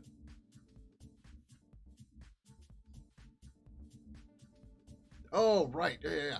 And I wanted this because I wanted to get the other part too, but this is fine. Having the server automatically set when it's not there, that helps me in that code that I started. That's how we ended up creating that whole damn thing.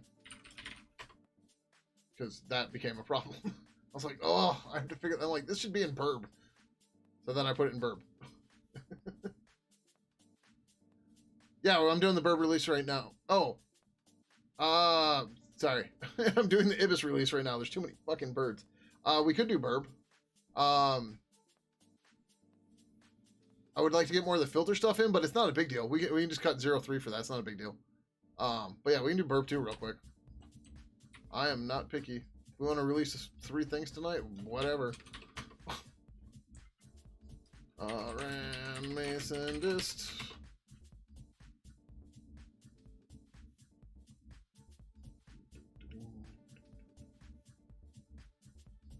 Oh, you know what? We forgot something to do here, but that's okay. We need to come over here. We need to go to G-Plugin. Where the fuck is G-Plugin? There it is. Then we need to go to any one of these. Did we even... Yeah, I closed the bug, right? Yeah, the 121, I think. Yeah. But then we have to come over here. We need to hit this. We need to go to fields.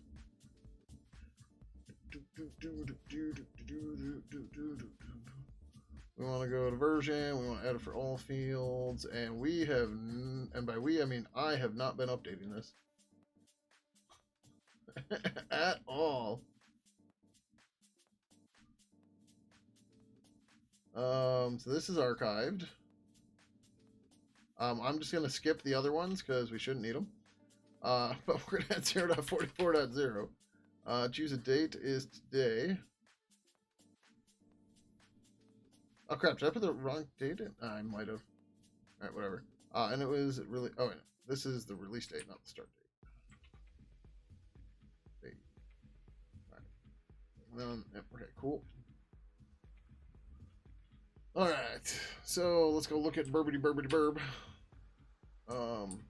My burb tree is a little messy right now. Burb filter list model CH HG branch filter list model. Start a burb filter list model.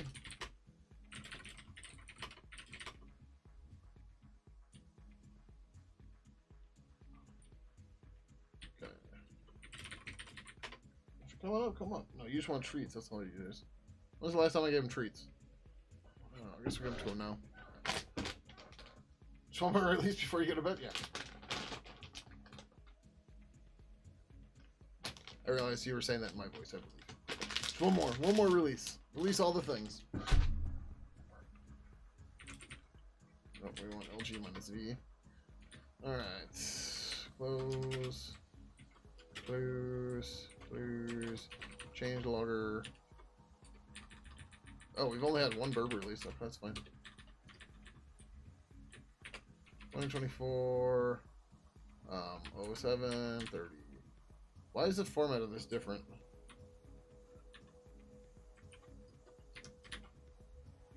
Yeah, let's fix that.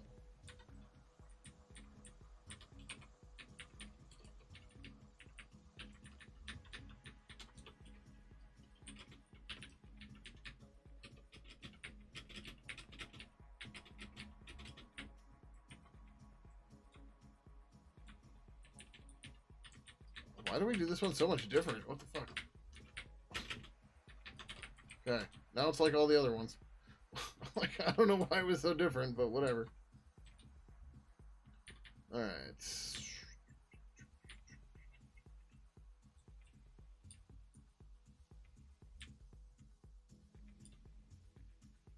Oh, wow. Okay, so we didn't even have this in here yet. This is 3041. This was me? Yeah.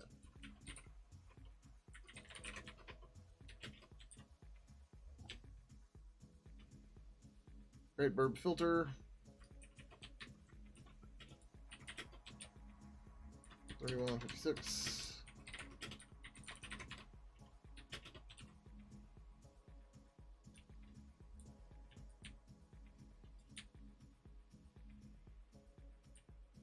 And GTK time helpers for comparison.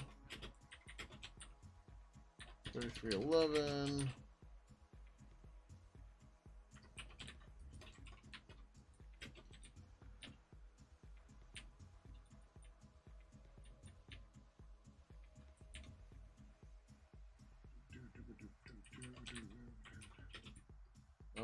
Which 3313. Cool.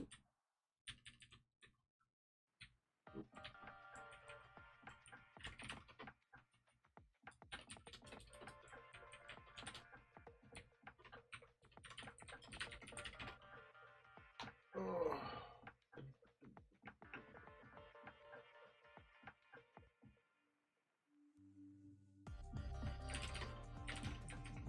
That's right. I'm going to do this.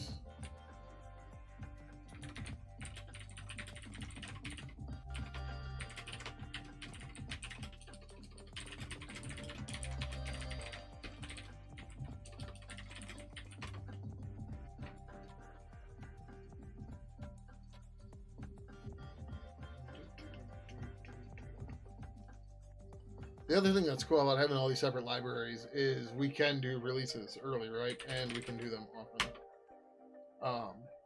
And like, I don't know, when you're releasing stuff and you're like, you get that, not adrenaline, that dopamine hit of, yeah, we're getting stuff done, you know, feeling accomplished. You're seeing your work actually going out there and, you know, better than, you know, when we're stuck in this super drag of Pidgin 3 where it's just like, dude, fucking nothing works. Right? And now it's just like, yeah, okay, well, we don't have the big one yet, but we're getting all the little battles, right? We're getting there. Fuck, I got a tab there.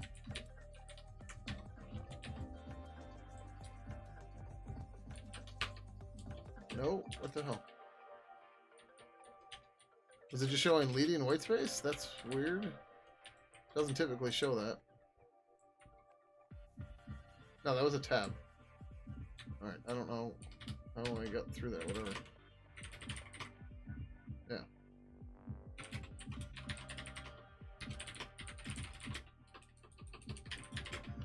We got big things coming for Burb too. The response stream. So I'm renaming the expect stream to response stream. And then I'm getting close on it, I think. It's not something we need immediately. It's going to be nice for XMPP and stuff though, which would be cool.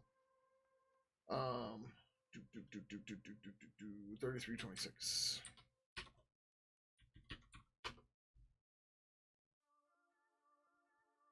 You ever releases, you tend to release more? Yeah.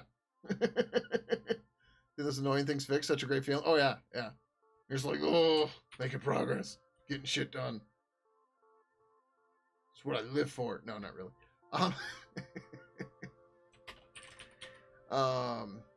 Ibis, Ibis clean, HE up default, HE pull minus U. RBT land minus R 3325.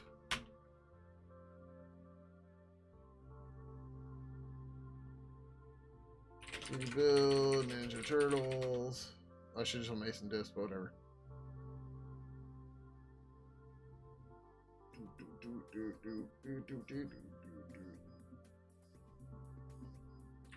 Mason Disc.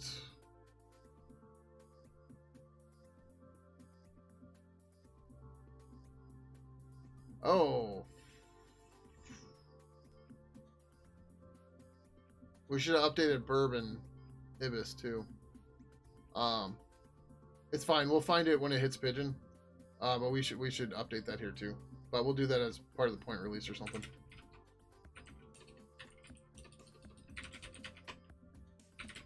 GTK V04.1. V04.1. Mason Disc.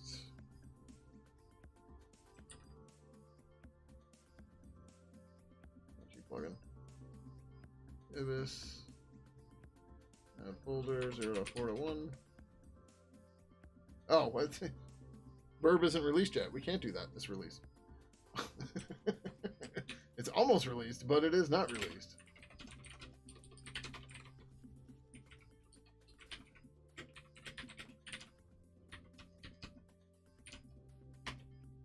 Cool. I was like, it should be short enough that it's still in the agent.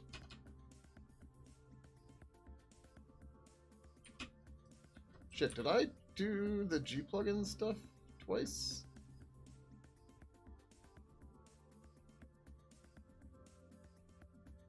No, okay.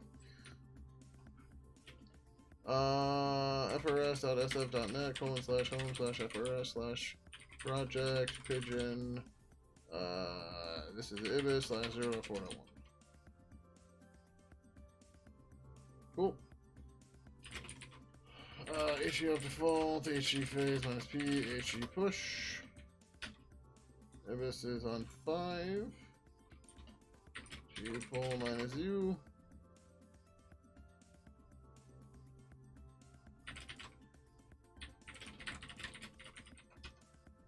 Oh shit, I did this wrong. On the other one. Doesn't matter, this is just my local shit. It's not a big deal.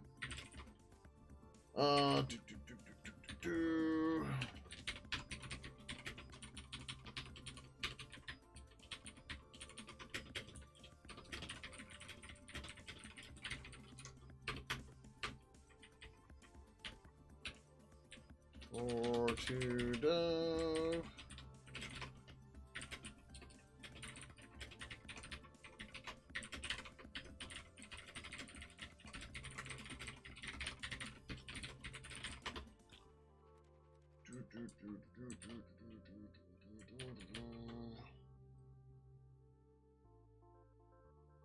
Oh, I need to say this one's completed. And then we have 3327. Oh, I didn't run Mason Disc.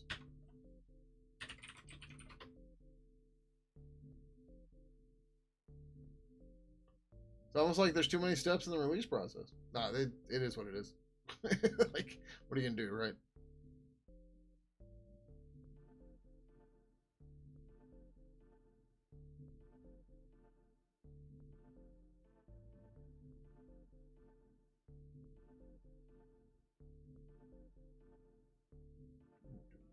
All right. So that's cool. Yep. Ran Mason Dist. Oh, not discarded. Publish. Go back over here. We gotta do it this way. If we do it the other way, we end up in the wrong spot. Ibis.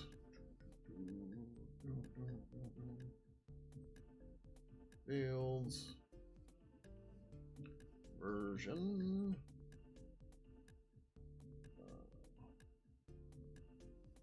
Archive. Archive. I don't know when it was released. Add new value. 0.4.1. Released today. Save. When was 0.4.0 released?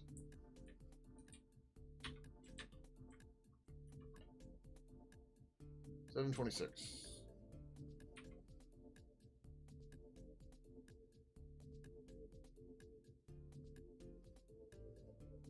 Okay.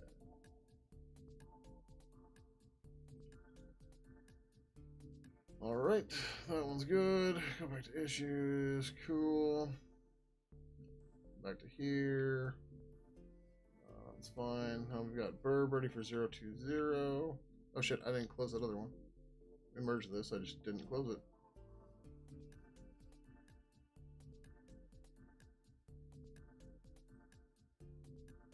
Alright. 0.20, CDP, Burb.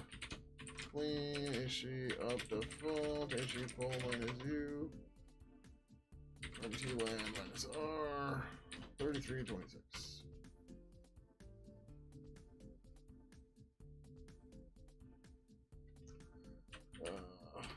Mason Dist. Also do it in the build directory.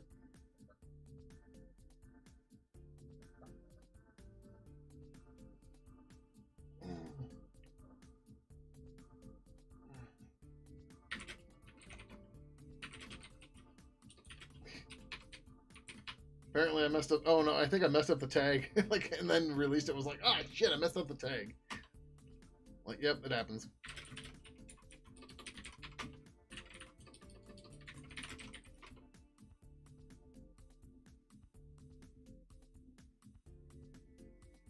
No, we need to come over here, over here, go here, go here.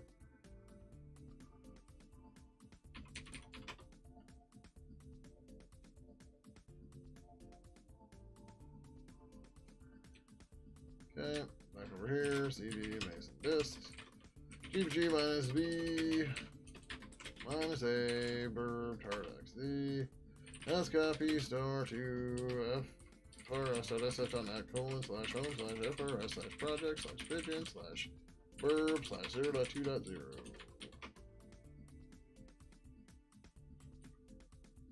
Yeah, I hit it twice, it's fine. Alright, so then we're gonna come back here. So we did G plugin. We need to do Ibis. Yeah, that's the most posted we're gonna have on Discourse in a day, probably for a long time. Ibis 0.4.1 has been released. Announcement and news. We are pleased announce that version 0.4.1 of Ibis has been released. Downloads can be found here. I don't know why I said here.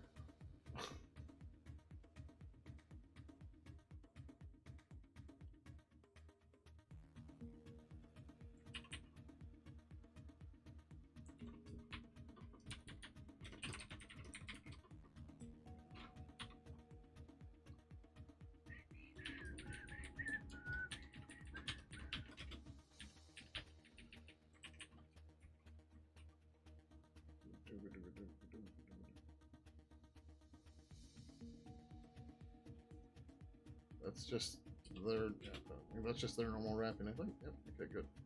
Great job, egg. Woohoo! Should we get ready and go to burb right away? Whoa.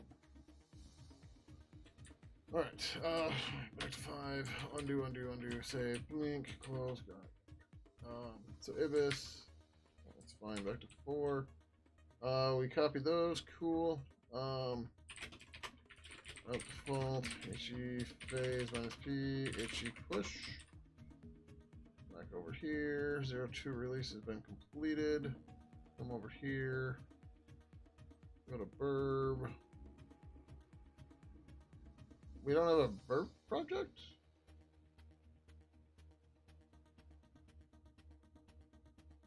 Oh, we have to have a project.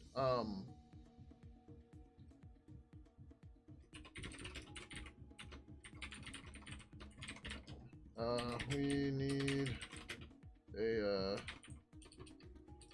list model implementation.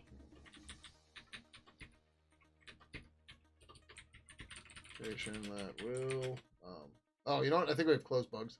So this is fine.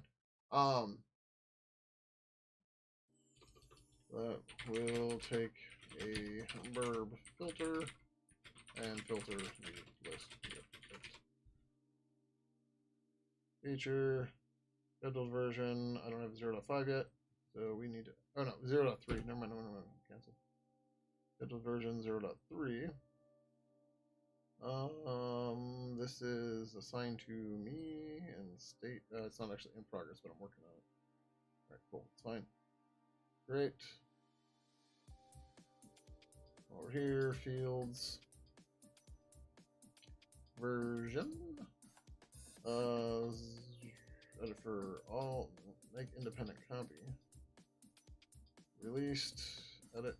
When was this released? Verb is on 6. February 23rd. Oof. Long time ago.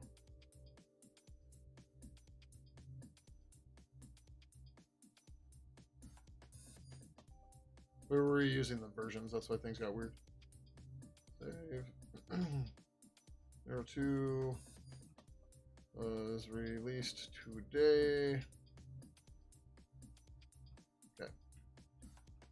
Oh, shit.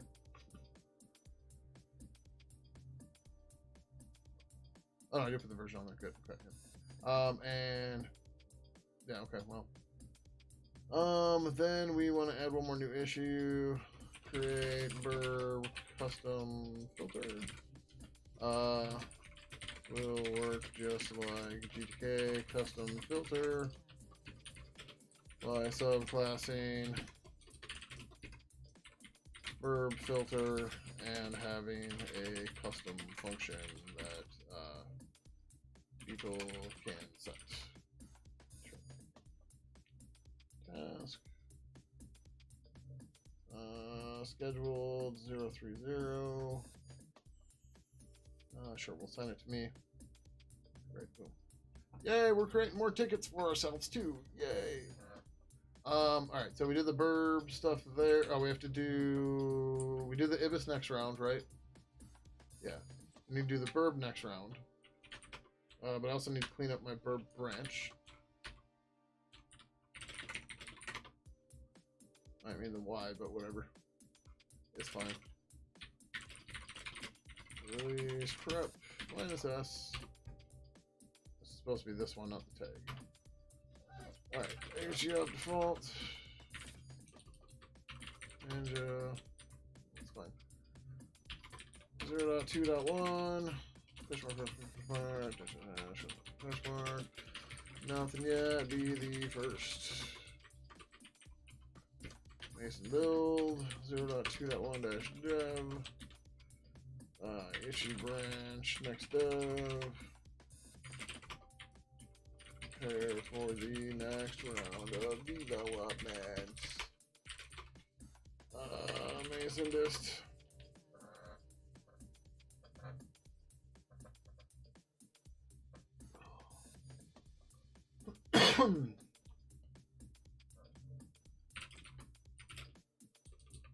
RBT post.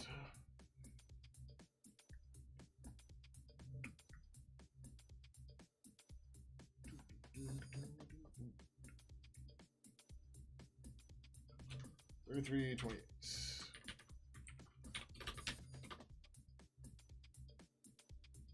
That 33.33 is getting closer and closer. It's only 5 away now.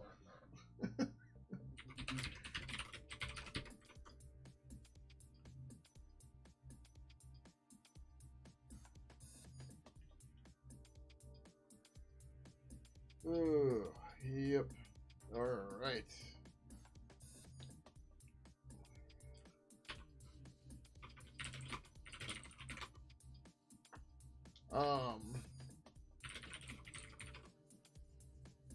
Yeah, I don't think I want to go through and build either of those 2 burb tickets tonight. Although the sooner we get them done, the better.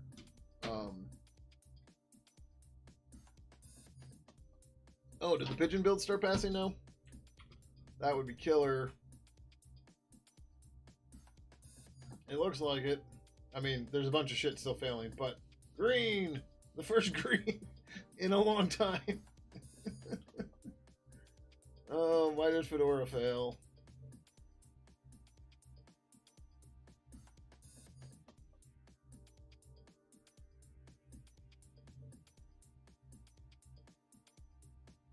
Didn't this just get fixed?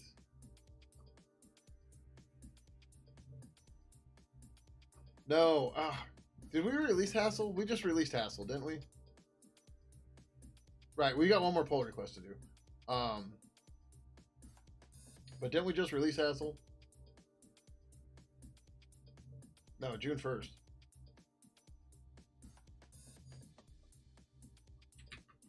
Are we releasing Hassle right now too? I'm out of tabs.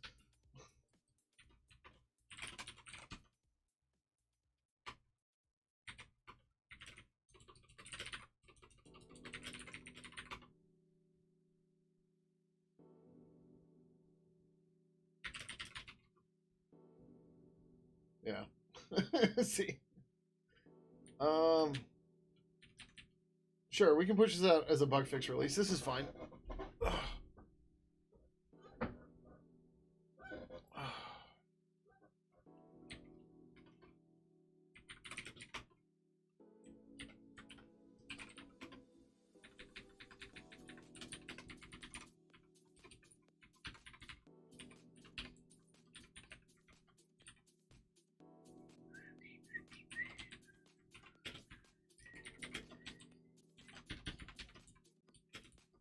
Keep saying we need to release more often. Alright, bug fix releases are fine. Then we'll have one pull request in Pidgin that just updates all the things.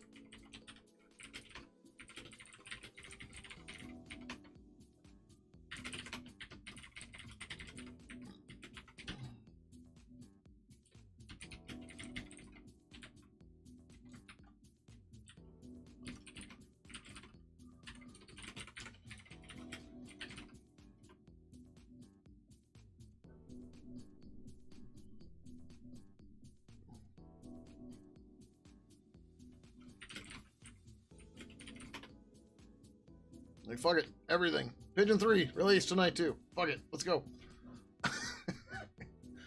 You may experience some issues with this release.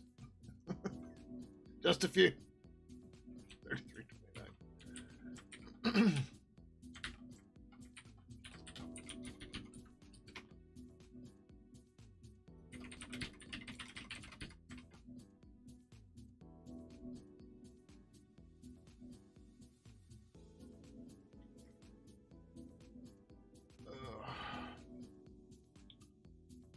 All right, 33.27.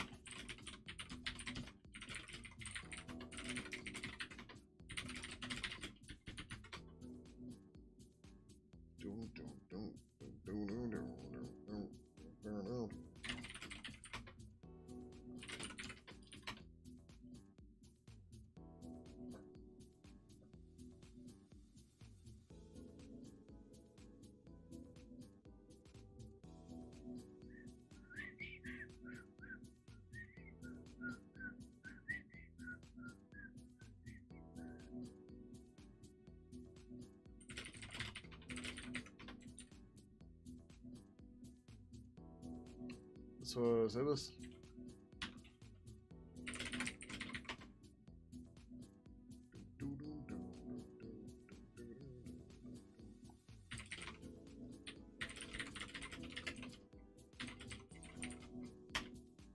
Okay.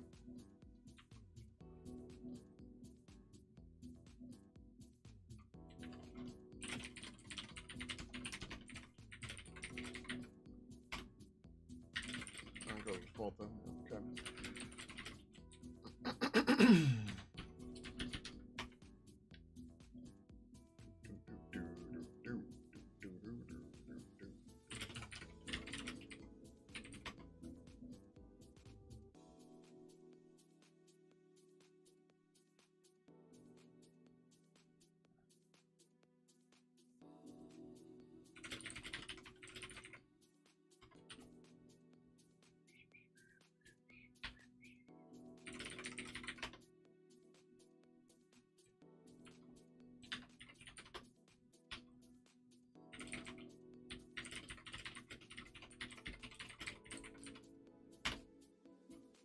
Okay.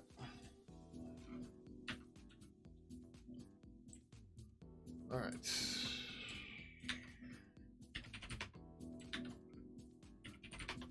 Not cleaning my shit up, apparently.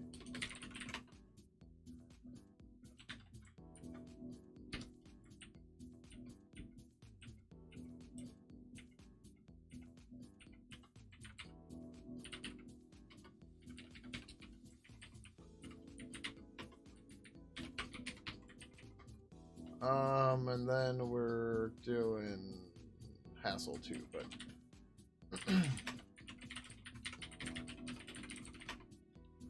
these ones aren't tied down as much as G plugin. G plugin, we like to make breaking changes. So, you know, Kilo Logic yells at me for it, but it's okay. Burp. Yeah, so like it just, you know, dependency burp. Then it is. Oh, Graylin 4 is fine, right? Because everything else is just bug fixes. Okay, so once we finish up, once we get hassle released, then we'll do this pull request to update everything in Pidgin at once. And there's a hassle release thing. Thank you.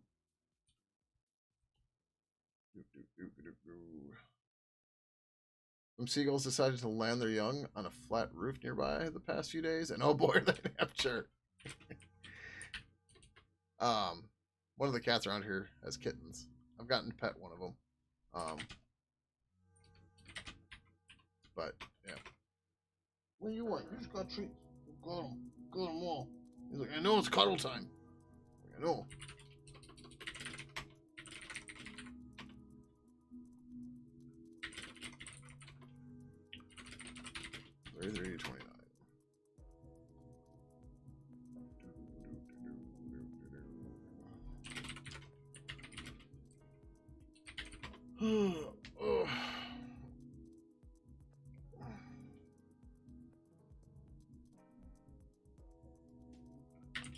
Tags.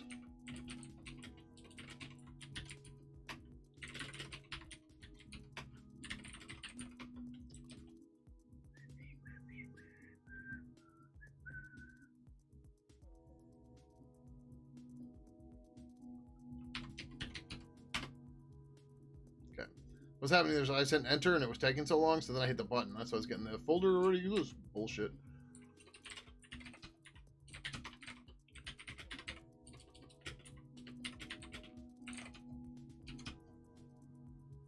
What?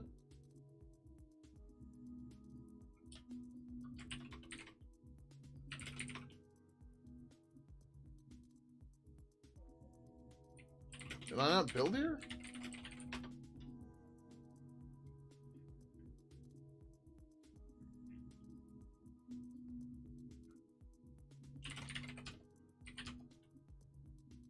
Shit, did I mess this up?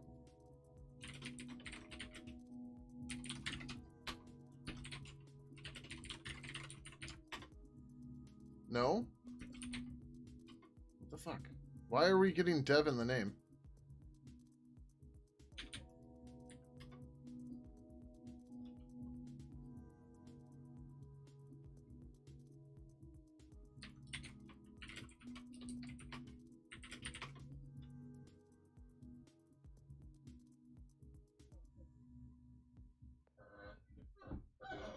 Excuse me.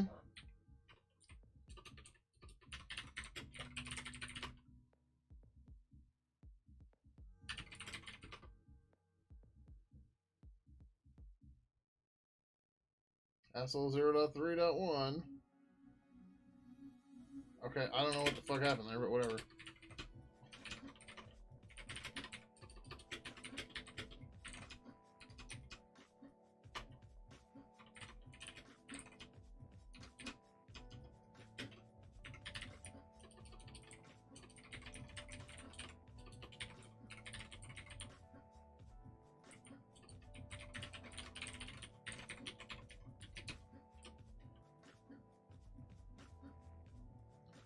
Okay.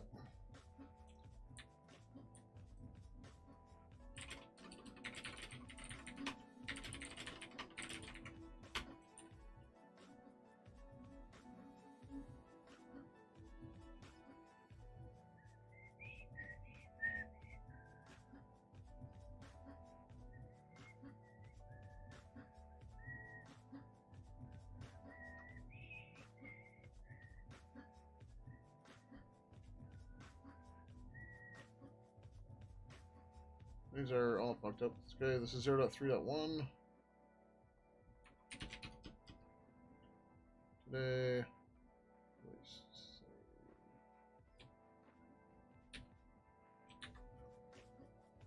3.0. Or whatever, 0.3.0.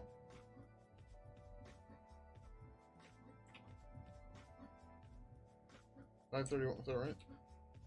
Yeah, okay.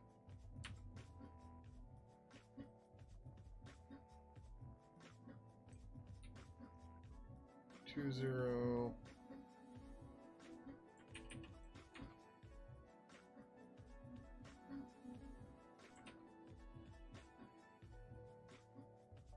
Zero 1.0.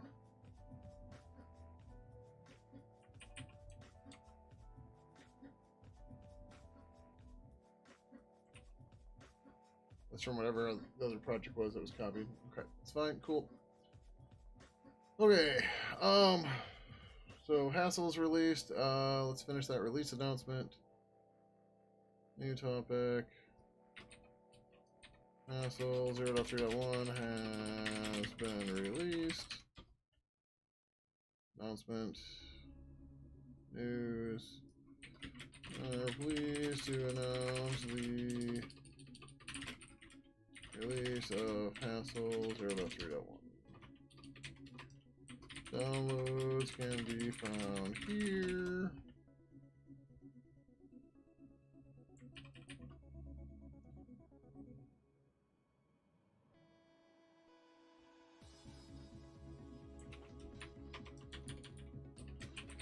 There's log.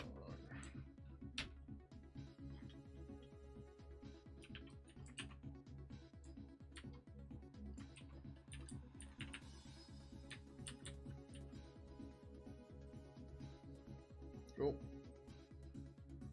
All right.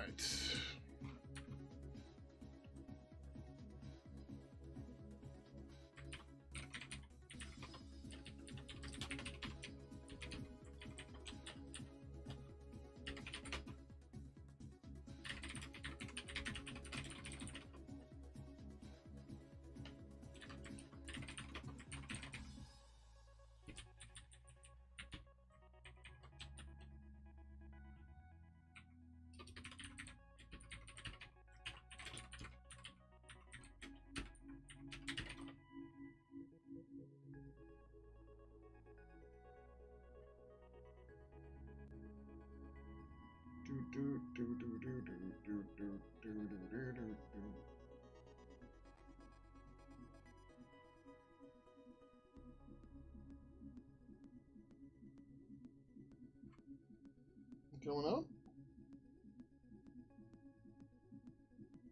You're just gonna be weird. Seems like you're just gonna be weird. Which is fine. Nothing wrong with that.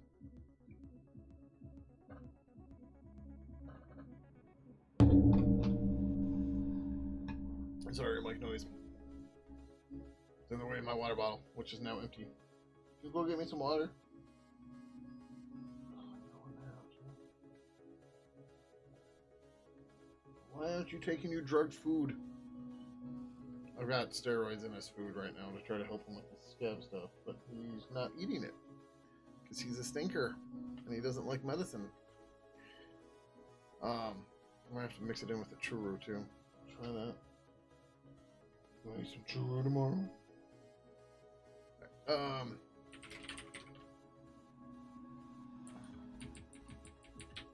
G branch update subprojects.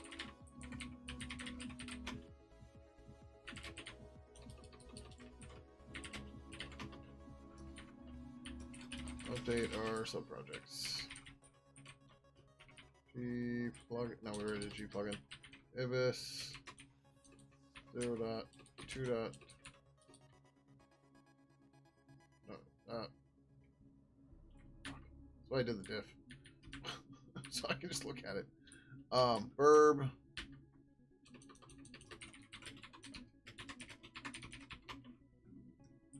Hassle.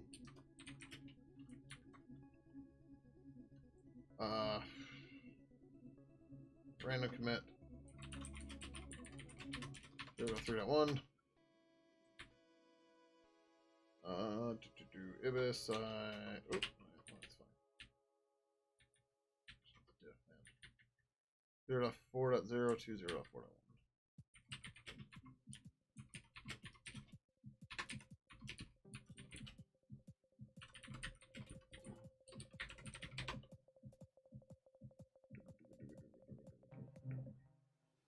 Hi. Coming to get me.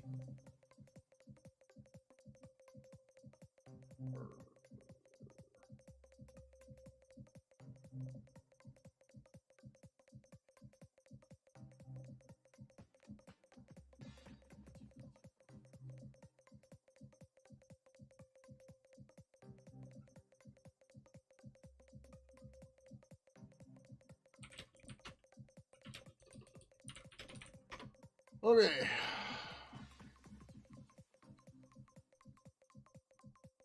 Go for my water bottle, please.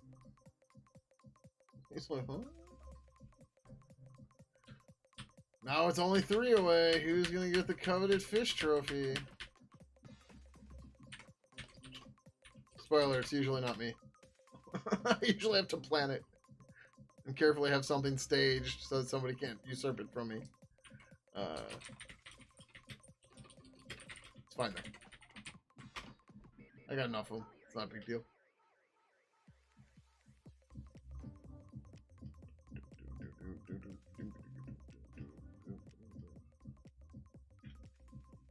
Publish. Oh.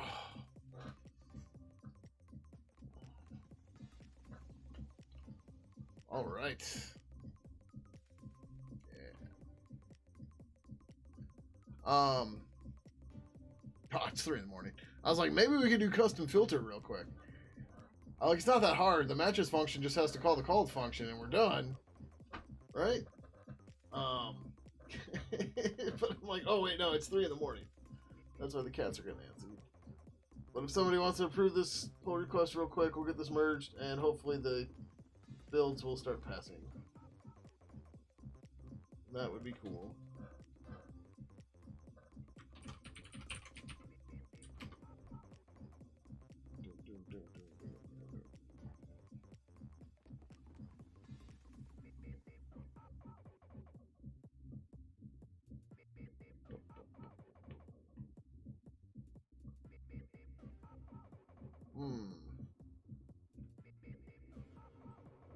There are slim pickings here. I can't hydrate. I have no water. Fine, I'll bring it back. I have to go get the water. And actually, I have to pee too. So I will be back in a minute. I'll give you this too.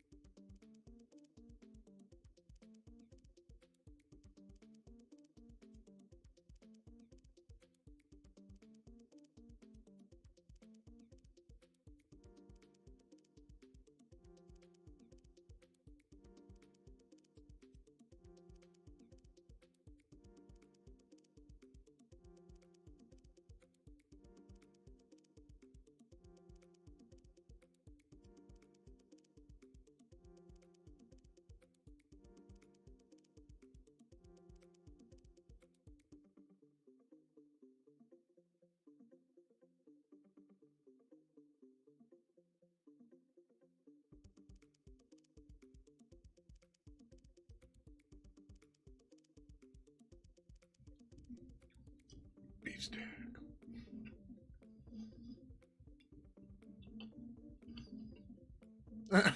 Both of you approved it. Nice.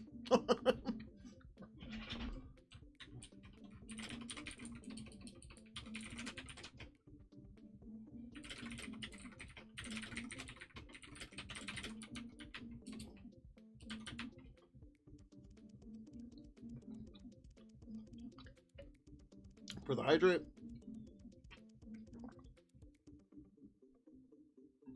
because I have been really thirsty. And then the posture check.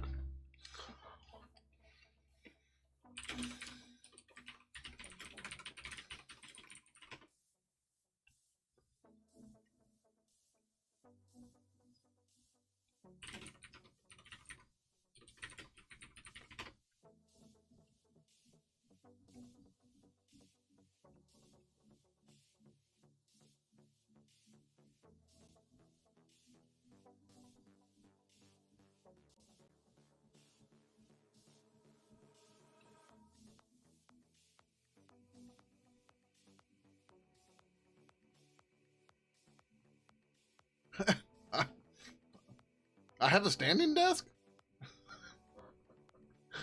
That's how it's going. Honestly, I forget I have a standing desk all the time. Oh, scratchies.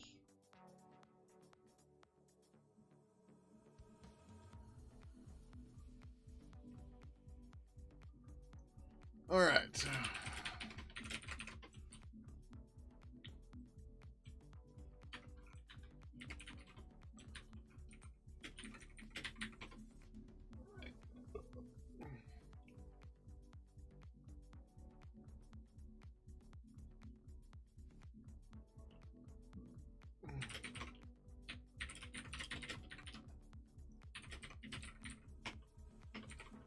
All right.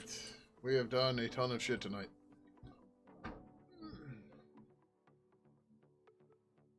I don't think we have to update anything else. We did hassle in U-Track, right? We have a 0. Yeah, looks like it. We were hoping to get this in that. That did not happen. While we're here, let's create version multi and new value 0.4.0. Cool. Oh, let's go back to issues. Didn't I just fucking block you? Jesus Christ.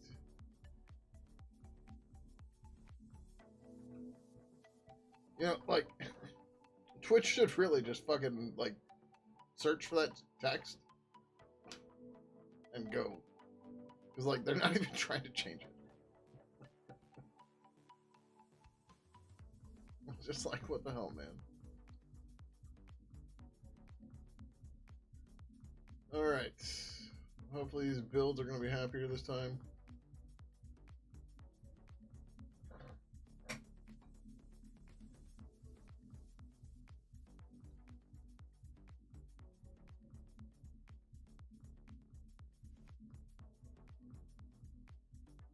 Trixie, you want green too?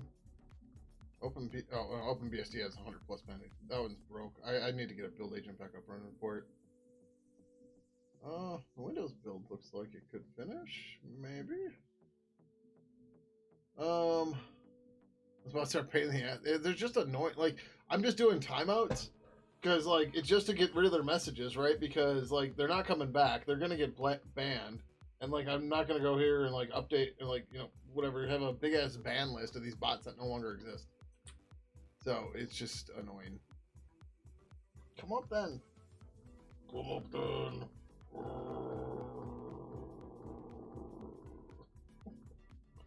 Is he in frame at all? No, I don't even have the cat cam up. Never mind.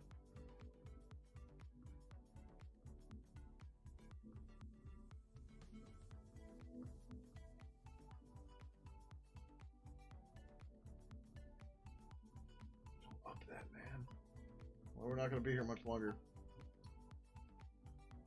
Robotic Ed, you get streaming tonight? Or soon?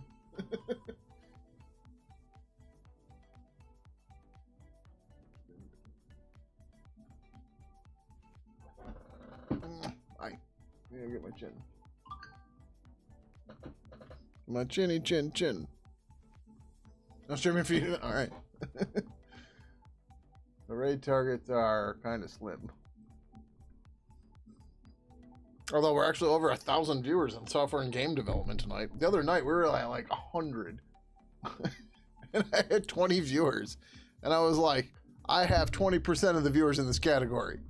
Why am I not partnered?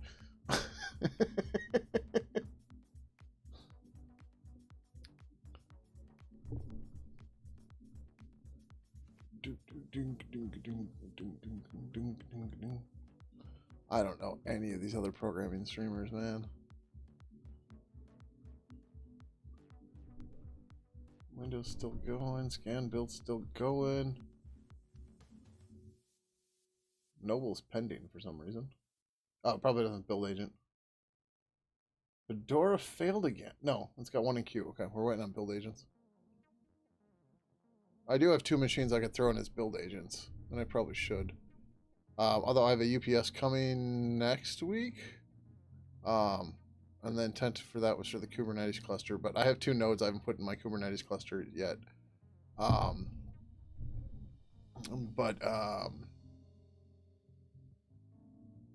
could put them as build agents too.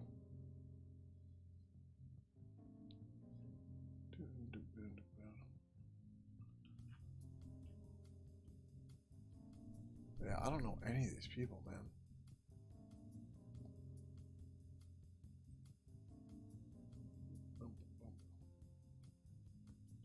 Oh, Twitch didn't give me the weirdo, crappy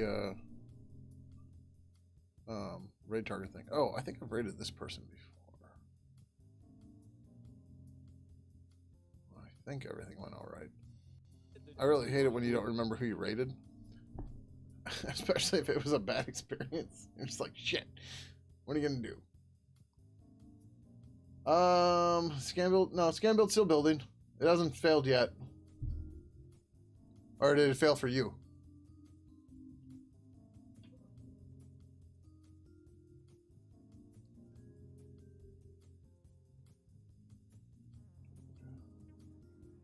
Oh. Yeah, maybe we're not gonna go raid them. He's watching some other streamer that's talking about political stuff. So he's watching YouTube is what he's doing. Okay. We'll see. Especially even your time there were like 2,000 in software. Huh. Yeah, well, the previous one failed because this didn't have the update for Burb and some other shit, right?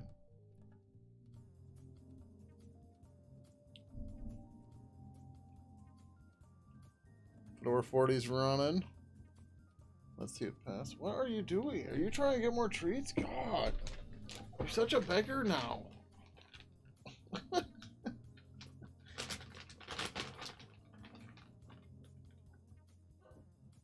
you get 3. I should start doing that. Each time he goes and begs for treats, he gets 1 less. Until he gets none. And then I'll just give him 1. He'll get the hint.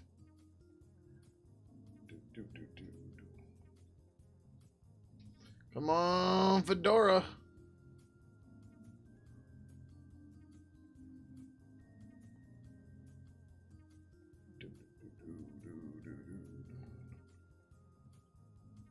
Socks never gets. Yeah, I don't think Big Boy will either. I can hope, damn it. Why do I have a random HG in my input for chat here? Apparently, my mouse went to the wrong window.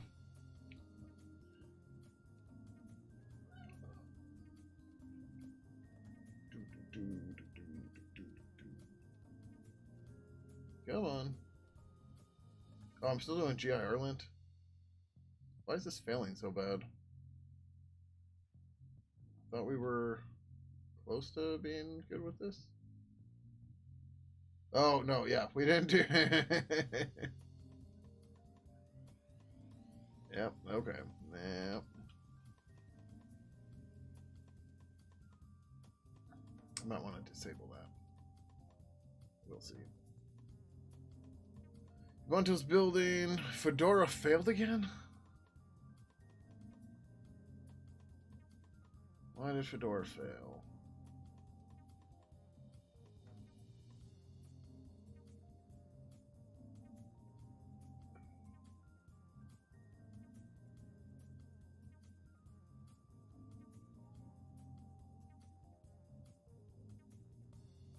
I don't understand why this doesn't fail for other shit. Alright, well, we're not going to fix this tonight. Alright, I guess we're going to go raid Keybind. He's kind of like memeing and shit now, but we'll see. But yeah. Alright, thank you everybody for coming by tonight. If you want to catch the next streams, be sure to follow on Twitch and subscribe on YouTube and hit the notification bell to be told when streams are going to happen. Otherwise, you can find links to all my social media right over here, including my Mastodon, which is where I post when I'm going live. Right now, the next stream should be Thursday. But in the meantime, you can hang out in the officially unofficial Pidgin Discord as well, which is right over here. So, yeah. Thank you everybody for coming by tonight, and I'll see you next time. Adios.